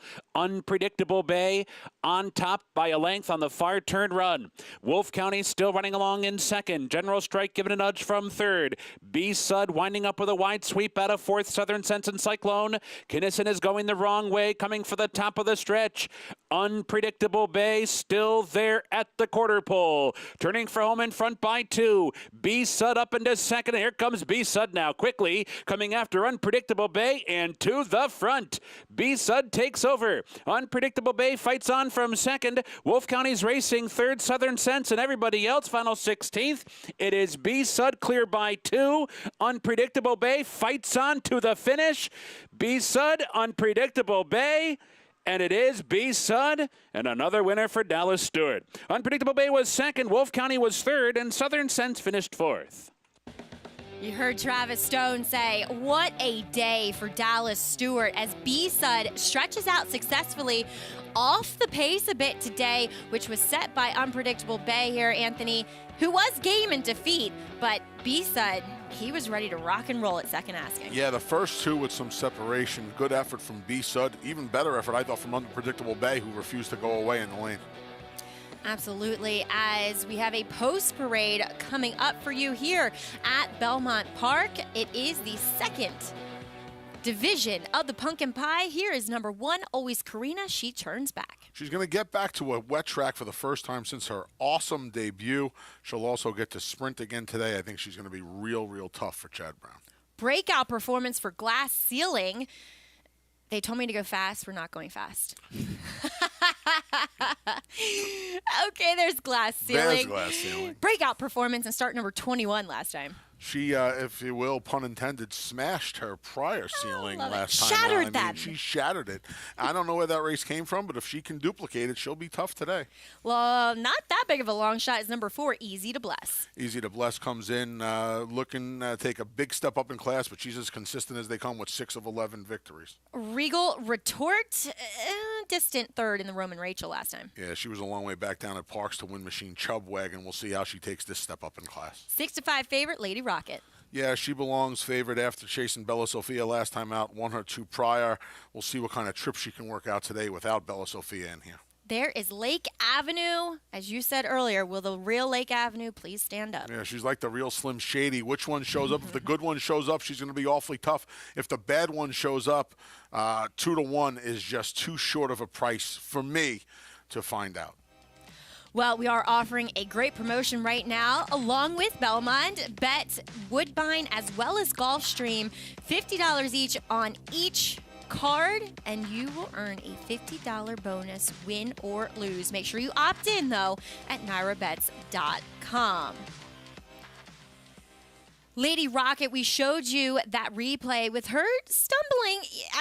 It was a significant stumble. Now, whether she would have beaten Bella Sophia to the lead early, well, as you said, probably not. Yeah, you know, it's weird trouble. It's almost incidental trouble. It's because like mitigated, like it's just obsolete in a way. she was beaten 3.5 lengths by the winner. She beat Lake Avenue for second by 9 lengths.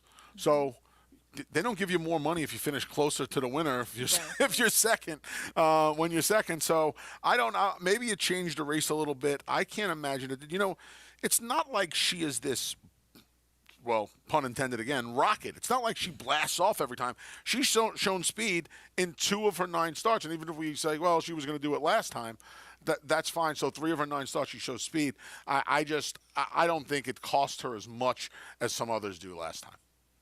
Yeah, the more I watch it, the more I watch that race, the less I think it affected the way she was going to finish. As Lake Avenue, she was third in that race. It was very much a merry-go-round race. There were 4 horses, and nobody changed position. If anything, just the links in between them just got bigger. As we will check out her effort, which was her best effort to date as far as a Beyer speed figure standpoint, 2 back in the ballerina. We'll see her on the inside. Here's Seville. Yeah, she's kind of just following Gamine around there and working out a really good trip. How much of this effort is the winner's effort? How much is this her just, for the lack of a better term, sucking up here? She's finishing nicely here, but she does it so infrequently that it is so difficult to trust her to win. And at that price, you know, if you want to take a shot with her at 4-1, 5-1, that's a different story. But at 2-1, she's a tough price to take. And she knew that, Junior Alvarado knew that Gamine was going to start getting out. She just slipped up the rail, as we do need to check in trackside with Liza Hendricks. Hey, Liza. Hey, Maggie. How are you? Happy Halloween. And I'm going to talk about the number 1, Always Karina. She is a big, good-looking filly, and her trainer, Chad Brown, obviously thinks highly of her, as he's run her in 3 graded stakes in her past 3 starts. So clearly thinks that she is something special. So she gets some class relief here. And she's run very well at Belmont twice before, and the 7 furlongs seems to suit her well, Maggie. So I'll look for a good run from her today. Ones are wild. Here, Liza, thank you so much. As always, Karina is your pick as well in here, Anthony. Does she win, though, without the lead? That's my question with her. That's the question she's going to have to answer today, because in all likelihood, Lady Rocket is going to be the speed in here. If for some reason she is not. What about the 4, though? Yeah, I mean, I guess Easy to Bless as well can show some speed. I'll tell you what, if I was Jose Ortiz, I would be aggressive with Always Karina. I would leave as strongly as I could out of there and let her use her best weapon, her speed. Like I said earlier, she's getting back to a wet track where, to me, that was her best. Her maiden win was her best effort. She ran well in the allowance race, and I thought she ran well in the Mother Goose with a questionable ride. But let her use her best weapon. Her speed's her best weapon. Let's see Jose Ortiz be aggressive from the rail draw and try and get in front of these. If not, she's going to have to do something she's never done, and that's win from off the pace. As we saw in the first division with Truth Hurts upsetting a mild upset, she was a horse that loved the wet track. Always Karina. Her fastest race, as Anthony said, has been on a wet, sealed surface. She gets it here today in the second division of the Pumpkin Pie as we send it up to Johnny Brielle with the call.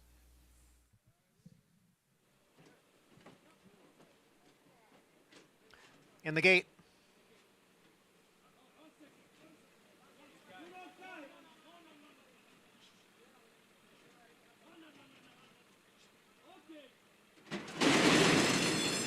And the rough. Lady Rocket and Always Karina. Always Karina has a narrow lead with Lady Rocket right alongside, and the two of them hook up early as they move up the backstretch. Just in behind is Easy to Bless in third. On the outside, Lake Avenue runs in fourth. Then Glass Ceiling and Regal Retort. The battle continues. On the outside, Lady Rocket. Down at the rail, it is Always Karina. Nothing between them as they approach the far turn through a quarter in the slop in 23 and 1/5 seconds. They've got a length and a half on the trio of Lake Avenue, Easy to Bless, and Glass Ceiling at the rail. The trailer is Regal Retort. Now Lady Rocket takes the lead from Always Karina with Lake Avenue moving up on the outside. The half mile in 46 and 3. It is Lady Rocket. Now Always Karina comes back again on the inside. They are once again together. Glass Ceiling is on the move. Lake Avenue's on the outside and being asked for more. The field comes into the stretch, and now Lady Rocket has come away with the lead. It is Lady Rocket in front, then Glass Ceiling. Lake Avenue on the outside. Always Karina has dropped out of it. They're moving for the 16th pole. Lady Rocket is there. Glass Ceiling drives up on the outside. So it'll be between Lady Rocket and Glass Ceiling as they come on for the finish. And it's going to be a tight finish. And it's going to be Lady Rocket to prevail by a head. Irad Ortiz Jr. wins both divisions of the Pumpkin Pie Stakes. As you heard Johnny Brielle say, Irad Ortiz with a totally different ride than what we saw with Truth Hurts.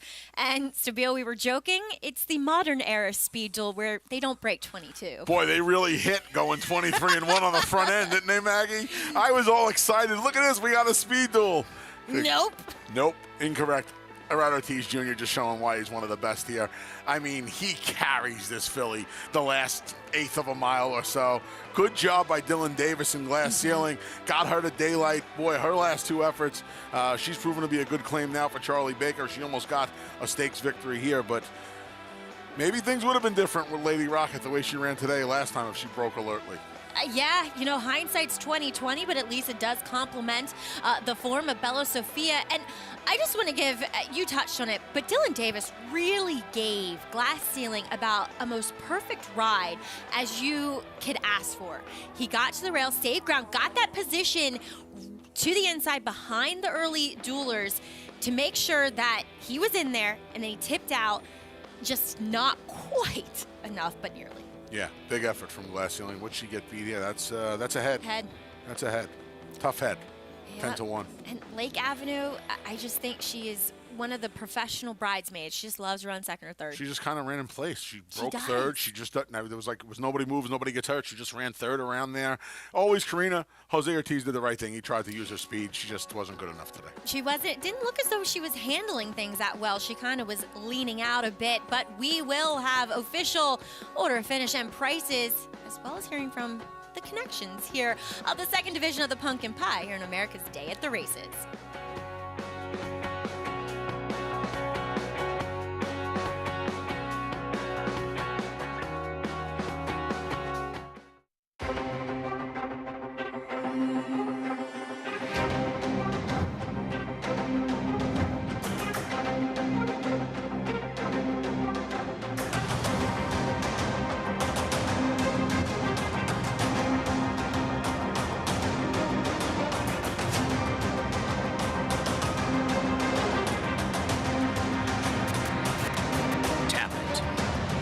Standing at Gainesway.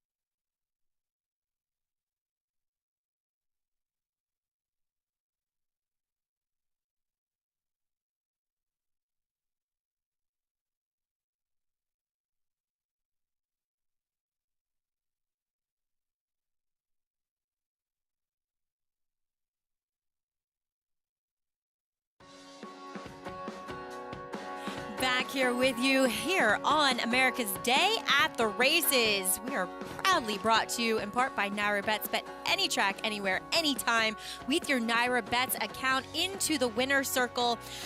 We saw Lady Rocket. She did rocket away from there a bit better today than she did last time out in the Gallant Bloom for Brad Cox. Arad Ortiz taking both divisions of the Pumpkin Pie as he is standing by, not momentarily, but Lady Rocket, you're 8-5 favorites to Beal, 520 for the win. Nice exacta there with Glass Ceiling winning second. And maybe there's a stakes win in her future, especially this winter over at the Big A, where she's had some success in the past. I'm looking forward to seeing her take on some of the winter stalwarts over at the Big A in a few months. Silks of Frank Fletcher, who always has Rocket in his horses' names for his late German Shepherd, I believe, that he loves so dearly. Well, wearing those silks down in the winner's circle, Arad Ortiz, still not with Liza, so we're just going to wait it out a second. Oh, just kidding. She got Dustin Dugas, the assistant trainer to Brad Cox. Liza, I love how you're keeping me on my toes. Keeping you on your toes. Yeah, Irad nominated Dustin here. Dustin, Dustin, a great stretch run. What were you expecting that today? I thought she was going to be, on the lead. Brad and I kind of talked about it before the race. We wanted her to be on or near the lead. She kind of gets a little bit more confident that way. And she ran a race, like Irad says, he might have made a little early move on her, but which kind of made her a little bit late later on in the race. But no, she really dug in deep, even though she was getting tired toward the end. And she, just great race. And she's been a great filly for you guys. Where do you think she'll head next?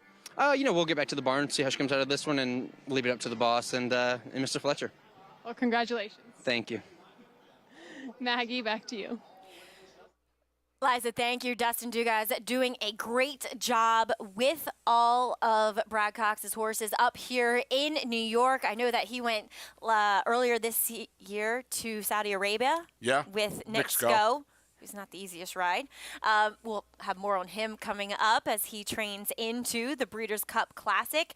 And also, Anthony, let's talk about here and now. We will also have some more action coming up from Churchill on the other side of this break. As always, happy Halloween. We hope you and the kids, if you have them, are having fun trick-or-treating, or you know, you partaked in some of the Halloween festivities, because that guy's been there a long time.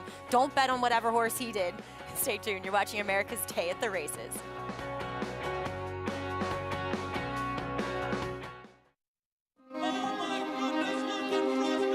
Just imagine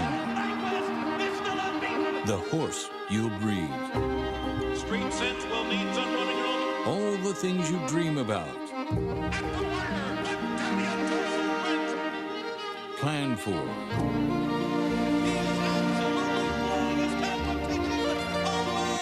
Darley, just imagine. No sport in the world brings the wins home like racing. It's one-of-a-kind, high-speed, high-stakes action, and Naira Bets takes you there. Place your bets and watch the races live from anywhere. With Naira Bets, make easy, secure deposits and promotions every day to earn reward points or cash. Download the Naira Bets app or visit nairabets.com.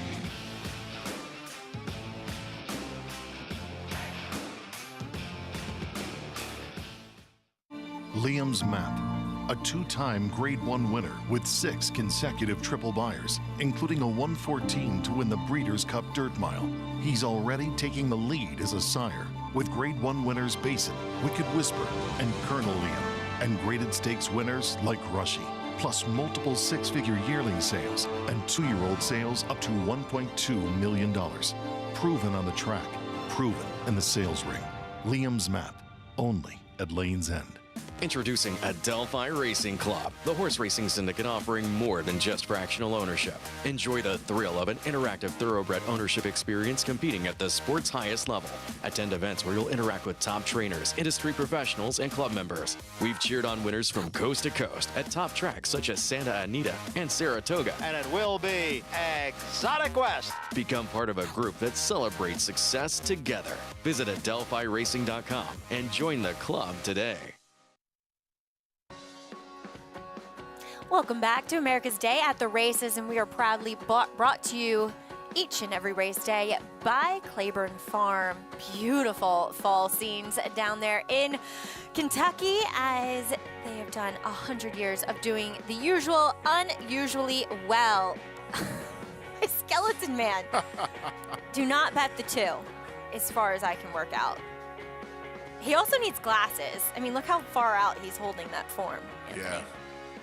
Well, welcome back. I'm Maggie Wolfendale, along with Anthony Stabile, as well as Liza Hendricks, as we do have more 2-year-old racing as it is the Future Stars card here at Churchill Downs. Race number 8, going a mile. It's 4 winners. It's an optional allowance, and we do see a 1-9 favorite for number 2. I said don't bet the 2, but, well, at least if you don't, you'll get paid here. But Penny Saver is coming in off of a Alcibiades try, in which she was done at the quarter poles to be able, but obviously getting a much needed class relief here. Not only class relief, Maggie, but she was just drawn far out in that mile and a 16th short stretch run there.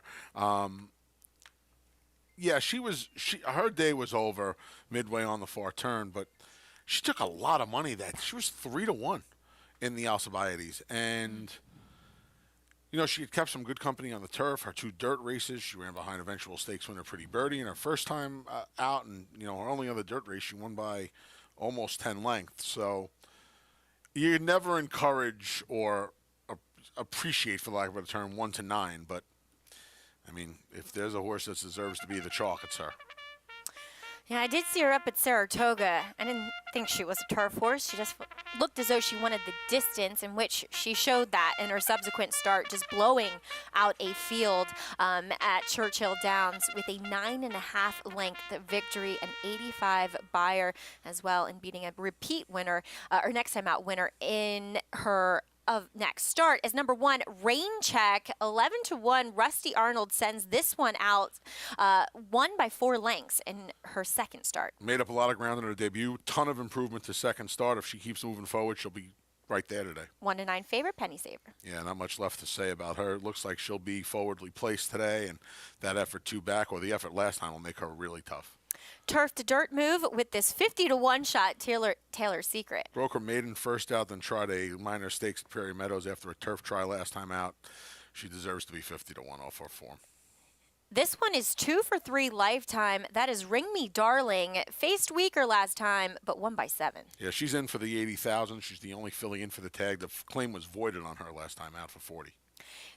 Nice floating stride there on number 5, Feeling Happy. Yeah, she won one of those restricted maiden races, same conditions as Saratoga, 45,000 at public auction. Got the money last time at Churchill Downs. Mystique Saboteur will stretch out. Yep, she'll stretch out. Lone win came with Lasix 2 back at Indiana Grand. Rudolph Bissett will send out number 7, Zing. She was this daughter of Run Happy, who was in 2 off the turf races. Got the job done going 1.70 miles in the mud last time out after debuting on a fast track. Well, Zing, yeah, she won those 2 off the turf races at Indiana Grand. You always wonder how good the quality of the field is, as it is time for the Twin Spires Market Mover.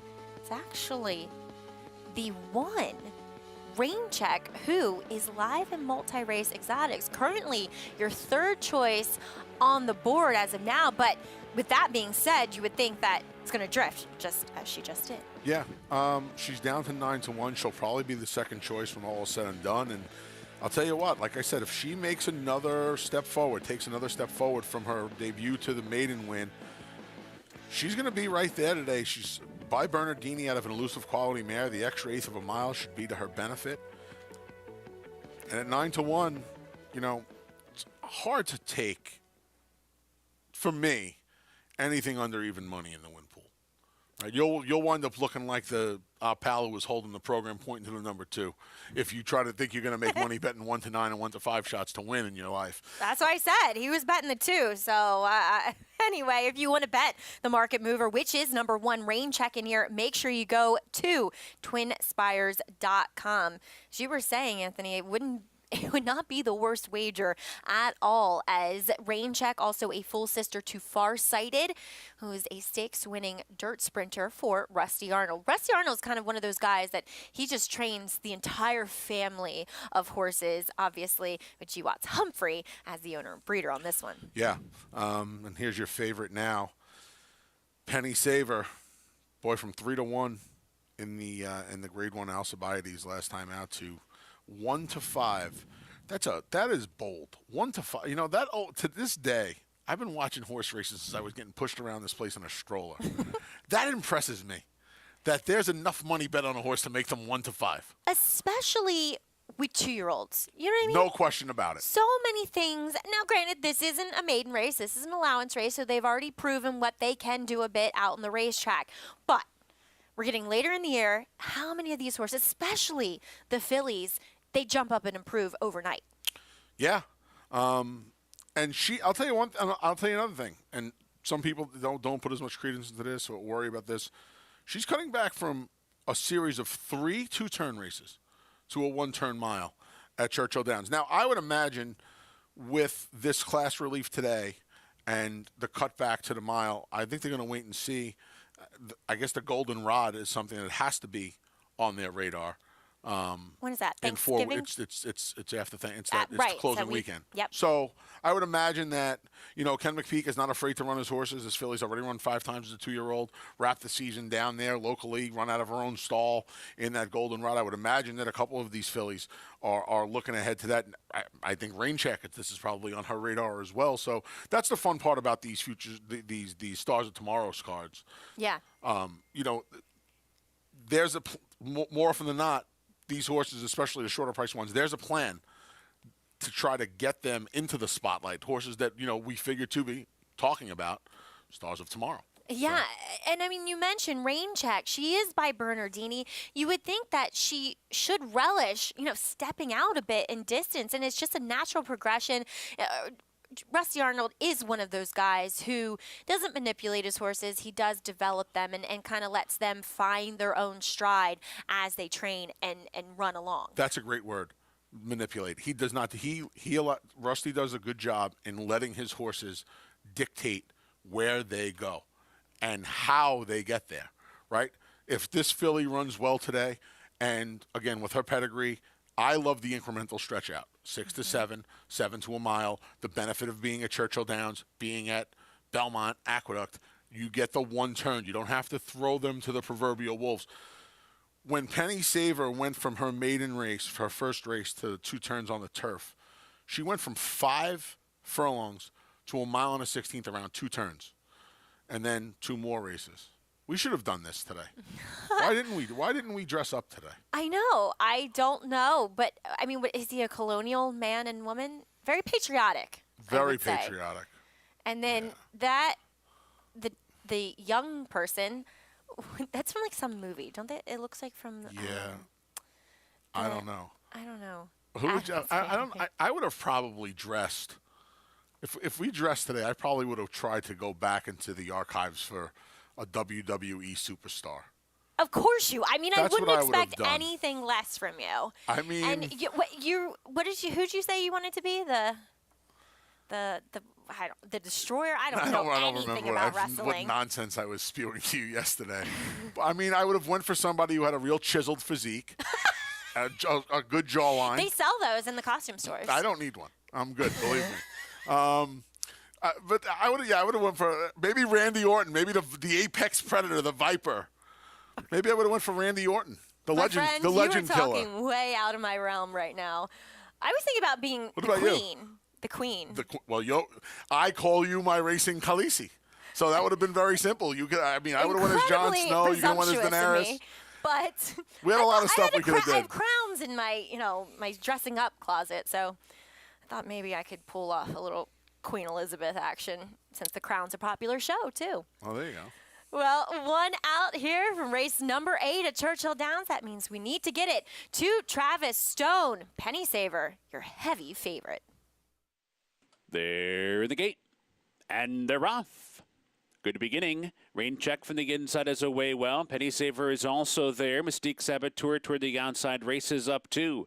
So up the chute they go, and Penny Saver comes on to secure the top spot, opens up to lead by a length. Rain Check runs up into second. Mystique Saboteur on the outside is not far behind in the early going, racing third. Zing is right there to outside fourth. Ring Me Darling in behind, while fifth, Feeling Happy, is at the back with Taylor's Secret. And the leader is Penny Saver. And Penny Saver steps out now to lead by 2.5. Now make it 3. So Penny Saver isolated on the front end with 5 furlongs to go. Zing is now running along in second. Mystique Saboteur toward the inside is third. Far outside, Feeling Happy moving up wide while fourth. Ring Me Darling right there to fifth. Rain Check shuffled out into sixth. Taylor's Secret is at the back in seventh, 6 lengths off the lead. The opening quarter, 23 seconds flat. The opening half, a sharp 45 4.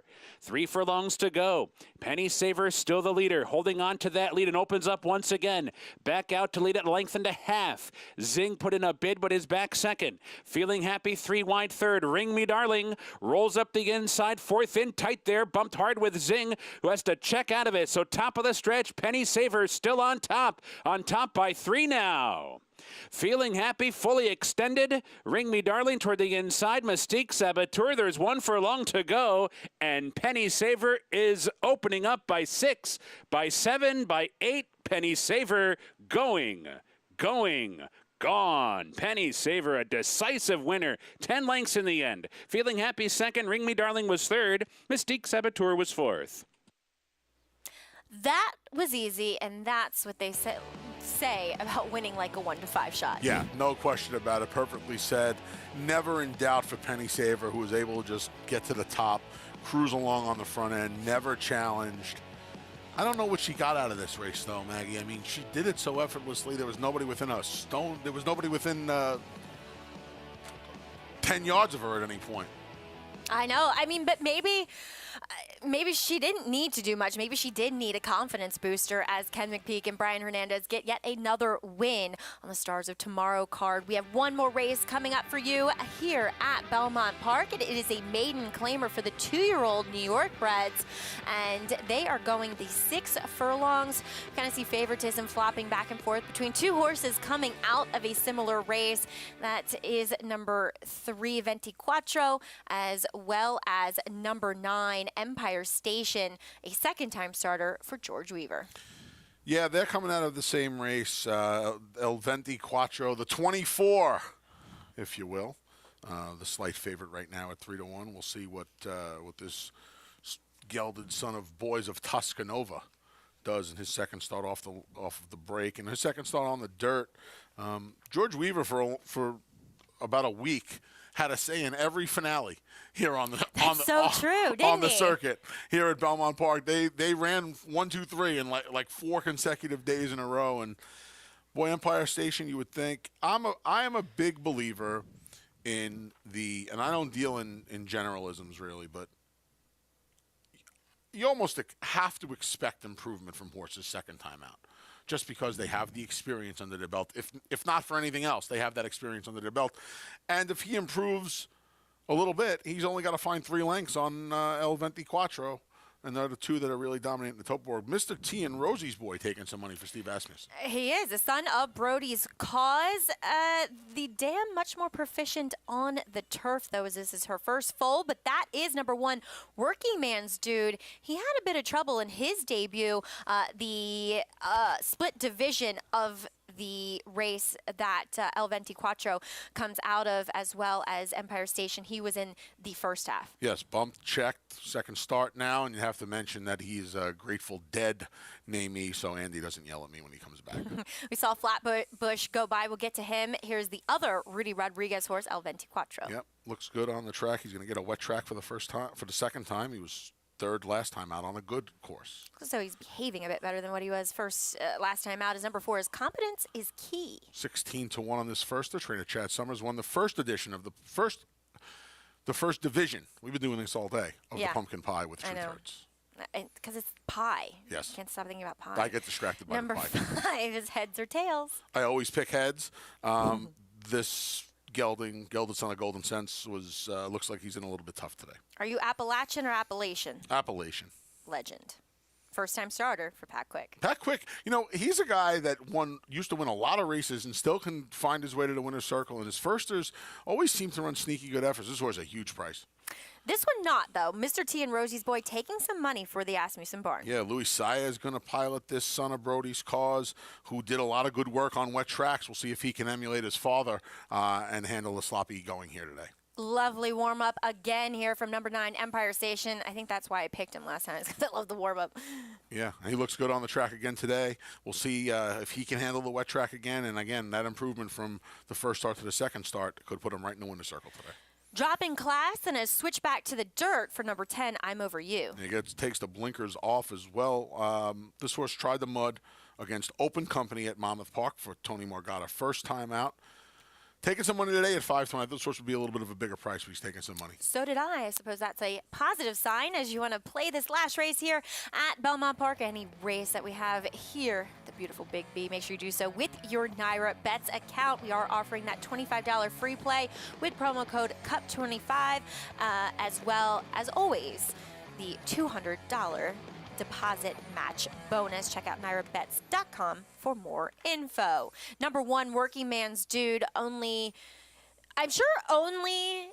Did you know this without Andy saying it to you? That Absolutely this was not. dead right? Yeah, okay.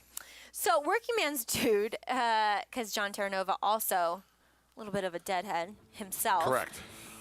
Now what? He just gets checked out badly right there.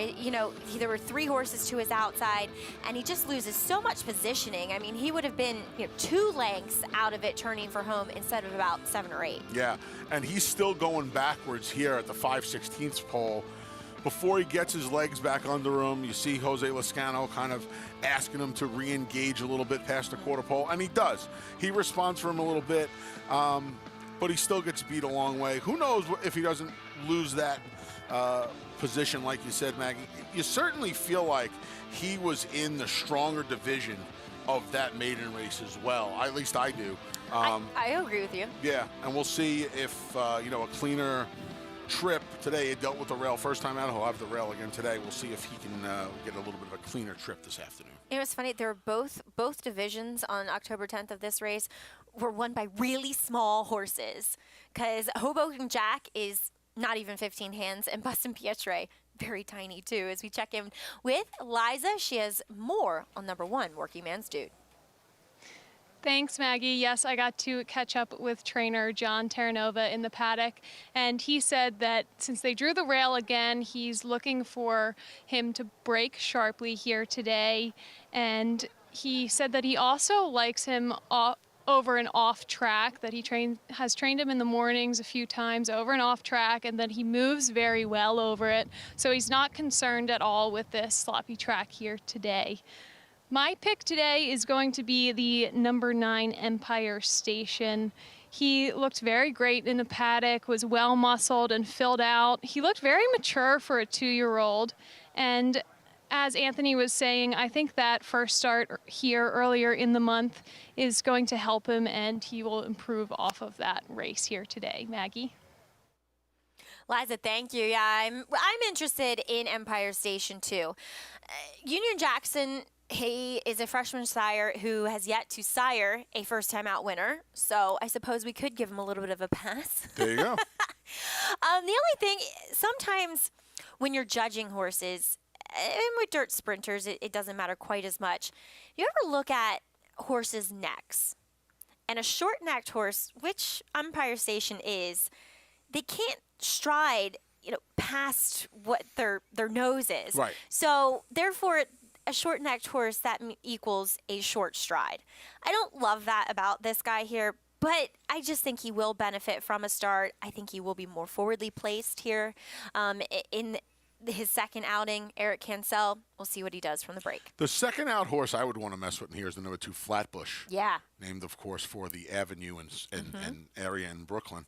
Blinkers go on, which is a good move for the Rudy Rodriguez barn. And I like El 24, so in multi-race wagers, I would not have used El 24 without using Flatbush at now 4 times the price. Yeah, I thought Flatbush, I thought he looked good on the track. He should handle a wet track as well with his pedigree. And if you're looking to bail out for the day, the week, or the month, or you need some candy money for tonight, maybe Flatbush is the way to go in here, Mac. Well, flat outs, he's not a turf sire whatsoever. He actually does well, I think, with horses, especially on wet tracks.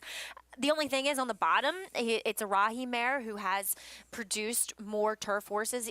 This 1.5 to Lord Flintshire, a horse for Jorge Abreu, who has done well on the turf. But Flatbush, he was just so heavy in his debut that I'm sure he got a good deal out of going a mile and a 16th on the turf course. He's definitely a live long shot. The only thing missing from him for all of the old racetrack adages, right? He's turf to dirt, long to short, class drop down as he's going from open 50 to maiden New York bred 40. He fought everything. Unfortunately, there's not like a familial connection, like John Velasquez staying around to ride for Leo O'Brien in the last race on Halloween Sunday. That's the only thing. That would get you so excited. That's the only thing he's missing, but he's a huge price. So you want to make it up and think that maybe Jorge Vargas and Rudy are cousins somewhere down the line? Knock yourself out. I love your racetrack adages. It definitely gets Anthony very excited. It does. It does. I love it. Love racetrack culture. We see number 10, I'm Over You. Will he be over this field, taking some money for Anthony Margada as he heads in, and we throw it up to John Embriat with the call. They're all in the gate.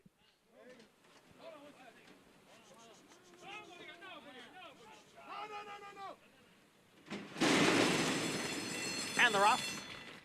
Working Man's Dude hustled to the lead from that inside post position. Competence's Keys running in second, far outside. I'm Over You is right there with Empire Station, who's in between horses, then Heads or Tails in fifth.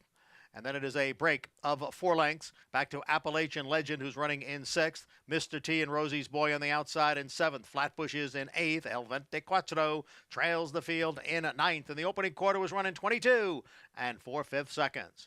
Working Man's Dude leads by a head. Competence's Key is on the outside in 2nd by a length, with I Am Over You on the extreme outside in 3rd. Then Empire Station down towards the rail is Heads or Tails. Farther back it's Flatbush, followed by Appalachian Legend and El 24. They are at the quarter pole. Competence's Key, first-time starter, has now come away with the lead. I'm Over You moving up on the outside of Working Man's Dude. They are right together, 2nd and 3rd. As the field passes the 8th pole, it is Competence's Key opening up here. Competence and Key really enjoyed the off-going here. Competence is Key is going to win first time out at a big price. I'm Over You was 2nd. Then Working Man's Dude and Heads or Tails. Second win on the card for trainer Chad Summers is Competence is Key. Also gives sire Micromanage his very first debut winner. $55,000 yearling purchase. $5,500 yearling purchase. Looked a winner every single step of the way. Sat right off the pace set by Working Man's Dude. Took over on the turn like he was 3-1 and not 17-1, and just coasts home in the slop. I said to you, It looks as though Benji Hernandez is just tanking with this horse. I mean, he just looks so loaded at every step of the running. Rocking chair. He was on a rocking chair at the 7/16 pole. Well, he didn't necessarily like the rock crop, but he was well in front as the tail started swishing there. Just going to a hand ride, putting it down, but 17-1 over the 10 in here. The horse dropping in class. I'm Over You, the 1 Working Man's Dude. We saw Jose Lascano give him every chance, send him to the lead. He could do no better than 4th. We will have official prices for you on the other side of this break. You're watching America's Day at the Races.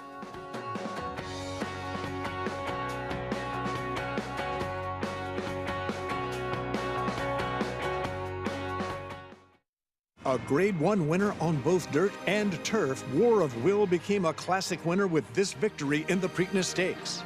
He added turf credentials to his resume with a determined victory in the Grade 1 Maker's Mark Mile, a winner and Grade 1 placed at 2, multiple graded stakes victor at 3, and Grade 1 winner again at 4. This son of War Front has proven his class at every level. A classic winner with a stallion's pedigree, War of Will, standing at Claiborne Farm.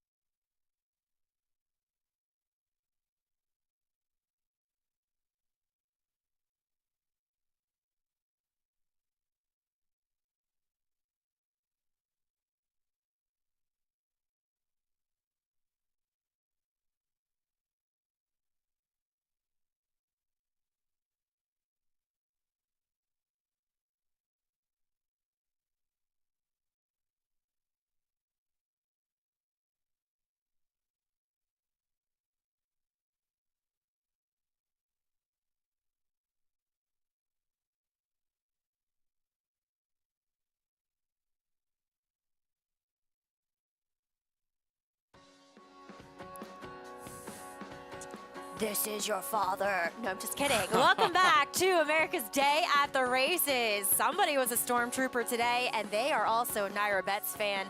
As always, we are brought to you in part by Naira Betts. Wow, that was really good timing by our cameraman down in the winner's circle with the horses running behind them.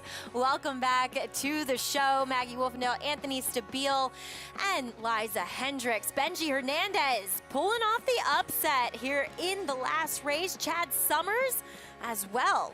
He upset a couple races today. He took the first division of the Pumpkin Pie Stakes with Truth Hurts, but Confidence is Key was more than ready for his debut. Yes, he was ready to roll at first asking, and Source relished the off-going today. 17-1. Upset winner of the last race of the day, week, and month of October here at beautiful Belmont Park, Max. What better way to do it than with a high-priced winner paying $36.60 over I'm Over You and Working Man's Dude. Wasn't exactly a 10-4 over and out. It was a 4-10. Plenty of people box those numbers. Another racetrack adage for you there. 10-4. Copy. Micromanage also getting his first debut winner, which I found really interesting. Dam also won as a 2-year-old. So it hasn't been the easiest sequence to take down, as this is the late pick 5 follow along. Wow, if you had Confidence is Key, well done. Truth Hurts paying $17.60. Wonder where Craig is. He was a bit of a price. I think a lot of people questioning, would he get the 7 furlongs? Wonder how many people in the Summers family just kept hitting repeat, singling the 2 Summers horses and just finding the chalks the rest of the way for almost $1,500 for 50 cents. I think they've had a very good day at the races. Chad, his brother Dan works for us at Naira. Scott was here, his dad Scott was here as well. Great guy. Too. Well, it doesn't stop at Belmont, Anthony. We are heading down to Louisville, Kentucky. We still have a great 3 races left on the card there. Future Stars Day at Churchill Downs here on America's Day at the Races.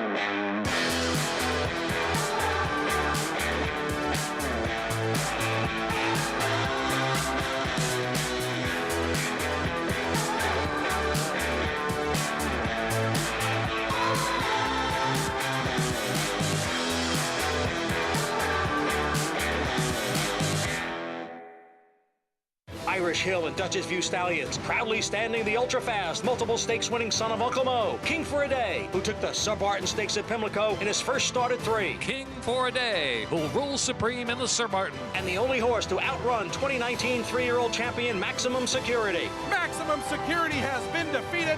King for a Day by a length. Sire maker extraordinaire Uncle Mo's King for a Day. Visit IHDVStallions.com to book your mare today.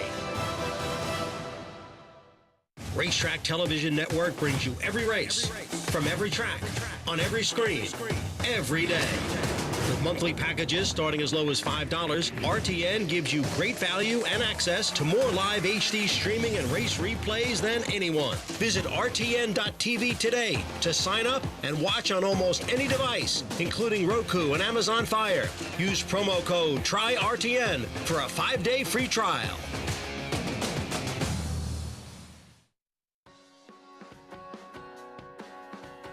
Skeletons are out in full force. It's Halloween here on America's Day at the Races, and we are brought to you by America's Best Racing. For the love of the race, check out americasbestracing.net today. Race number 9 in the paddock here at Churchill. Another allowance, kind of the males version of race number 8, and a little bit more of a wide open betting race, to say the least, not 1 to 5. But we see Dr. Perry in here as well as Hoist the Flag, taking a lot of attention, as well as number 8, Blue Kentucky, who we'll get to in a second. But Hoist the Gold, I should say, called him Hoist the Flag, didn't I? Hoist the Flag would probably beat these horses. Yeah, I'd wager with that. As Hoist the Gold, he's never crossed the wire first. So we didn't see Cyberknife 2 races ago. He was on the AE and scratched. But Hoist the Gold, we'll see impeded here early on in the stretch. Yeah, right there you'll see a bump, and he took a pretty good bump twice, not once, but twice, right in upper stretch. I'm not sure if he would have won this race without the bumps. And I'm not a big fan of horses that haven't crossed the wire first. It's been my experience. You just don't see them win that often and win in proximity to that incident. So while he can certainly win and have a say in this race, especially with the day Dallas Stewart is having, he's a bit of a short price for me. He's looking for his 4th win on the card. Despite the pedigree saying that he should want to go longer, Anthony, in my notes, he's small, and he's continuously losing ground in his races. So why does he want to go a mile? How many times do you think Dallas Stewart told somebody he's the leading trainer there today, by the way?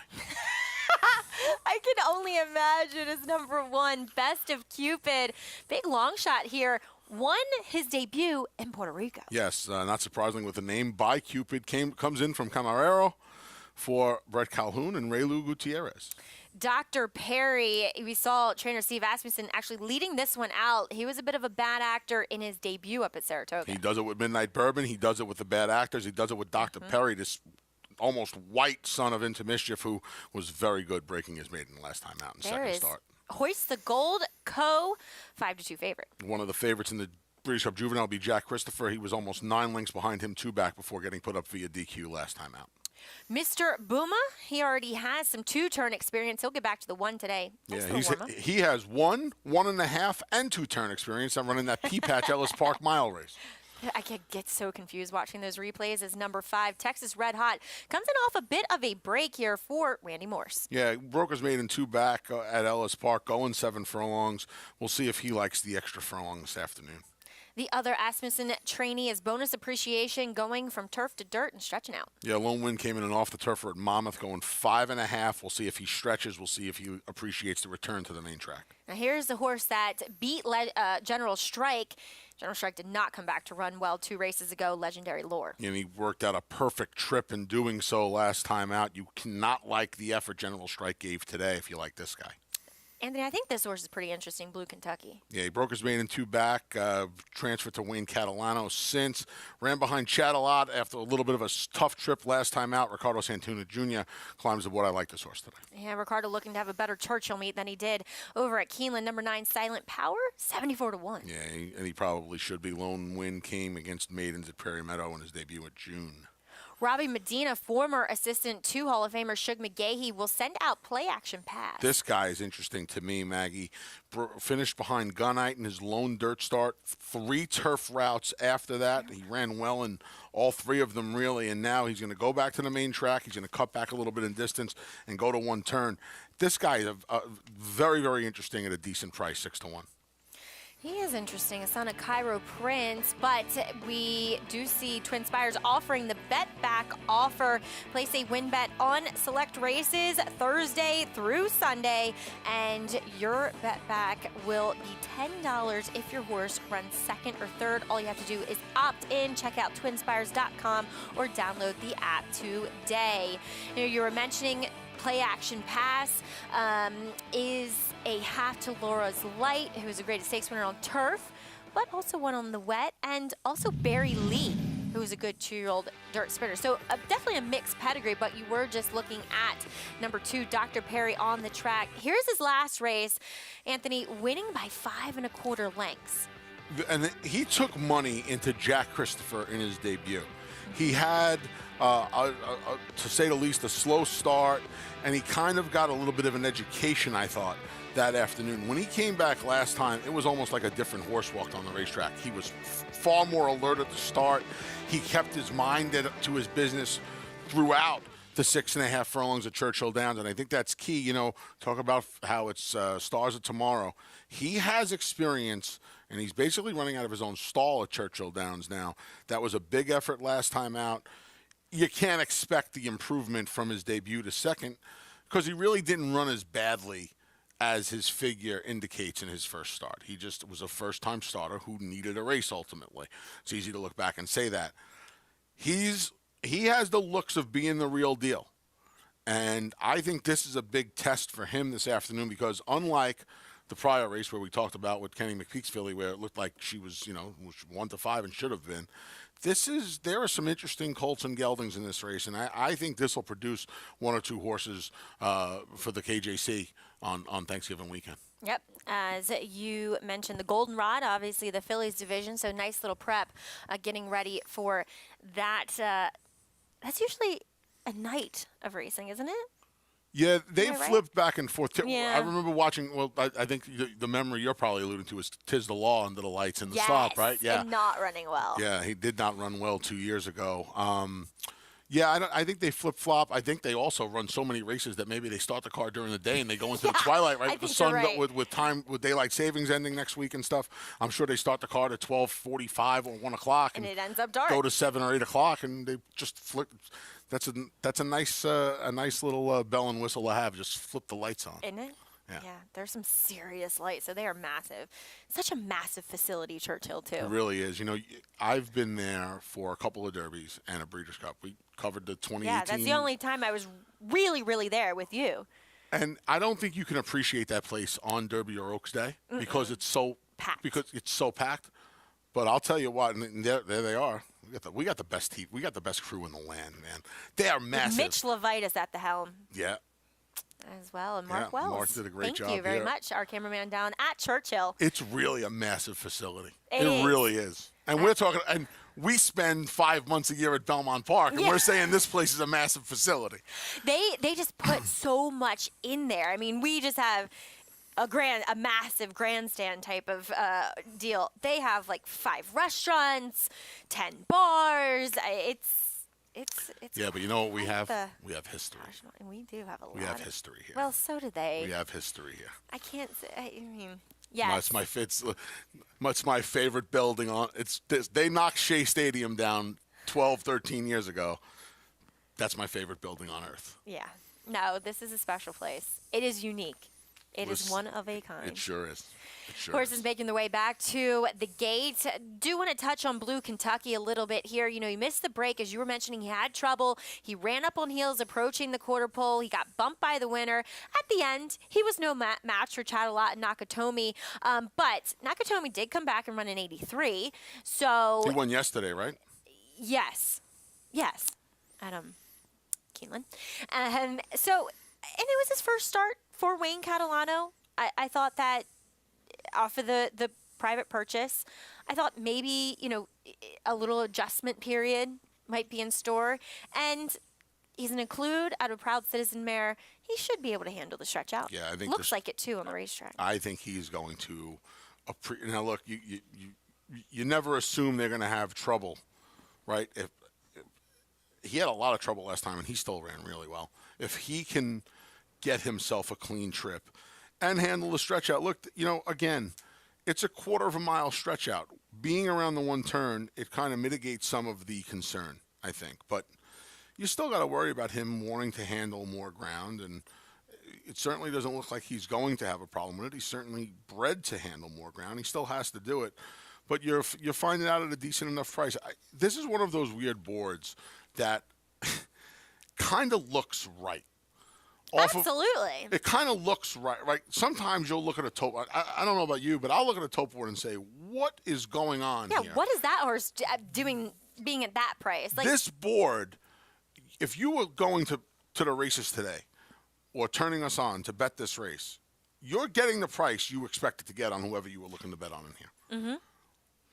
Number 10, Play Action Pass, as we were talking about, has pedigree to be successful in switching back to the dirt.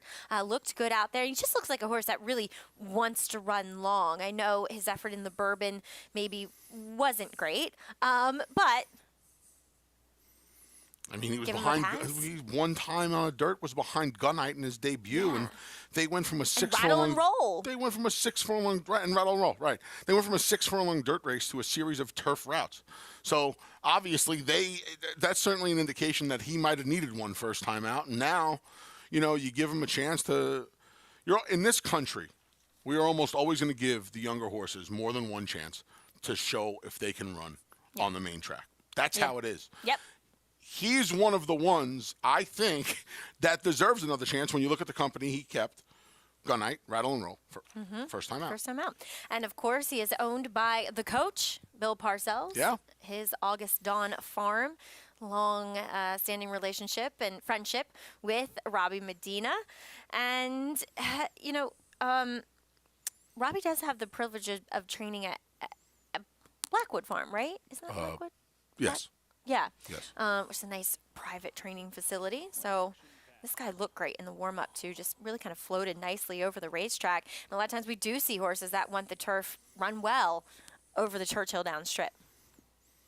Well, whoa. We see number 3 acting up quite badly, rearing up, and I do believe unseating Tyler Gaffalione, Hoist the Gold. Yeah. Looks as though he's climbing back aboard now. Tyler's off. He's about to get back on with Hoist the Gold, never coming out of the starting gate. No, he did rear up, but it didn't look as though he sat down or anything like that. So Tyler is back aboard, and we will throw it up to Travis Stone with the call, race number 9 at Churchill.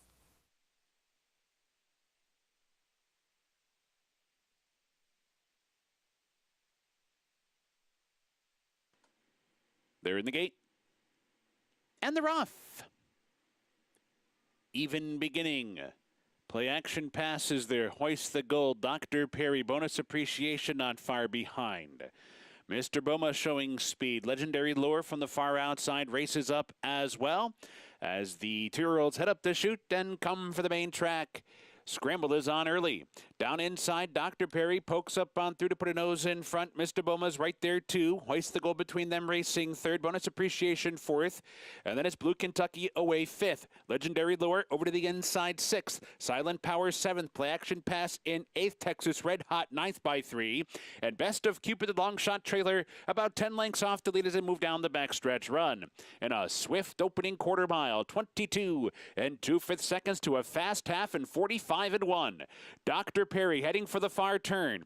Mr. Boma keeping the pressure up right there. Blue Kentucky looms up on the outside with a 3-wide bid from third. Play Action Pass is set to strike right there and behind fourth. Bonus Appreciation is fifth. Texas Red Hot within striking range sixth. Coming for the top of the stretch. Dr. Perry turning for home. Mr. Boma right there. Blue Kentucky Play Action Pass begging for racing room in behind. Texas Red Hot coming down the center of the track, racing for the 8th pole. Dr. Perry digs down Mr. Boma. Blue Kentucky, Texas Red Hot, Play Action Pass was stopped. Legendary Lure is late on the scene, so too Bonus Appreciation, but it's Texas Red Hot who comes away with the lead and opens up by 2. Legendary Lure up into second, but Texas Red Hot, an upset winner by 2 in the end. Legendary Lure was second, Mr. Boma was third, and Play Action Pass a tough luck fourth.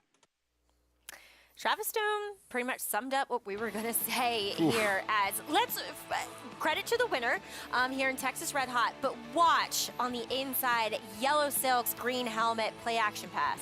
Well, if there was an appropriate day for a horror trip, it would be Halloween, and they will never forget this trip that Play Action Pass got today. Saved all the ground, moved up nicely along the inside, and then when a decision had to be made, Corey Lanerie decided to ride the rails, and it cost them dearly this afternoon. You know, going to the rail, I mean, it works at Churchill, but it either makes you look like a fool or a genius. And unfortunately, when it doesn't play out. It like was it the did former here. this afternoon, because if he goes outside, you'd have to think with the momentum he had on the far turn, he was going to be able to rally past these horses. Because this horse was 10 lengths out of it in the first quarter, 3/8 of a mile, got him to the rail from the outside post, moved up sweetly around the turn, looked loaded heading to the quarter pole, and then you knew that might happen. And take nothing away from the winner. Joe Talamo gave Texas Red Hot a real good ride. Texas Red, his sire, had that same big sweeping off the pace move, and Texas Red looking like his old man today, getting the job done. He had run second prior at Churchill Downs, and now he gets a win beneath the Twin Spires with a nice effort. With a much, much easier and cleaner trip than fourth place finisher Play Action Pass. Yeah, it was coming off a little bit of a break, but training nicely down there at Churchill Downs. For Randy Morse, Joe Talamo is teaming up for DD Stables LLC. So nice stretch out for Texas Red Hot. We will bring you official prices here from Churchill Downs race number 9 on America's Day at the Races. Stay tuned.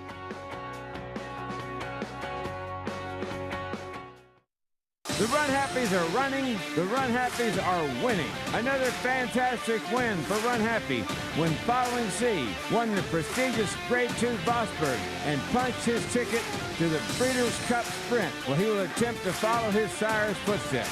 And after 2 wire-to-wire wins to start his career, Run the Daylight showed a new dimension, coming from off the pace to say perfect was another win. Run Happy, standing in stall 1 at Claiborne Farms.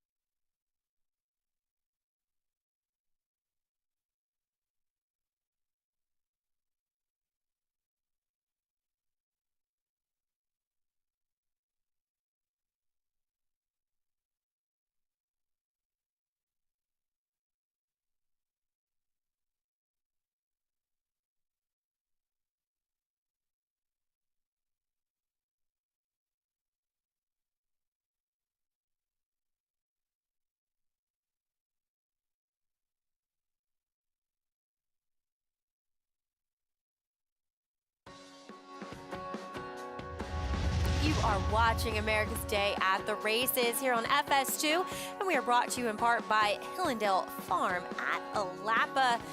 Standing such sires as Curlin, Kitten's Joy. But into the winner's circle, we saw the winner of race number 9, Texas Red Hot, Randy Morse, Joe Talamo, DD Stables. It looks like a happy winner's circle as Joe Talamo taking the path of least resistance, where we saw the 10 horse in here in those August Dawn Farm colors. Play Action Pass just taking the worst of it down on the inside. There it is, a tale of 2 trips. Texas Red Hot and Joe Talamo go outside. Play Action Pass, Corey Lannery go inside. One gets to the winner's circle. One's going to, in all likelihood, have some words with trainer Robbie Medina when this is all said and done. Yeah, Robbie's a little scary when he's not happy, so I kind of feel for Corey right now. Number 7 rallying late to get Place Honors Legendary Lore as he stretches out that extra furlong. Texas Red Hot at 17-1, over 9-1 Legendary Lore. The Exacta paying $228, but we saw the rags to riches earlier. We'll see the Street Sense as he was the first horse in 32 years since Spectacular Bid to pull off the Breeders' Cup Juvenile Curse and win the Kentucky Derby.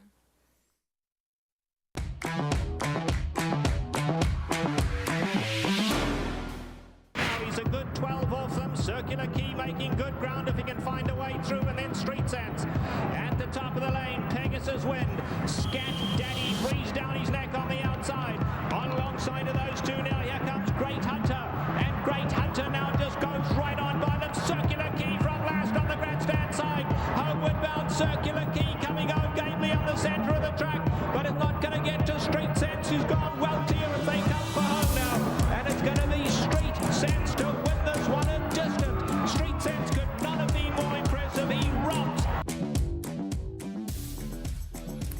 Street Sense, what a crop that was. We saw Calvin Burrell going up the rail for Carl Nasker. Sorry, I misspoke, as you were right. First favorite since Spectacular Bid, but the first horse ever to pull off the Kentucky Derby Breeders' Cup double. And it was almost like watching a replay of the Breeders' Cup Juvenile, because Calvin Burrell, as was his wont, just married himself to the inside and just came flying. It was the exact same. It was the, and like you said, curling.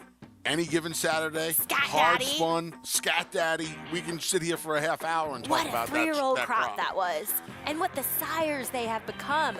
Of Rags course, to Riches. Rags to Riches. That we saw earlier on the card. I mean, it just, wow. 2006, 7. I wonder if they thought about that when they put the Rags to Riches and the Street Sense on the same. I would think, right? Because didn't she? Yeah. Yeah, she. Yeah. They just need a curl. They just need a curling for the day, and they have all 3 Triple Crown race winners that year. That they did. Curlin, obviously, prolific sire as well. The Street Sense Stakes is next. Mile and a 16th here on the main track. We saw a couple defections. Morning line 3-1 favorite Kiss the Sky is out, and also Lucky Boss won't play today. But Red Danger kind of had the same look of Kiss the Sky as far as past performances were concerned, because both of them were switching back to the main track from turf outings. Yeah, kind of coming in along the same lines, and we'll see if Red Danger can get the job done now going back to the main track. Oh, wow, and Street Sense, his name is up there for his Kentucky Derby win, as he did love Churchill Downs, so. He sure did. He did. But as far as this Street Sense, did you think that, the favorite was warranted that, as we do see actually number 6, Howling Time, the horse with dirt form, coming in here with that big win first time out with an 81. I think you're always going to see the dirt horses in the dirt race take the money before the betting public is going to lean towards horses coming back off of the turf, even if, and in this instance that was the case, even if the horses had some prior dirt experience. But this horse's effort first time out, Howling Time for the Albaugh family and Dale Romans, was sensational. This was a big effort. I love when the young horses are able to pass horses, and he passed quite a few horses in his debut. He also did it in a good final time. He's going to have to stretch from the 6 to a mile and a 16th now, from the 1 turn to the 2 turns. But he's an exciting prospect, and one of the horses I was really looking forward to on this Stars of Tomorrow card down at Churchill today. He's the son of Not This Time, who was also conditioned by Dale Romans, who will be represented by 2 horses in here. Red Knobs already has the 2-turn experience. He was 3rd last time out in the Grade 3 Iroquois behind Major General, who definitely was best that day. But Red Knobs is a horse that will really appreciate yet again the mile and 16th distance, as we'll have more on this race, as well as the stakes races we've already run, the ones here at Belmont Park. Wonder where Craig is. Picks up his first Greatest Stakes victory, as well as the same for his trainer Brittany Russell, who's about to have her second baby any day now. More coming up here on America's Day at the Races.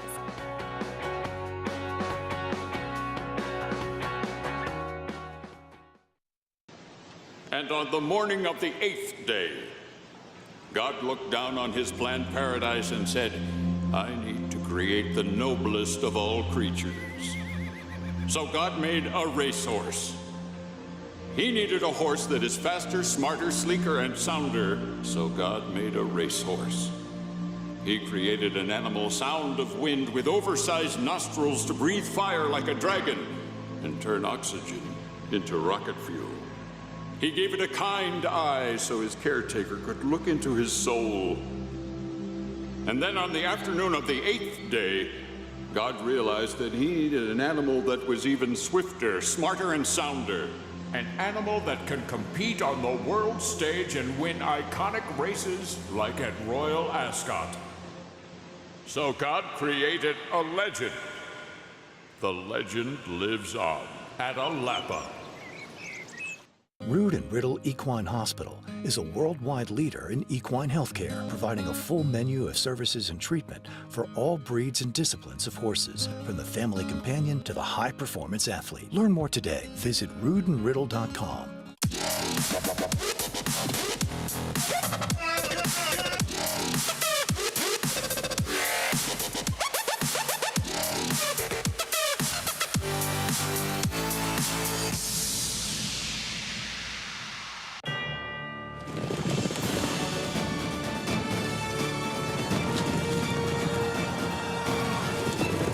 Together from every corner of the globe in pursuit of the one reward that sets the special few apart, the title of World Champion. Don't miss racing's ultimate coronation, the Breeders' Cup World Championships at Del Mar. Tickets on sale now.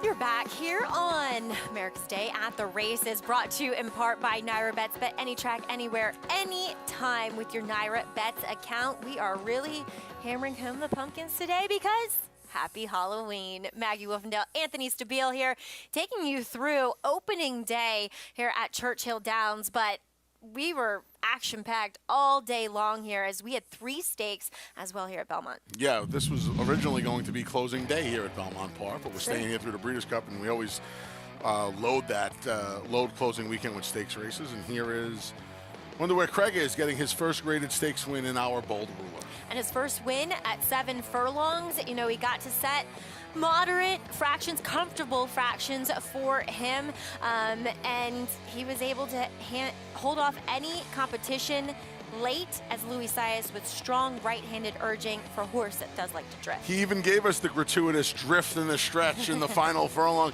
Maybe it doesn't matter, Maggie. Maybe he just drifts in the final furlong. He sees the wire and he's like, I got to make a little bit of a right-hand turn now. It's like time to pull up. Does it at 5.5, does it at 6, does it at 7. Yeah. Today, though, was able to hold sway and, like we said, get that first graded stakes victory in pretty nice fashion. Yeah, he did. And he's such a beautiful horse. He's just your quintessential dirt sprinter, just as stout as he is tall. And we see Michael Dubb, co-owner with him, as well as the Elkstone Group, too. So there's the Elkstone Group. Silks there on the track, as we also maybe didn't get to celebrate with her, but at least we got to celebrate via Twitter with Brittany Russell. There she is with her first daughter, Edie, as her husband, Sheldon Russell, tweeting this out. Sheldon, I feel like he's like Richard Migliore. He's had an injury every single year of his riding career, but as he said, about to have their second child in 2 days. So what a better way to welcome in the new baby. That's with your first graded stakes win. Yeah, I couldn't imagine if you're involved in this sport, right? We do everything. Everything revolves around the sport. Totally. Right? People get married on Tuesdays and Thursdays, and you plan your birth. You plan the birth on a dark day. You make sure everything is done if you're that according lucky, to the both racing, of my babies came on dark the racing days. schedule. There you go. So anyway, they were well conditioned, as we did have 2 helpings of pumpkin pie today, as the fillies and mares going the 7/8. Here is your first slice, and we saw a little bit of an upset. A filly who loves the wet going, and what a peach of a ride iRider Tees gave Truth Hurts. Yes, fantastic ride here, riding the rails. Now shows her a little bit of daylight when they're coming off the turn.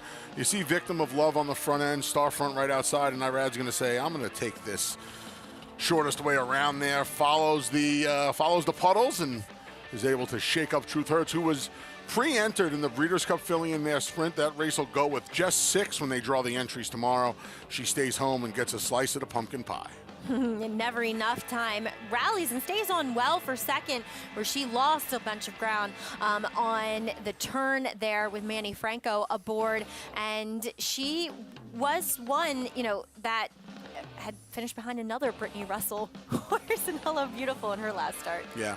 This filly, though, the winner, Truth Hurts, is taking advantage of she won the off-the-turf Perfect Sting back in the summer. She relished the off-going again today here at Belmont Park, and the move by Chad Summers, who won 2 races on the card, to stay home pays off. Nice dividends here in Division 1 of that pumpkin pie. I think Chad was doing a bit of a rain dance. I don't think he does much dancing at all, to be honest with you. Well, it worked, whatever he did. She is one that just really, truly adores a wet track, and you can see it with her physical makeup, too. Yes. Yeah, she does. Well, the second division of the pumpkin pie, it looked to be the stronger one going in on paper, but at the end of the day, it actually came down to the favorite and a long shot battling it out to the wire, but Lady Rocket, she wound up on top. And a slight favorite at that, Lady Rocket 8-5. Always Karina was 9-5. You see her finishing 4th along the inside. Lake Avenue 2-1. And Glass Ceiling, former claimer, is going to be the one to give Lady Rocket her biggest scare. Almost runs her down. I don't know. She fell a dollop of whipped cream short, if we're going to stick with the pie thing, of getting the money in the second slice of the pumpkin pie this afternoon. I think we've officially killed the pumpkin pie thing now. Glass Ceiling, she almost broke through. And just when I thought it was over, Maggie comes right back with a zinger of her own. Big effort here. And Gerard Ortiz Jr., deservedly so, wins both editions. Like you said, Maggie, we thought the first edition would be not as strong as this division, right? And it turns out that his ride aboard Truth Hurts, he had to do a whole lot less than he did out on Lady Rocket today. Yeah, I totally agree. And we joked about it when this race was running. Oh, we see a speed duel, and then the fractions come up 23 and 2. So she wasn't going that fast on the front end. Always Karina never necessarily looked comfortable from that inside post position. Jose Ortiz saying, I got to go with her because she only runs her better races while on the front end. And she just didn't look like she handled the racetrack that well. Right. She kind of had her head cocked to the side. So. And that makes very little sense. This is why it's the greatest game played outdoors, because her best effort, fastest effort, whatever you want to say, whatever euphemism you want to use, came in the mud at Aqueduct in her debut. And now she gets kind of a similar racetrack today, and it looked like she had nothing but disdain for it. So, try explaining that to the casual fan, how they like one wet track and don't like the other. But again, that's why it's the greatest game played outdoors. What you like one day, you don't like the next. Yep, they are animals. After all, they're individuals, not machines, as we will have more of these fine, regal, graceful animals coming up for you. The Regal Thoroughbred, majestic thoroughbred, some would say, as we have more stakes action. It's our last of the day here on America's Day at the Races. It is the Street Sense. More on these 2-year-olds coming up after the break.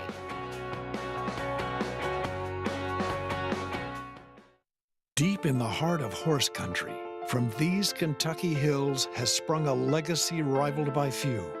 From the all-time greats of yesterday to the breed-shaping bloodlines of today, our roots hold strong with the promise of tomorrow. For over a century, our passion has guided us to where we stand and everything we stand for. Claiborne Farm, the tradition continues.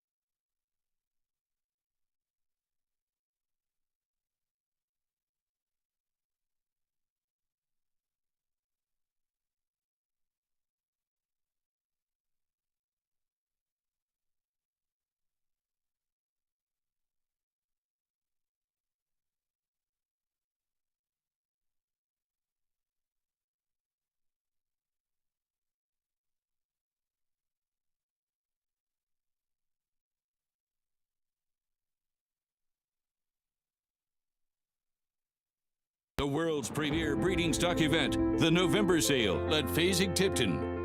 One of the top turf fillies of her crop, Duopoly lived up to her royal pedigree in the Grade 1 American Oaks, where she defeated the likes of Breeders' Cup winner Sharing and Grade 1 winner Red Lark in wire-to-wire fashion with a final quarter-mile time of 22-3. Campaigned by owner Claravit Stables and trained by Chad Brown, Duopoly was defeated only once in a career that included stakes victories on both coasts. World-traveling champion Animal Kingdom gives Duopoly international class on the top of her pedigree, and her Irish-born dam, Just Around Midnight, was a Grade 3 winner in the U.S. after starting her career overseas. Her female family traces back to one of the most productive lines from Queen Elizabeth's Royal Stud, a family that's been cultivated by the Queen for 5 decades and includes European headliner Starlet and current 2-year-old standout Reach for the Moon. A regally bred Grade 1 winner, Duopoly, selling this November at Fasig-Tipton with Elite Agent. The November Sale, Fasig-Tipton, otherwise known as the Night of the Stars. We see a lot of those talented horses selling, bringing big prices. And as always, Fasig-Tipton, a proud sponsor of our show. Want to go partners on one this year? Oh, yeah. Let's talk about like the breeding stock sale. I might be up for that. As number 1 is Guntown. Steve Asmussen sending out this son of Gun Runner, another debut winner on our card here at Belmont. Another homebred here, Guntown. See if Gun Runner can keep things going here. Interesting trip last time. I think he can rebound today. Looney Sema going out for Jack Sisterson. Broke the maiden with blinkers and Lasix last time at Indiana Grand. He will not have the Lasix today. I thought this horse was impressive in his maiden breaking score, Skippy Longstocking. Yeah, fantastic name. Safi Joseph Barn starting to heat up outside of Southern California. Gets a big rider upgrade to Tyler Gaffalione. Yeah, taking 2 stakes over the last 2 weeks here. His number 4 is Red Danger. Yep. Son of Orb gets back to a main track for the first time since trying a good and sealed track at Saratoga on debut. He ran behind Chad a lot that day. We'll see how he handles the dirt on 2 turns. Wow, Howling Time looks like such a knot this time. Yeah, he really does. And another one, he's going to have to stretch 5/16 of a mile. But if he comes with his debut effort, which was a victory beneath the Twin Spires, he's going to be tough today. Sport Pepper has a lot of conditioning. Yeah, got the job done. That short stretch, the short run to the first turn at Keeneland in the allowance race last time out, looking for 3 in a row.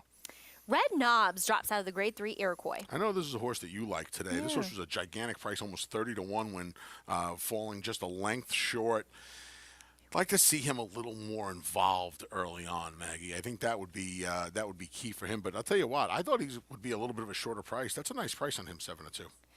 Well, as always, here we do have the Twin Spires Market Mover to bring you. It's number 6, Howling Time.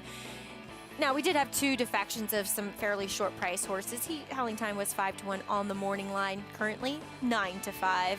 And as always, if you want to play the Market Mover, make sure you check out twinspires.com or download the app today. We'll check out that maiden win from Howling Time.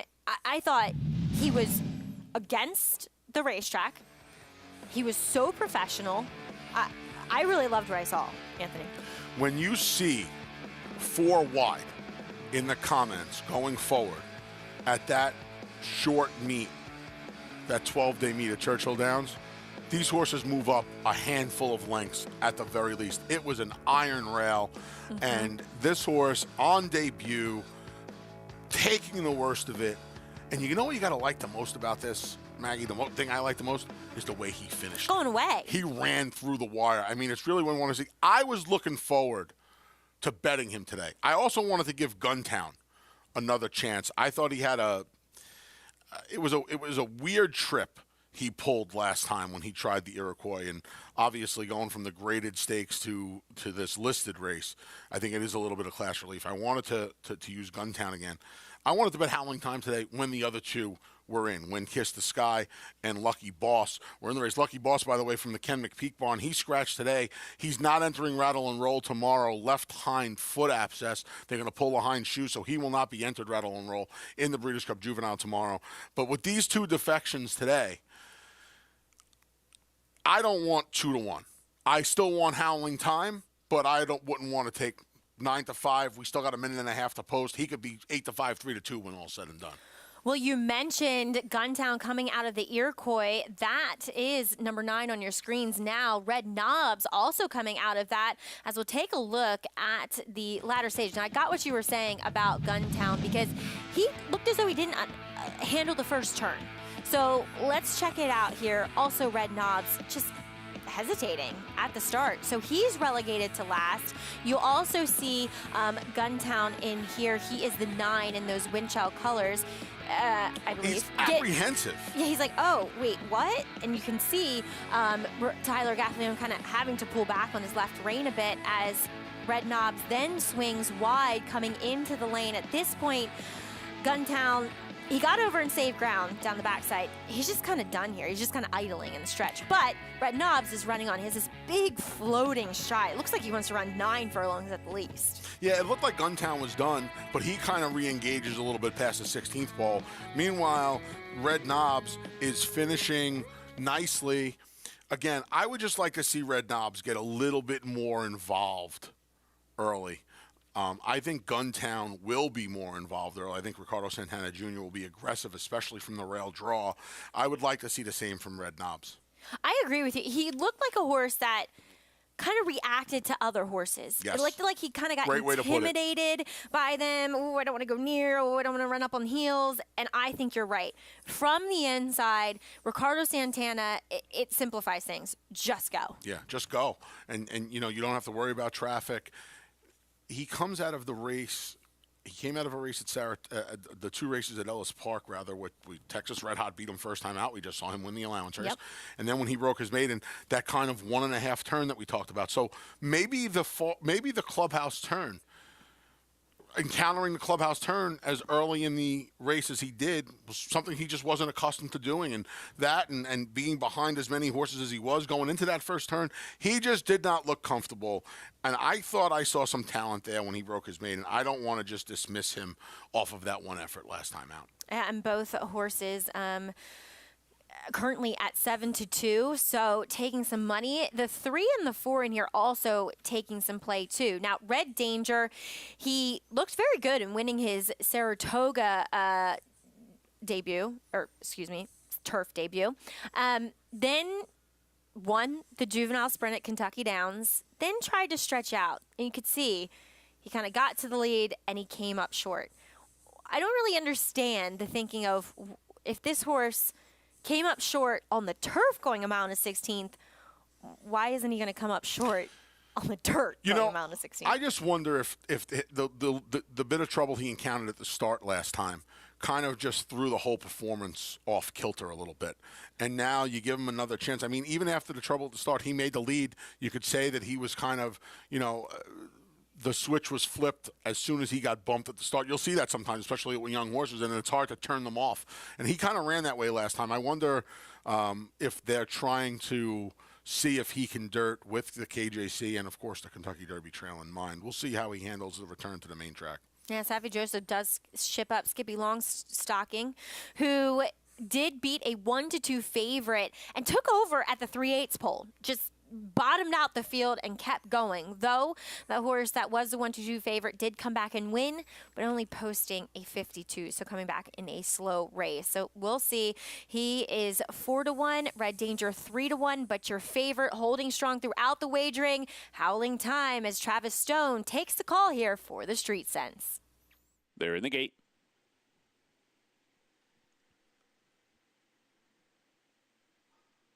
And they're off. Slow beginning for Looney Sema, bit of a bobble for Guntown. Good beginning for Red Danger, and Sport Pepper quickly comes on to take the lead. So Sport Pepper steps out and angles over toward the rail and is quickly in front to lead by 2. Red Danger's running up into second. Howling Time comes away third. Skippy Longstocking toward the inside is fourth. Red Knobs fifth. Guntown and Looney Sema at the back of the pack. Around the clubhouse turn they go. And it's Sport Pepper showing the way by a length and a half. No pressure yet from Red Danger, who's content to track the pace from second. Skippy Longstocking saving ground that opening turn is third in toward the rail. Howling Time within striking range from fourth, only 2.5 lengths off the leader with 5 furlongs to go. And then it's a margin of 2 back to Red Knobs, Guntown, and Looney Sema after that slow beginning trails. 24-3. A moderate opening quarter to a composed half and 49-1. 4 furlongs to go. No excuses for Sport Pepper, who heads for the far turn in control. Now Red Danger lets it out a notch and comes on with more pressure, and Howling Time is hovering to their outside 3 wide third. Skippy Longstocking in behind fourth. Red Knobs in fifth. Looney Seema's picking it up. Looney Seema with a sweep on the far outside into contention now. And Guntown's behind them coming for the top of the stretch. Red Danger comes away with the lead. Howling Time hounding that one off the turn. Nothing left for Sport Pepper. Red Knobs is there, racing for the 8th pole, and Howling Time takes over. Howling Time to the front, opening up a length and a half. Red Danger fights on, but is back into second. Red Knobs is third, the rest with way too much to do. It is all Howling Time. Howling Time under the wire, the Street Sense winner by 3. Red Danger was second, Red Knobs was third, Skippy Longstocking was fourth. Anthony, this horse, Howling Time, he looks pretty good. This horse is okay.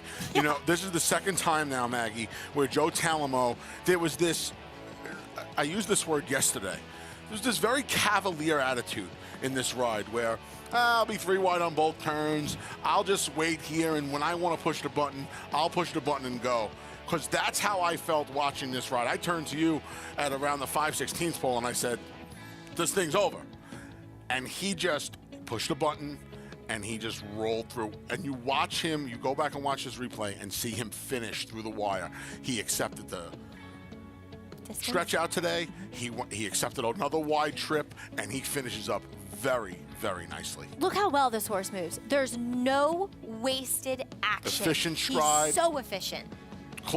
Down towards the ground, right? He's everything you want to see in a young horse who's got plenty of time. You see Joe Talamo there. Joe actually asked him to gallop out.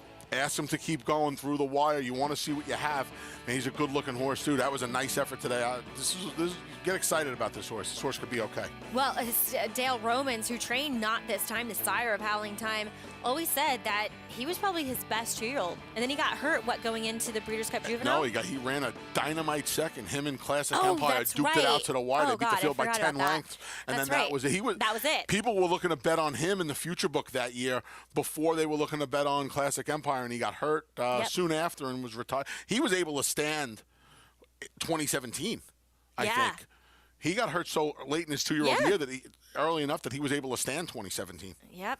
Wow. I like this horse. Very promising winner of the Street Sense Howling Time for trainer Dale Romans and Joe Talamo. All Ball Family Stables teaming up will bring you official prices here on America's Day at the Races.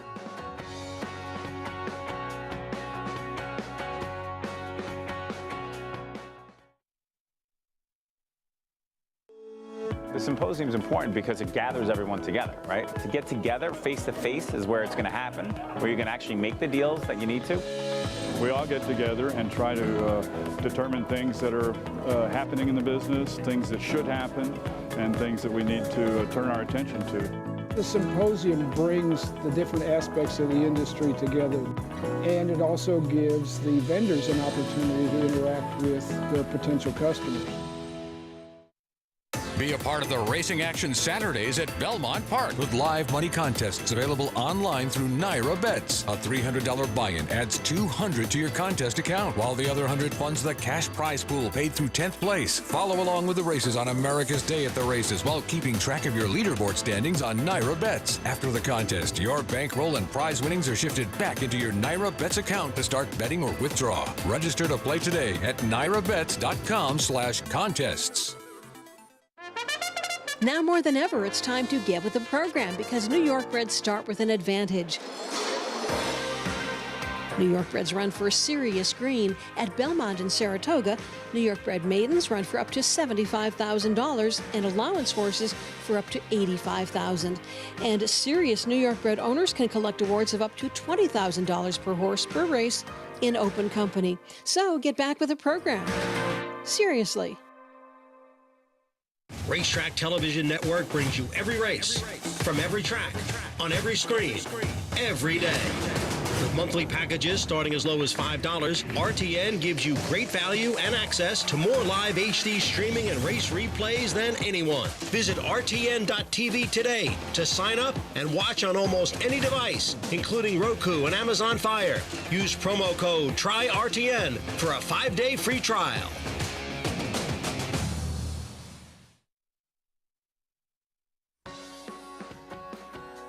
Welcome back, and thanks for joining us here on America's Day at the Races here on Fox Sports 2. We are proudly brought to you by America's Best Racing. For the love of the race, check out americasbestracing.net today. We saw a very promising horse, that guy right there, Howling Time, convincingly take down the field in today's Street Sense, the co-feature to the Rags to Riches, and he is trained by Dale Romans and ridden to victory by Joe Talamo. Once again, Anthony, we saw a wide trip and it didn't matter. A family affair here too, as Dale's son Jake has Joe Talamo's book, so he's keeping it all in a family. What did that, Maggie? He doesn't take out the stick here. He shows him. He shows to him.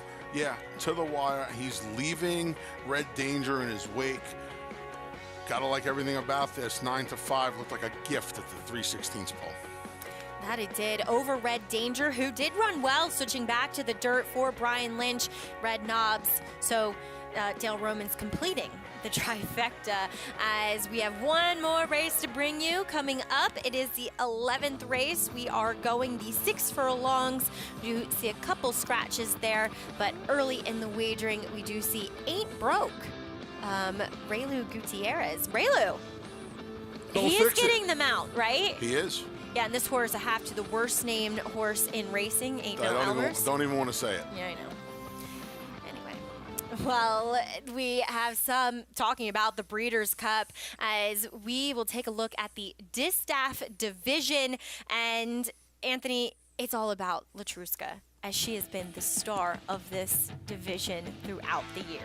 The word awesome is overused, but she really is awesome. She has taken her act on the road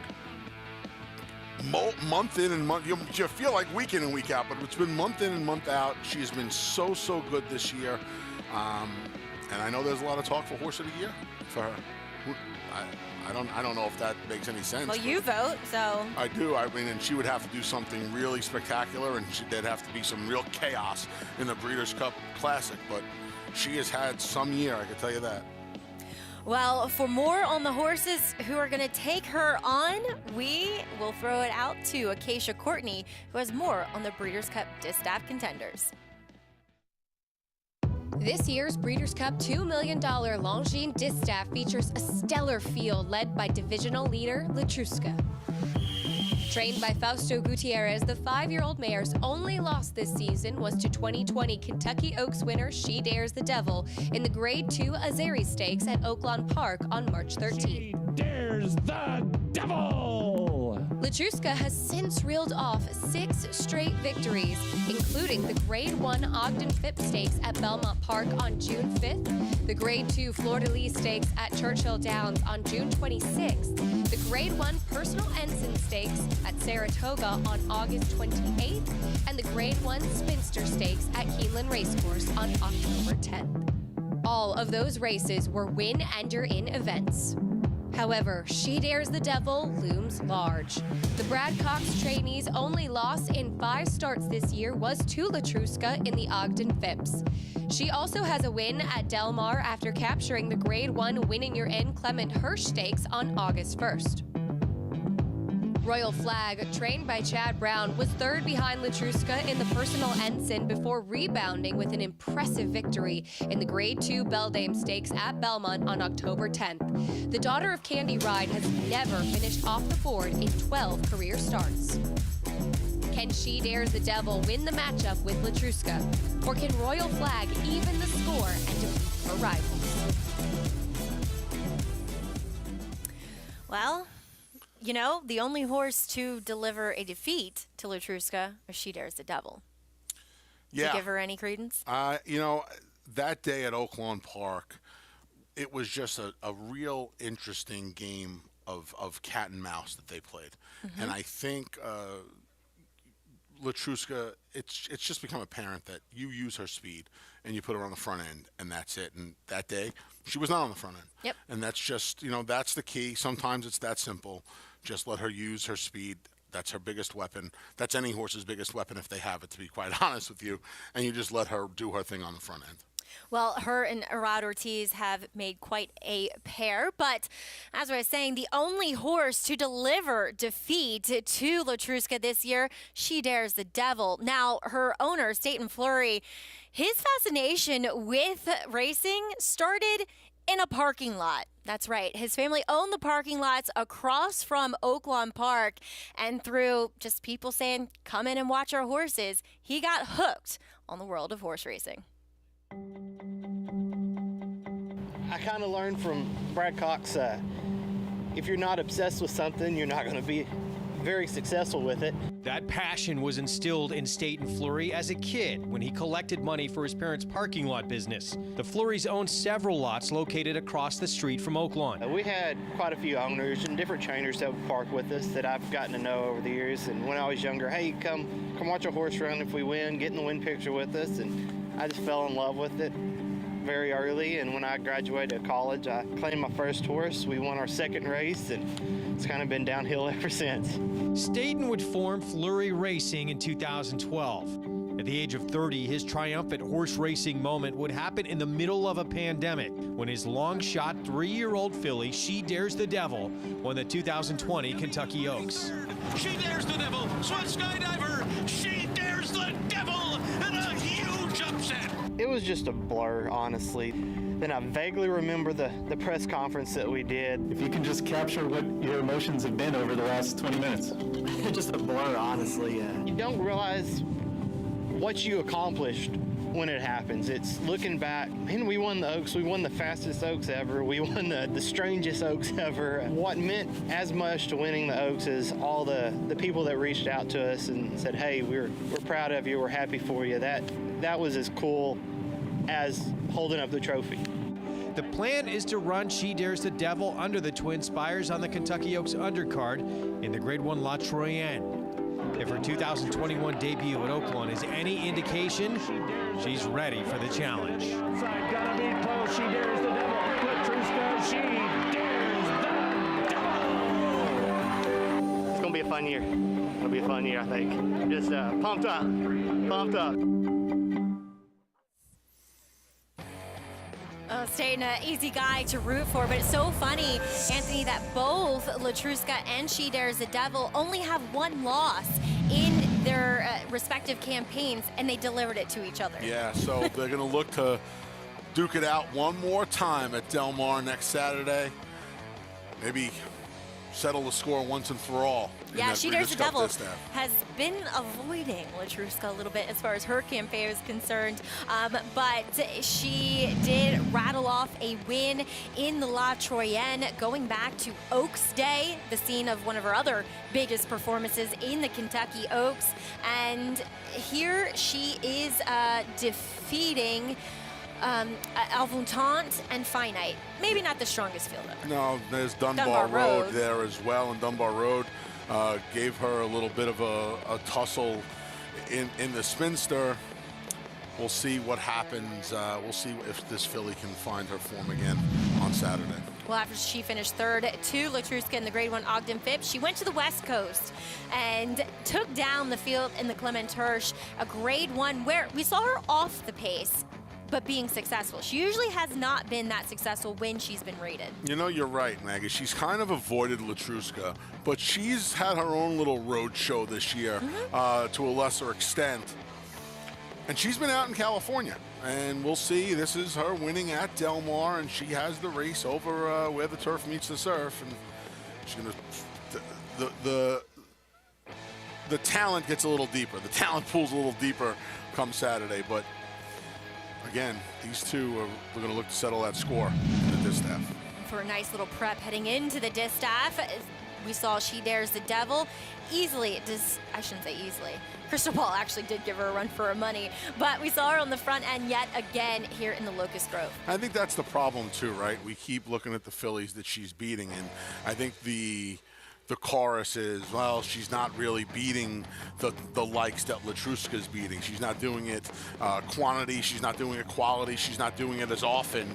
But you can't really take that away from her. She's beating what they put in front of her, and she's doing it in the right way. I mean, that's an impeccable record, just one time off the board. 4 graded stakes wins this year, including a couple of grade 1s at 2 different racetracks, wins at 3 different tracks. And here she is. Here she is this morning, a track that still had some moisture in it for the rain that they got yesterday. Florent Geroux, her usual rider in the irons. And I think of, watching Brad Cox's, we'll check out his other Breeders' Cup Contenders works. I actually liked hers the best. Well, you're looking at this work, right? And you're saying to yourself, 5/8 in a minute and 3. Yeah. And she looks like she's galloping. Yeah, and Flo isn't as good. Yeah, I mean, maybe he shakes the reins ever so slightly here in the gallop out, and she responds. She kicks on quite nicely here in this gallop out. It's just so steady and powerful, and I don't know, I liked what I saw from her, the way she was moving too. Effortlessly. Yeah. Yeah, she was just gliding over that ground this morning. Well, Brad Cox is gearing up for a big weekend. Probably won't have as much success as he did last year at Keeneland, but he'll send out 2 pretty good gray horses in the Classic, as well as She Dares the Devil. Also, Juju's Map. She'll probably be, what, 3rd choice? 3rd choice. In the Juvenile Fillies, and Set Piece in the Mile. He did work those 2 gray horses as well. Postponed from yesterday because of the sloppy track down in Kentucky. Yeah, and then they today. got on the plane to fly out to California, I believe, tomorrow. Wait, today or I know. I want to say there were 2 flights leaving. There was a Saturday flight, a Friday flight for a flight for the Friday horses today, and a flight for the Saturday horses tomorrow. From Indianapolis. From Indianapolis, yeah. Well, as I was mentioning, the talented gray horses, the older one, the Maryland-bred Knicks Go. He did work this morning, again, by himself. He went 101-1. But I feel like this was just kind of a let's take it easy, buddy, work here, because last week he went the 6 furlongs and won 12-2, which is pretty quick work for the 6 furlongs. Now, we see him kind of running with his head kind of cocked to the side. I think that's a rider just not wanting to do too much. Yeah, just listen, pal. You did your real work last week. We got to keep you happy. We got to take the edge off this. I'm giving you all the trainer speak I can give you right now. We're going to take the edge off, keep you happy. And yeah, I agree, Maggie. It looks like the rider is, I don't want to say he's fighting him or restraining him, but he just wants to make sure he doesn't do too much. He didn't do too much, I should say, this morning. Even here on the gallop out, he's not really... He niggled at him a bit. A little bit. Like I said, I think of the 3 Brad Cox works, this may have been my least favorite. But he is a funny horse in the morning in his training. He is an amazing horse. You think about where he was as a 2-year-old to where he went as a 3-year-old to this resurrection that Brad Cox, he has never lost a race around 2 turns under Brad Cox's tutelage, and he is going to try to do something. I think only 3 horses have won the Breeders' Cup Classic, having not won at 1.25 miles prior, including upset winner Kong. He's going to look to join that list and that group of horses. Be very curious to see how much he is helped by the configuration and just the overall surface at Del Mar. Yeah, tight turns at Del Mar. I think it will help him. And we saw one of his fastest races at Saratoga. Saratoga's a little bit bigger, but almost kind of the same as Del Mar in a sense as far as configuration. Yeah, I couldn't agree with you more. Just very, very similar configurations, very similar racetracks. And, at Del Mar, we saw it happen back in 2017, right? Gunrunner was able to get to the front and keep on going. And it's almost like you come off the turn and the wire's right there. Mm-hmm. People who have questions about Knicks Go going 1.25 miles, I'm not saying you shouldn't, because he has never tried to do this. But if there is a place on this planet where he will likely get the extra panel, it's Del Mar. And let me tell you, after his Whitney victory, Joel Rosario couldn't pull him up going 1.1 miles. Yeah. So no indication. There's nothing. And I think people still have in their heads, because I don't think it's that difficult to have it in your head, the horse that he turned into at 3 that just ran for a half mile and stopped, that horse doesn't exist anymore. The good version of Knicks Go, potentially great version of Knicks Go, has emerged, and I don't think that extra furlong, especially over that track, is going to be an issue. In case it is an issue, Brad Cox, he has a backup plan with a champion, the 2-year-old champion and Breeders' Cup Juvenile winner of last year. Also your Belmont Stakes winner, as well as Travers winner, Essential Quality. Here he is. He's typically put in company. He's not the most brilliant workhorse, as I do believe that is Florent Giroux aboard too. Here he is with a allowance winner, Colonel Bowman. They go 59-4. I gotta say, it doesn't look like they're going 59-4, Anthony. No, it doesn't. Same way where it didn't look like There's a Devil was going 1 minute and 3. Maggie, I don't know if you feel the same way as I do, but I feel like with Knicks Go in the barn, with Monomoy Girl finally leaving the barn, with fillies like She Dares the Devil, this guy kind of gets lost in the shuffle. I think people forget just how brilliant he's been. He is a 1-length against the track, wide journey after a bad start in the Derby, away from being undefeated in 10 starts. I mean, and I don't feel like he gets any kind of respect, or at the very least, I don't feel like he gets enough attention. Maybe just because I love him. I think he's brilliant. He's so smart. He's so athletic. And this crop of 3-year-olds that we have this year are really, really good. American Revolution fast, running a 108, and he finished 3rd behind Hot Rod Charlie and Midnight Bourbon, whom Essential Quality beat. They're stamina horses, and they're fast horses that can go long. We haven't seen him, Hot Rod Charlie, American Revolution, who next year can be any kind of horse. I don't think we've seen a crop like this in a long time. Well, excuse me, maybe since 2007 we were talking about Street Sense. Exactly. Brad Cox, he will be represented though in our nightcap from Churchill Downs. He will send out the 4 promises to dance and see if can he get another win here. Your reigning champion trainer Brad Cox coming up next in the finale from Churchill Downs. Respect the law. He's earned it. A Grade 1 winning juvenile. 'Tis the law, pops the cork in the champagne. A classic winning 3-year-old. 'Tis the law is gonna win the first leg of the Triple Crown. 5 triple-digit buyers. Respect the law, 'tis the law. The best son of Red Hot Sire Constitution. He's left the others behind. He's gonna win the Run Happy Travers. 'Tis the law. No sport in the world brings the wins home like racing. It's one-of-a-kind, high-speed, high-stakes action, and Naira Bets takes you there. Place your bets and watch the races live from anywhere. With Naira Bets, make easy, secure deposits and promotions every day to earn reward points or cash. Download the Naira Bets app or visit nairabets.com.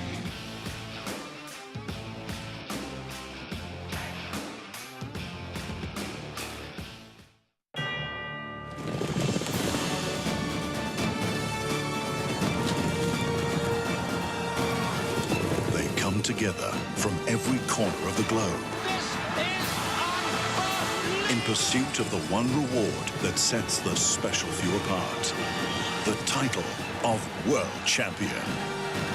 Don't miss racing's ultimate coronation, the Breeders' Cup World Championships at Del Mar. Tickets on sale now. It's America's original sport, and no one covers it better than americasbestracing.net. From the sport to the lifestyle, the best races, horses, and destination venues, cocktails, gambling, fashion, and more. americasbestracing.net is a sport for you.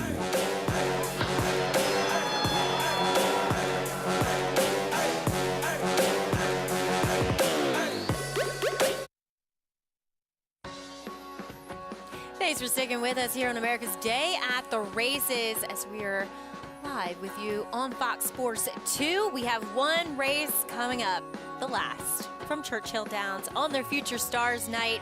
Looks like the sun is just setting there in Louisville, Kentucky, as horses are hitting the track for this maiden special weight, going the 6 furlongs, and all races on the main track for 2-year-olds today. These are the girls, and we do see 5-2 on number 7, Ain't Broke, a first-time starter for trainer Brett Calhoun. Maggie Wolfendale, Anthony Stabile, bringing you this last race, and Anthony, we'll kick things off with a post parade. Number 1, turn up the jukebox. That didn't flow out quite as well as I wanted to. I always want the music loud. This daughter of Midshipman, Dan, was 4 for 22. 2 of those wins came on the turf. Versatile. Corey Lannery's on the rail, so he doesn't have to do much when he breaks Saturday. He can just stay there.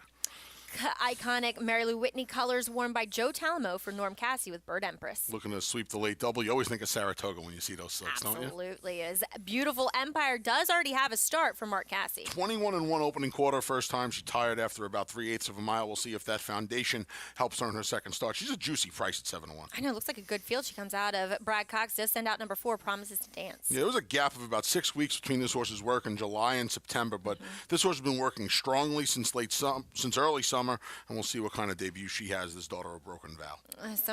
One of the more experienced horses is Old Foe for Al Stahl. Yep, tried the turf in her debut behind Bubble Rock, who's okay. Just got beat a Zop when trying to go gate to wire earlier in the month at Churchill. Marissa's Lady has an interesting pedigree, actually a turf sprint pedigree. Yeah, turf sprint pedigree. This horse is also a half to Richard's Kid, who did a lot of damage. Second in the Breeders' Cup. Second in the Breeders' Cup. So we'll see if maybe the lawn is in her future. Number 7, Ain't Broke. We'll get to her. She's your favorite. Liz Colvin, Dale Romans. Yeah, another one looking to sweep the late double. His daughter of Speightstown has a nifty 48 from the gate move most recently. She's another one who sports a nice work tab for her debut. Yeah, has a decent pedigree. Loves Speightstowns no matter what they're doing. As number 10 is Aquila Moon. Looking for the Grand Slam is trainer Dallas Stewart. This daughter of Malibu Moons out of an unraced dam gets Tyler Gaffalione and an outside draw for her debut. Second dam, though, Salty Strike. Multiple graded stakes winner, anywhere from 6 to a mile. Sure. Number 11, La Neblina. Woo, Little Green. Chris Landaro's going to ride this daughter of one of my all-time favorites, Tonalist. Joe Sharp sending out another daughter of violence, Elle of the Ball. Yeah, we'll see with this daughter of violence. Another one from an unraised dam, cost $75,000 last year. It's a yearling at Keeneland. Curious to see what she does from the outside draw today. Well, as always, if you want to play the racing action from Churchill Downs, trick-or-treat, a little sad I'm not with my girls trick-or-treating. Tom has it covered, though. The bet back offer from Twin Spires. Place a win bet at Churchill Downs every race, Friday through Sunday, and you will get your bet back if your horse finishes second or third. Check out twinspires.com or download the app today. What will you steal out of their pumpkins? Well, are they going with pumpkins, by the way? Are they trick-or-treating with No, I used to go with pumpkins. I know. Let's just end the conversation there. But my kids, they're so opinionated. One wouldn't put on her costume. The other insisted on carrying an Easter basket to collect candy. I mean, they're just free spirits. All right, so let's get back. What will you steal out of the pumpkin, whatever? Peanut M&Ms, basically anything chocolate. Heath bars are my favorite, but I already kept all of the bag that I bought for the trick-or-treaters. I kept the Heath bars out of them. Anything with peanut butter. I like Reese's, too. Yeah. Do you have the holiday peanut butters cups have more, the holiday, like the bats, they Really? have more peanut butter than chocolate. As opposed to the Easter eggs. Well, all of the stuff, all of the holiday stuff, there's more peanut butter than chocolate. Yeah, see, This Tom, is my your- husband, hates peanut butter, so I can take all of those. I like them in the freezer. Are you a freezer? Yeah, of course. Oh, yeah. I know every fat guy move there is. Ain't Broke, your favorite, 3-1 first-time starter for Brett Calhoun. He will send out the likely second choice in the Breeders' Cup Juvenile Fillies with, Connected. What the heck is her name? I'm looking at you struggling, and now I'm struggling. I keep wanting to call her a horse that Tom trains, Downtown Connector, but that's not her name whatsoever. Hidden Connection. Thank you. There you go. Ain't Broke, have to Ain't No Elmer's, multiple graded stakes, place sprinter, Mr. Wireless, multiple graded stakes winner on going long. A little bit more ground for Mr. Wireless, yeah. Yeah. I was curious to see the Brad Cox first. Look at how brave I am. I'm taking Brad Cox and Florent Giroux with a first-time starting 2-year-old. Well, there's a lot of precocity in that family. Yeah. But Broken Vow kind of, I don't know, I'll tell you might what mitigate it. does bother me there. She Yeah. did not take a lot of money. She's 4-1. Yeah, And normally and- when they run well, they take a lot of money. And sometimes Brad's horses need a race. Sometimes. Going 3/4, I have confidence with that work tab that dates all the way back to June 27th. And like I said, there's that 6-week gap from July to Labor Day weekend, about 6.5 weeks. But she hasn't missed a beat since then, from Turfway to Churchill. I thought she would run well today, but she did not take a lot of money. Quickly, and that bothered you me. mentioned Beautiful Empire. That race, Sweet Dandy Girl came back to win a stake with an 84, and then Famed came back and ran an 86. So she looks as though she could be the quickest in here, She too. would be the other one I would want to use in here. I would want to use the 3 and 4. All right, lucky number 13 going in. That's L of the ball as we send it out up to Travis Stone with the call. There in the gate.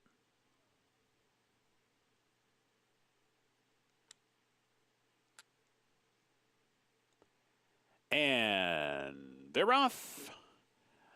Aquila Moon breaks out with a good beginning. Promises to Dance comes on to that one's inside and takes over. So Promises to Dance to the front. Aquila Moon is back running in second. Old Foe comes on to be third. Liz Colvin is away fourth. Ain't Broke is out fifth.